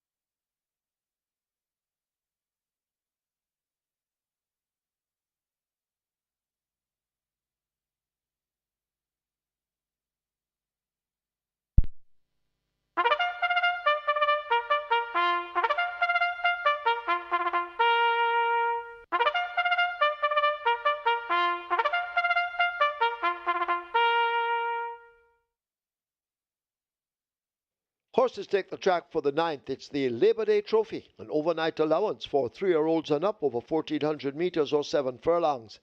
One final load, make the weight 52 kilos or 115 pounds. 2 Whiz Kid, 53 or 117. 4 Empress Lynx, 52 or 115. 9 Fearless Force, 51 or 112. Wagering on a double event, this is the late double. Exacta, Quinella, Trifecta, Superfecta, High Five. The late double on its way to 700,000. Get your wagers on.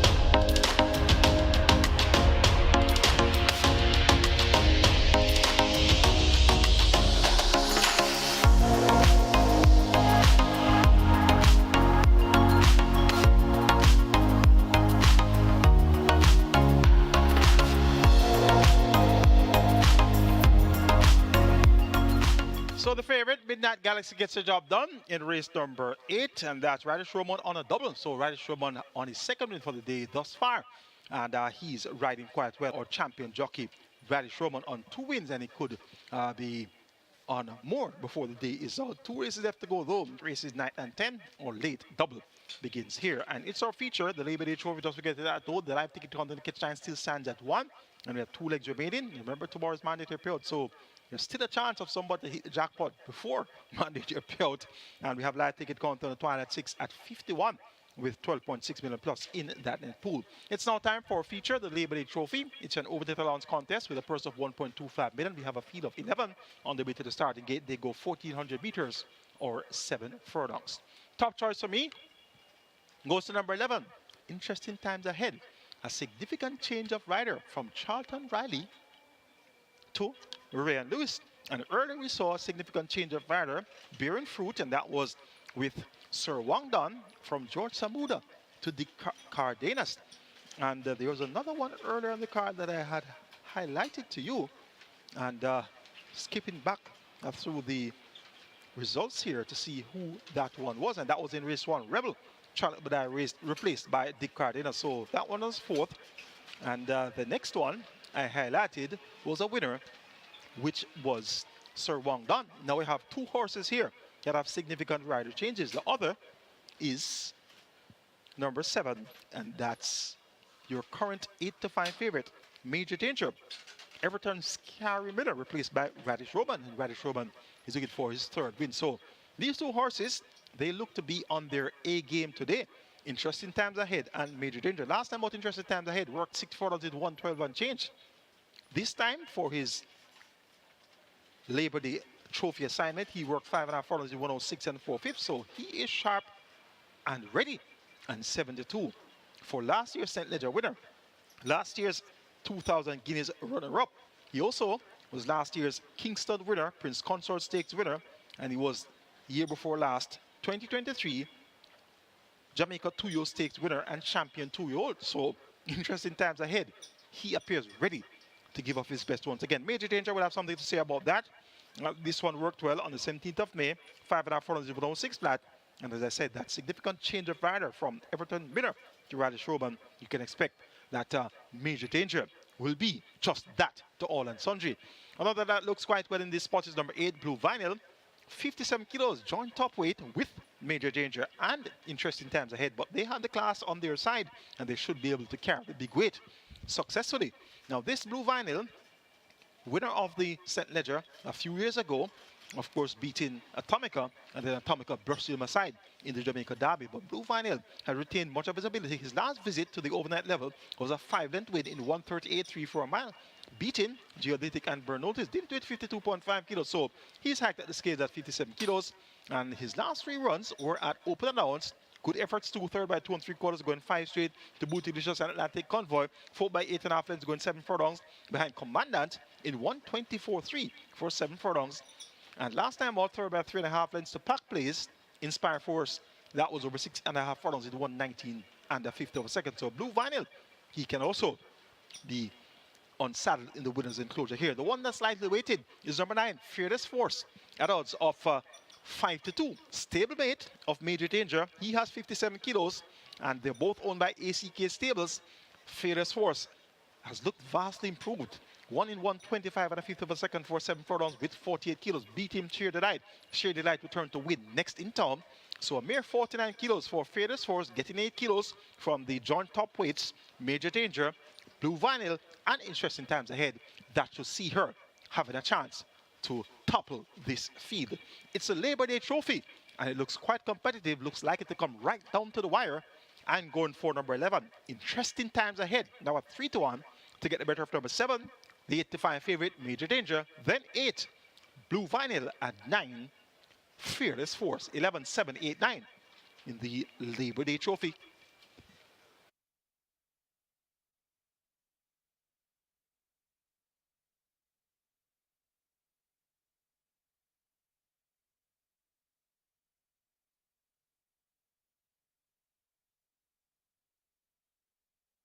Runners arriving at the post for the Labor Day trophy.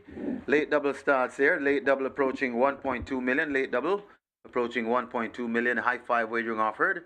High 5 pool approaching 300,000. Get your bets on. Runners arriving at the post.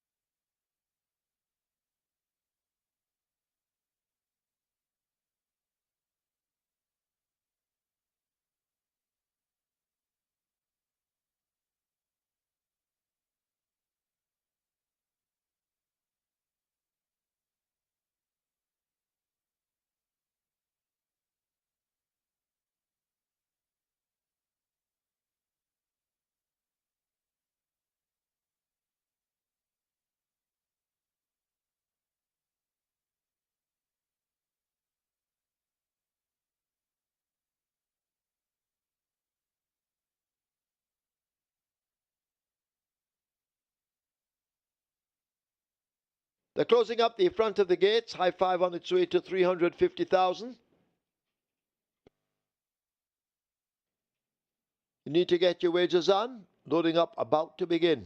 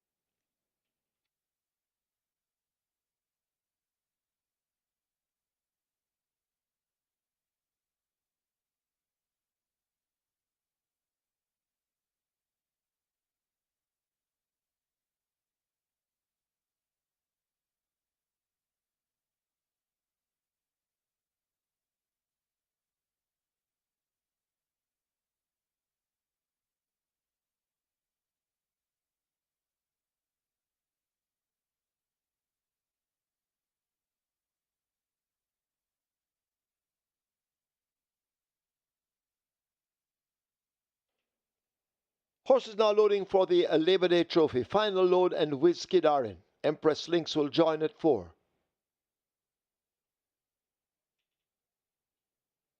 So loading up on the way. A late double on its way to 1.4 million. Empress Lynx is in at 4. Sister and Treasure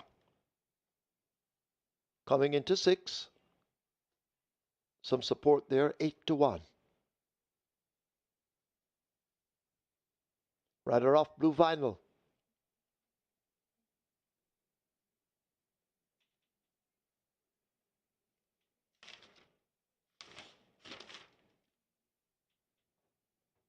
They're bringing Blue Vinyl into 8. Rider will have a seat. Fearless Force, 5 to 2 in the wagering, comes into 9.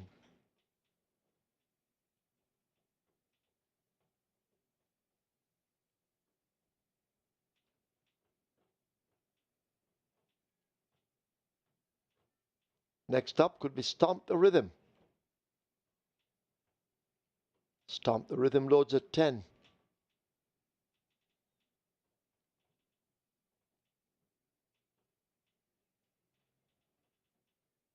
So loading up well underway. Interesting times ahead.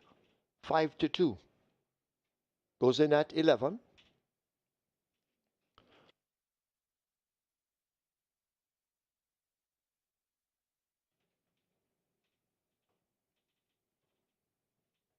Further and Beyond being brought to 3. Stomp the Rhythm is in at 10.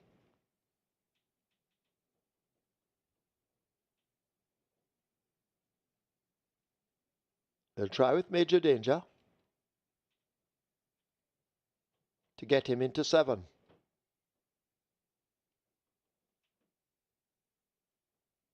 Major Danger backing away.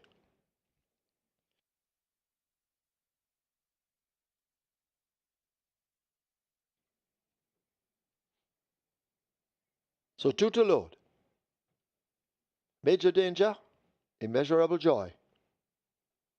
Major Danger at 5 to 2. Well supported here.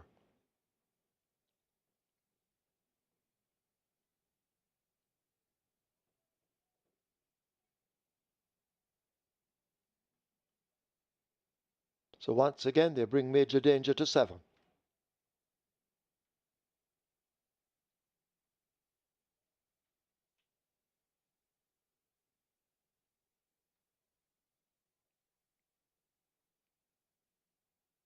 Major Danger locked away. The final one will be Immeasurable Joy. To load at 5, Wesley Henry, he's looking for a double on the card.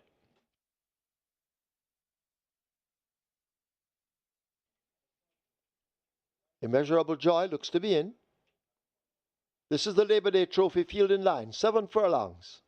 Michael Sims is ready.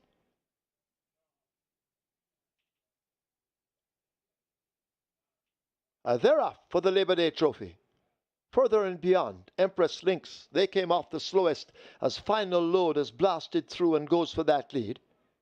Major Danger rushing up on the outside to challenge. Interesting Times Ahead snapping at their heels as they leave the 6. Immeasurable Joy and Blue Vinyl team up in behind. A break back to Fearless Force. Sister and Treasure runs the rail in the purple. Stomp the Rhythm just next. Empress Lynx has made some progress. Then Whiskid, and Further and Beyond yet to recover. They've left the 5. They're approaching now the final half of a mile, and Major Danger has taken charge, opening up 5 or 6 lengths. Final Load, the closest pursuer. Interesting Times Ahead, shaken up now and asked to bubble to the boil. Fearless Force is also making ground. Blue Vinyl just in behind with a lot to do, along with Immeasurable Joy and Sister and Treasure. They leave the 3. Just toward the inside, that's a Stomp the Rhythm. Empress Lynx now beginning to fade a bit. Further and Beyond toward the back with Whiskid. They share last as they're about to come into the top of the lane. Can they catch a Major Danger? Here is Interesting Times Ahead now, unleashed by the rider and coming through with a run on the outside, but it is Major Danger now battling to hold the lead. Interesting Times Ahead. Here is Fearless Force. Blue Vinyl also asked to kick in toward the outside. Sister and Treasure. It's a Major Danger driven to the max. Interesting Times Ahead now bearing down on him. Over against the rail. That Stomp the Rhythm coming on. Major Danger under pressure. Interesting Times Ahead will win the Labor Day Trophy. Close between Blue Vinyl, Major Danger. Out wide, Sister and Treasure. Stomp the Rhythm is on the rail.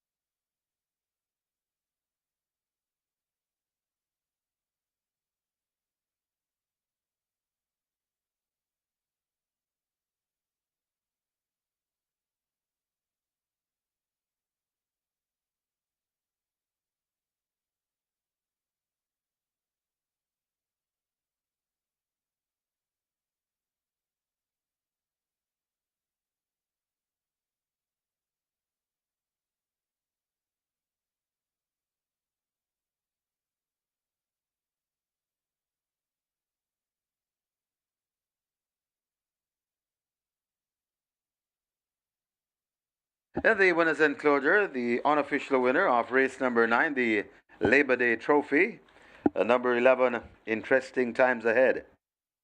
4-year-old Bay Colt by Bold Conquest.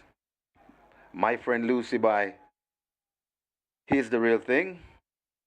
Bred own Elizabeth DaCosta. Trained Jason DaCosta. That's the second win on the card for the champion trainer. Winning rider, Action Pack Rain Lewis. the groom Vaughn Taylor. Stand by for full placings and your final time.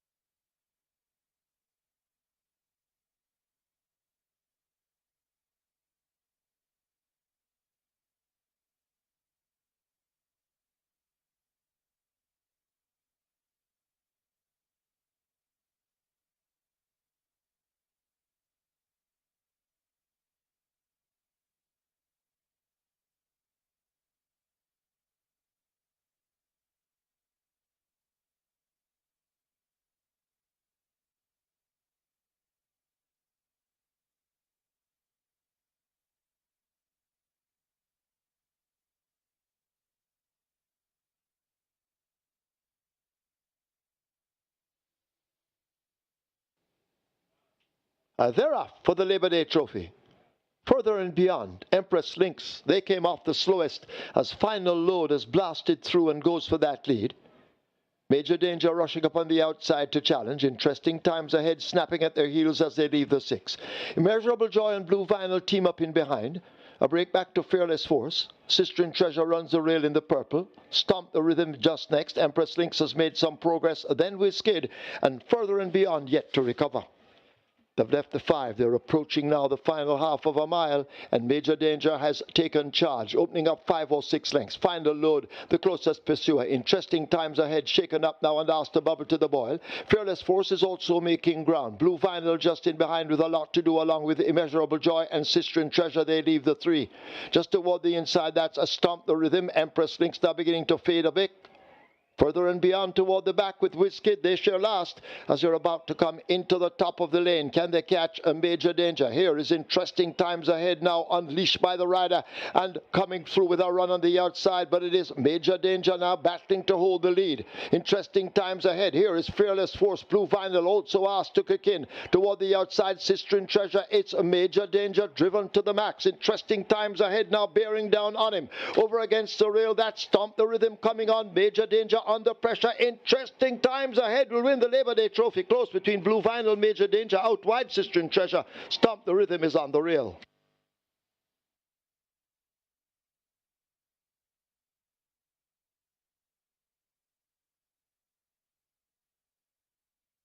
So here are the final times, full placings, splits. The splits 23-4, 46-3, 112-4. They raced 7 furlongs in 127. The margins a neck by a dead heat. First 11 Interesting Times Ahead. Dead heating for second, 8 Blue Vinyl, 7 Major Danger. Fourth, 6 Sister and Treasure. Fifth, 9 Fearless Force. So a dead heat for second, 8 Blue Vinyl, 7 Major Danger. Fourth going to 6 Sister and Treasure. Fifth, 9 Fearless Force.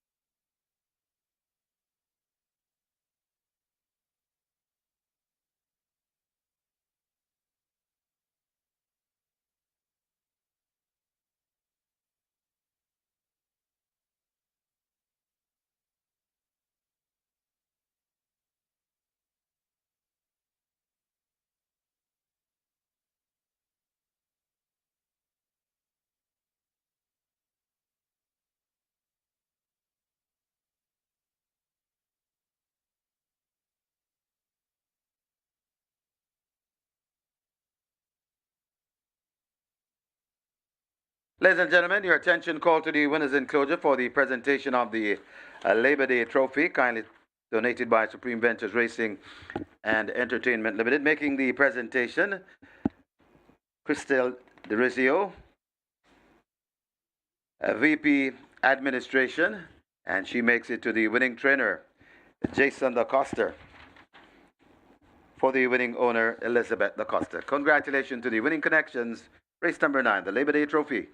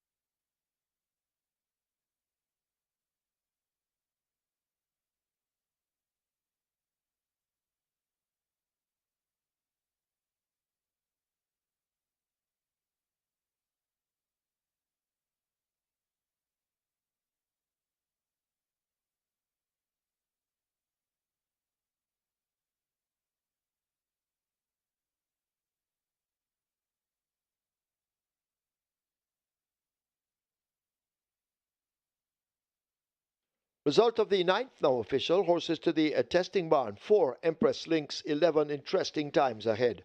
4 and 11 both go to the testing barn. Splits 23-4, 46-3, 112-4. 7 furlongs raced in 127 flat. The margins are neck by a dead heat.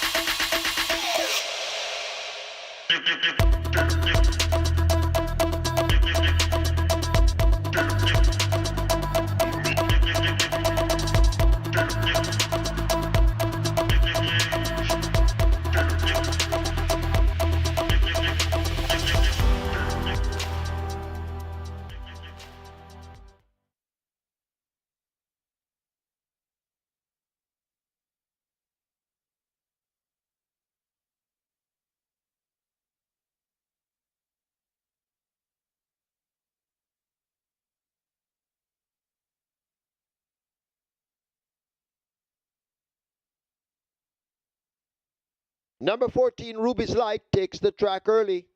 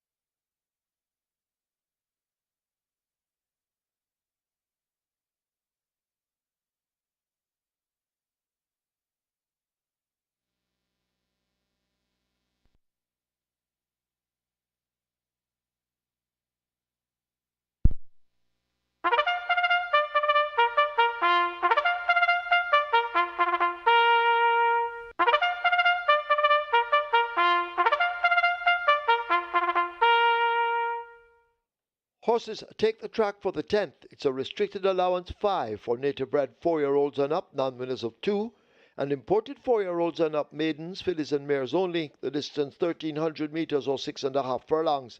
Number 1, Hit and Run, 51 kilos or 112 pounds. 3, Another Mission, 53.5 or 118. 4, Himaya, 52 or 115. Scratch 5, Lady Lauren, not eligible.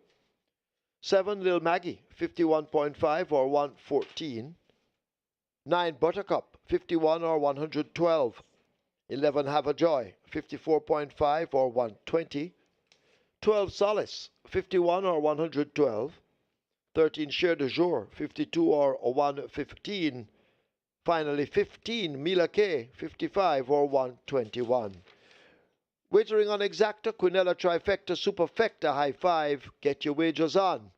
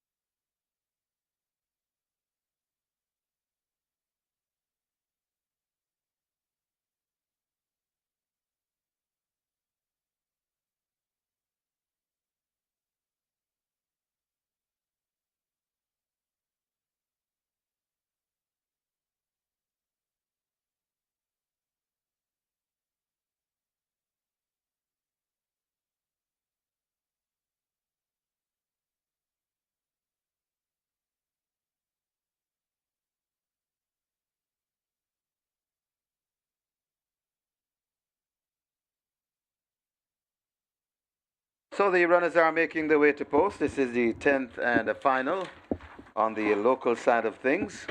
We have lots in store for you on Simulcast. Closed today at about 10. Simulcast at Charlestown and Evangeline. Those will take you up to about 10 o'clock this evening. So we have lots in store simulcast after this one is finished. Just reminding you that tomorrow here at Caymanas Park we have a mandatory payout on the Catch 9. A mandatory payout coming away on the Catch 9 tomorrow. 10 races and the first post at 11:50 a.m. Runners making their way to post. High five wagering offered here in the 10th and final high five pool approaching 250,000. Runners are making their way to post.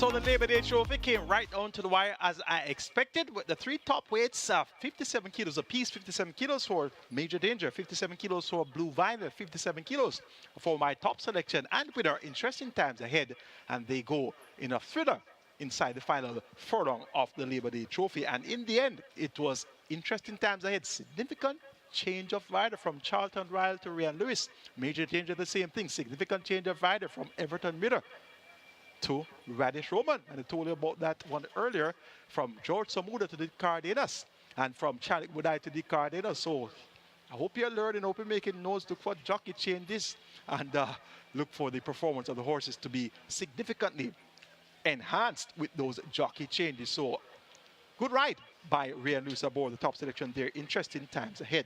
Live ticket count on the Twilight 6 now down to 10 with $12.6 million a share up. So we have an interesting look in 10th and final. So whatever happens here, you're going to be getting some big money for the Twilight 6. And it appears as if we don't have that one live ticket on the catch line anymore. So for you mandatory payout Mania fans, you can breathe a sigh of relief. You don't have to worry. You have that jackpot to go after on the Saturday card in the catch time. Let's all take a look at the 10th and final.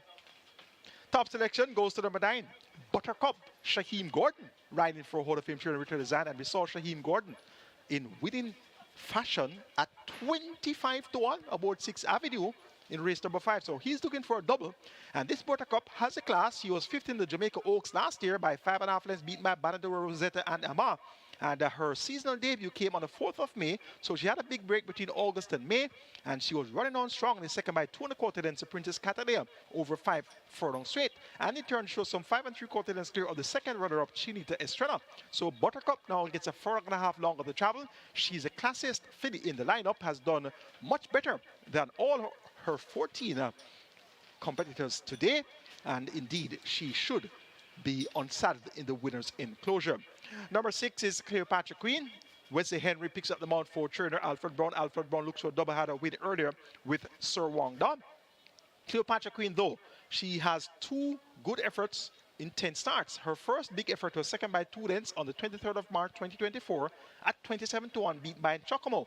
And she took 1 year before she ran another decent race, and that was after some 6 attempts. She was second by a short head, going 5 round to Tornado Steel on the 23rd of March 2025. So I'm wondering if we're going to have to wait for the 23rd of March 2026 before she runs another big race. I sincerely hope not, and she will acquit herself well here. Number 8 is Monster Vigorous. This one has good pace. Shane Richardson, the champion apprentice, picks up the mount. This one picked up 7.5 kilos out of his last race. 47.5 last time out to Tyrese Anderson. It's now 55 kilos. So heavier here is this Monster Vigorous. And you know the saying, weight stop trains. So 10 to 1 for Monster Vigorous. That's going to be a fair price. And number 4, Himaya, 12 to 1, has experience on her side, or you can look at it the other side of the coin, is the most exposed runner in the lineup. 34 attempts, 1 win, 4 seconds and 5/3. Anthony Allen picks up the mount for Jason Acosta and Elizabeth Acosta. Himaya at 12 to 1. One to keep on the right side for your exotics, such as your exactas, trifectas, superfectas, and high fives. Going for the class horse, number 9, Buttercup, to get the better of number 6, Cleopatra Queen, then 8, Monster Vigorous, and 4, Himaya.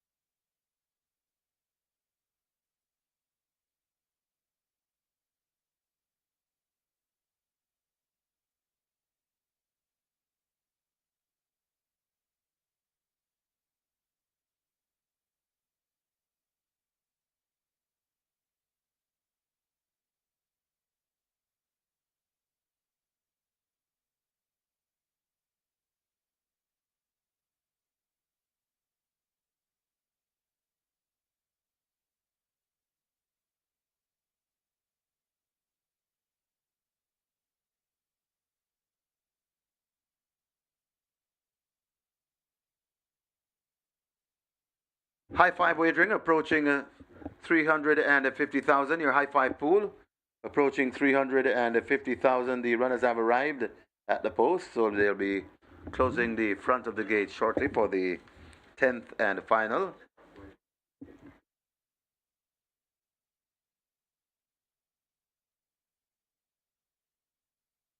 Be reminded, we have lots in store on simulcast this evening. When this one is over, we close at Charlestown, maybe 10 o'clock or so. Got the CT6, a very popular pick 6 at Charlestown, the CT6. And Charlestown will be accompanied by Evangeline Downs. Closing up the front of the gates for the 10th and final. Hurry and make your wagers. High five pool approaching 350,000.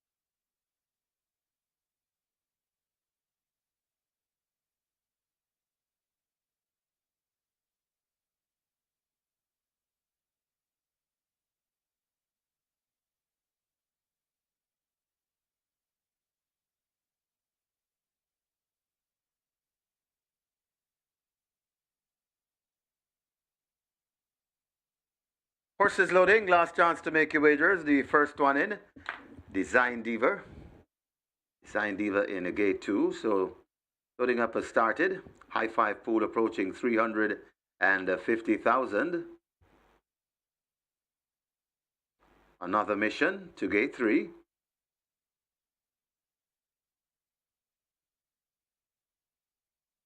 Cleopatra Queen to gate 6. Lil Maggie, it's to gate 7.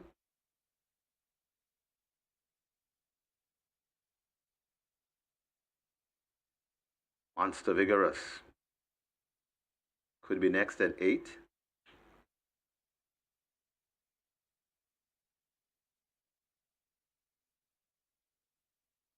Monster Vigorous goes in.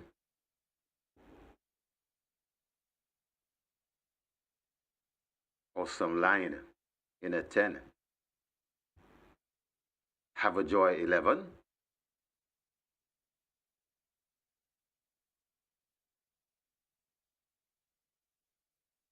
Sure de Jour 13.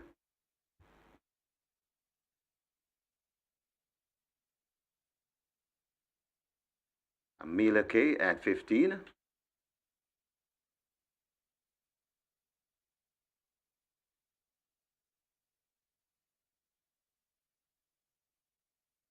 Buttercup coming to 9. That's the 6-5 favorite. Buttercup is in.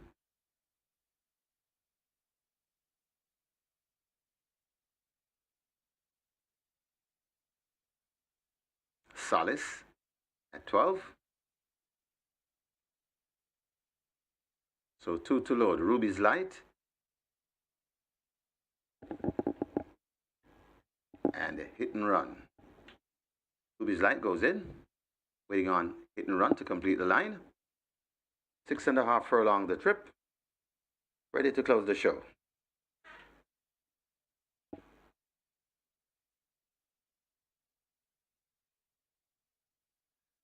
They're off and racing.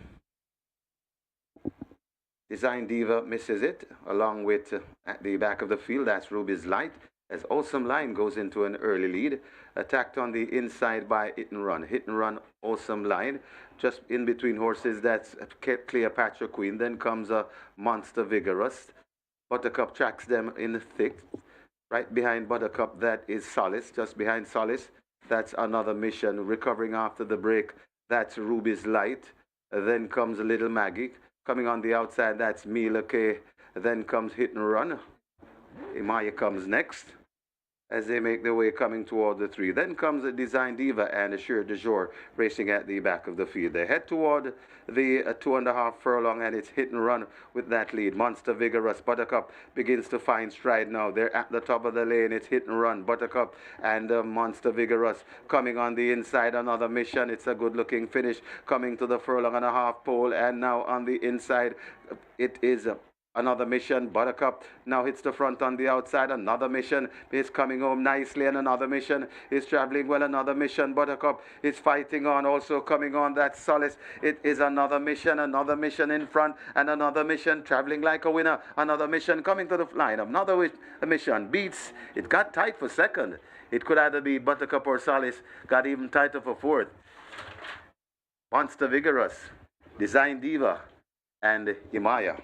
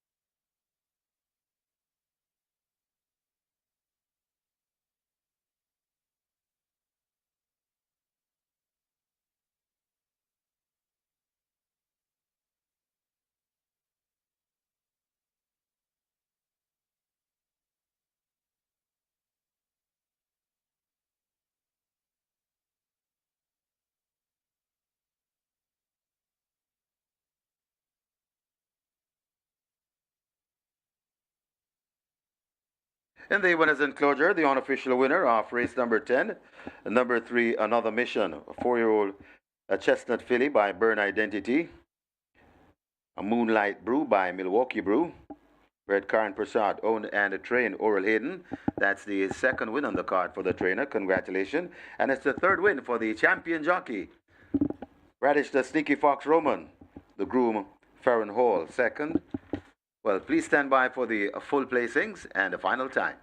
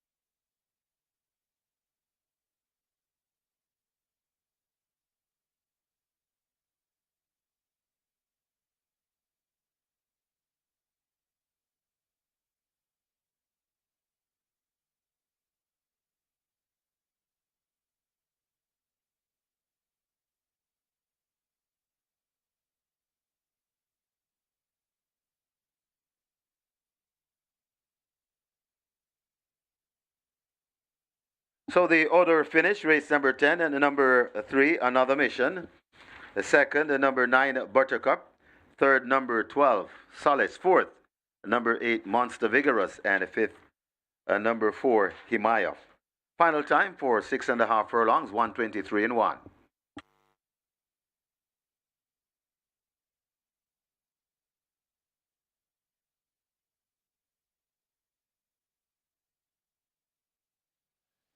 They're off and racing.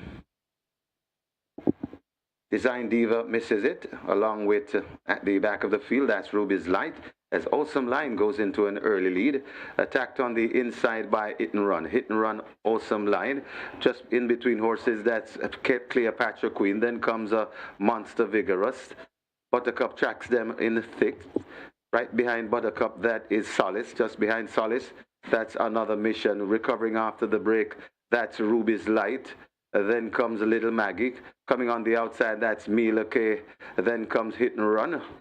Himayah comes next as they make their way coming toward the 3. Then comes the Design Diva and Assure de Jour racing at the back of the field. They head toward the 2.5 furlong, and it's Hit and Run with that lead. Monster Vigorous. Buttercup begins to find stride now. They're at the top of the lane. It's Hit and Run. Buttercup and Monster Vigorous coming on the inside. Another Mission. It's a good looking finish coming to the furlong and a half pole, and now on the inside it is Another Mission. Buttercup now hits the front on the outside. Another Mission is coming home nicely, and Another Mission is traveling well. Another Mission. Buttercup is fighting on, also coming on. That Solace. It is Another Mission. Another Mission in front, and Another Mission traveling like a winner. Another Mission coming to the line. Another Mission beats. It got tight for second.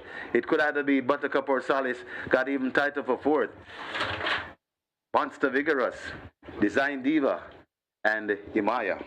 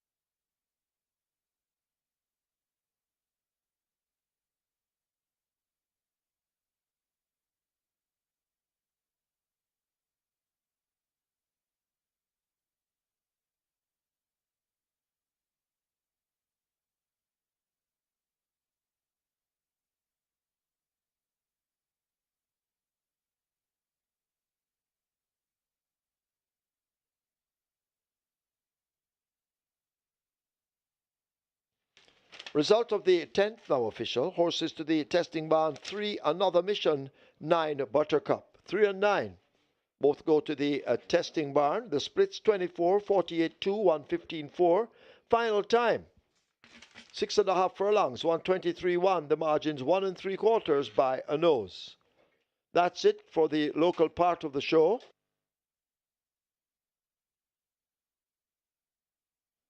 There were 2 winners of the Twilight Six, $6,480,008. Stand by for a recap. When ready, you'll have it by Michael Caine.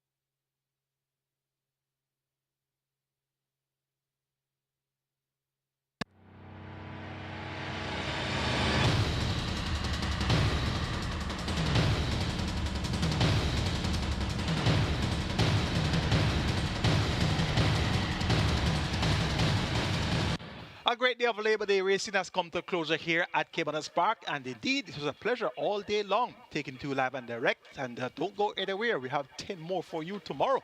And the good news is that mandatory period in the catch line is on with a jackpot of over $3.1 million up for grabs. So that's going to be the big ticket item on the Saturday card. Congrats to our Twilight Six winners, 2 winners with 6.48 million plus in dividends there. Congrats as well to all Regular 6 winners on mandatory period day, $486,325 in dividends. So it was indeed a big day for quite a few of our patrons. On the Jockey's Corner side of things, rather sneaky Fox Roman, he booted home a triple. So he started the show today, pushing his lead further and further ahead atop the jockeys' standings for 2025, and looks destined to defend his title. Dick Cardenas shared in the spotlight in the Jockey's Corner with a double, so those 2 jockeys responsible for 5 of the 10 winners ridden here today at Caymanas Park. Jason Acosta, champion trainer, he saddled a double, so he started the show in the trainers category. We have one race to recap, the Labor Day Trophy, race number 9, a field of 11, going a distance of 1400 meters or 7 furlongs. The first 1.25 million, and it was an interesting lineup. The top weights 7, 8, and 11. Major Danger, Radish Roman for Filippiano D and ACK Stables, 57 kilos. Blue Vinyl, Dane Dawkins for Gerson Ratti and M&M Racing Stable, 57 kilos. And interesting times ahead, last year's St. Ledger winner, last year's 2000 Guinness runner-up, last year's Kingston winner, last year's Prince Consort winner. My top selection with Ray and Lewis replacing Charlton Riley in the saddle for trainer Jason Acosta and owner-breeder Elizabeth Acosta. Let's see how this exciting looking Labor Day trophy unfolded.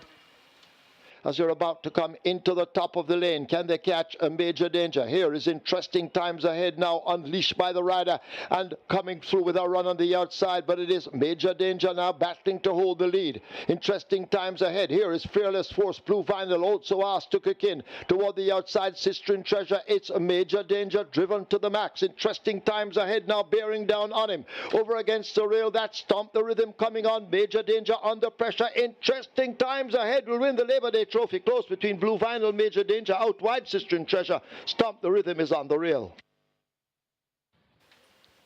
So driving finished there, and in the end, 4 horses across the track. It was interesting times ahead, getting the better of Blue Vinyl and the long-time leader, Major Danger. They were in a dead heat for second, and Sister in Treasure was flying at them, and so was a Fearless Force. So 5 horses across the track in an excited Labor Day trophy. Don't go anywhere. Tomorrow, first horse will be 11:50 a.m. Monday to appear on the Catch 9. I'm your journalist Michael Kane on behalf of the team of the Home of Champions Sportsmax, also on behalf of the promoter Supreme Ventures Racing and Entertainment Limited. Have a good rest of your Labor Day evening and see you first thing tomorrow for more live Formula Racing from Caymanas Park.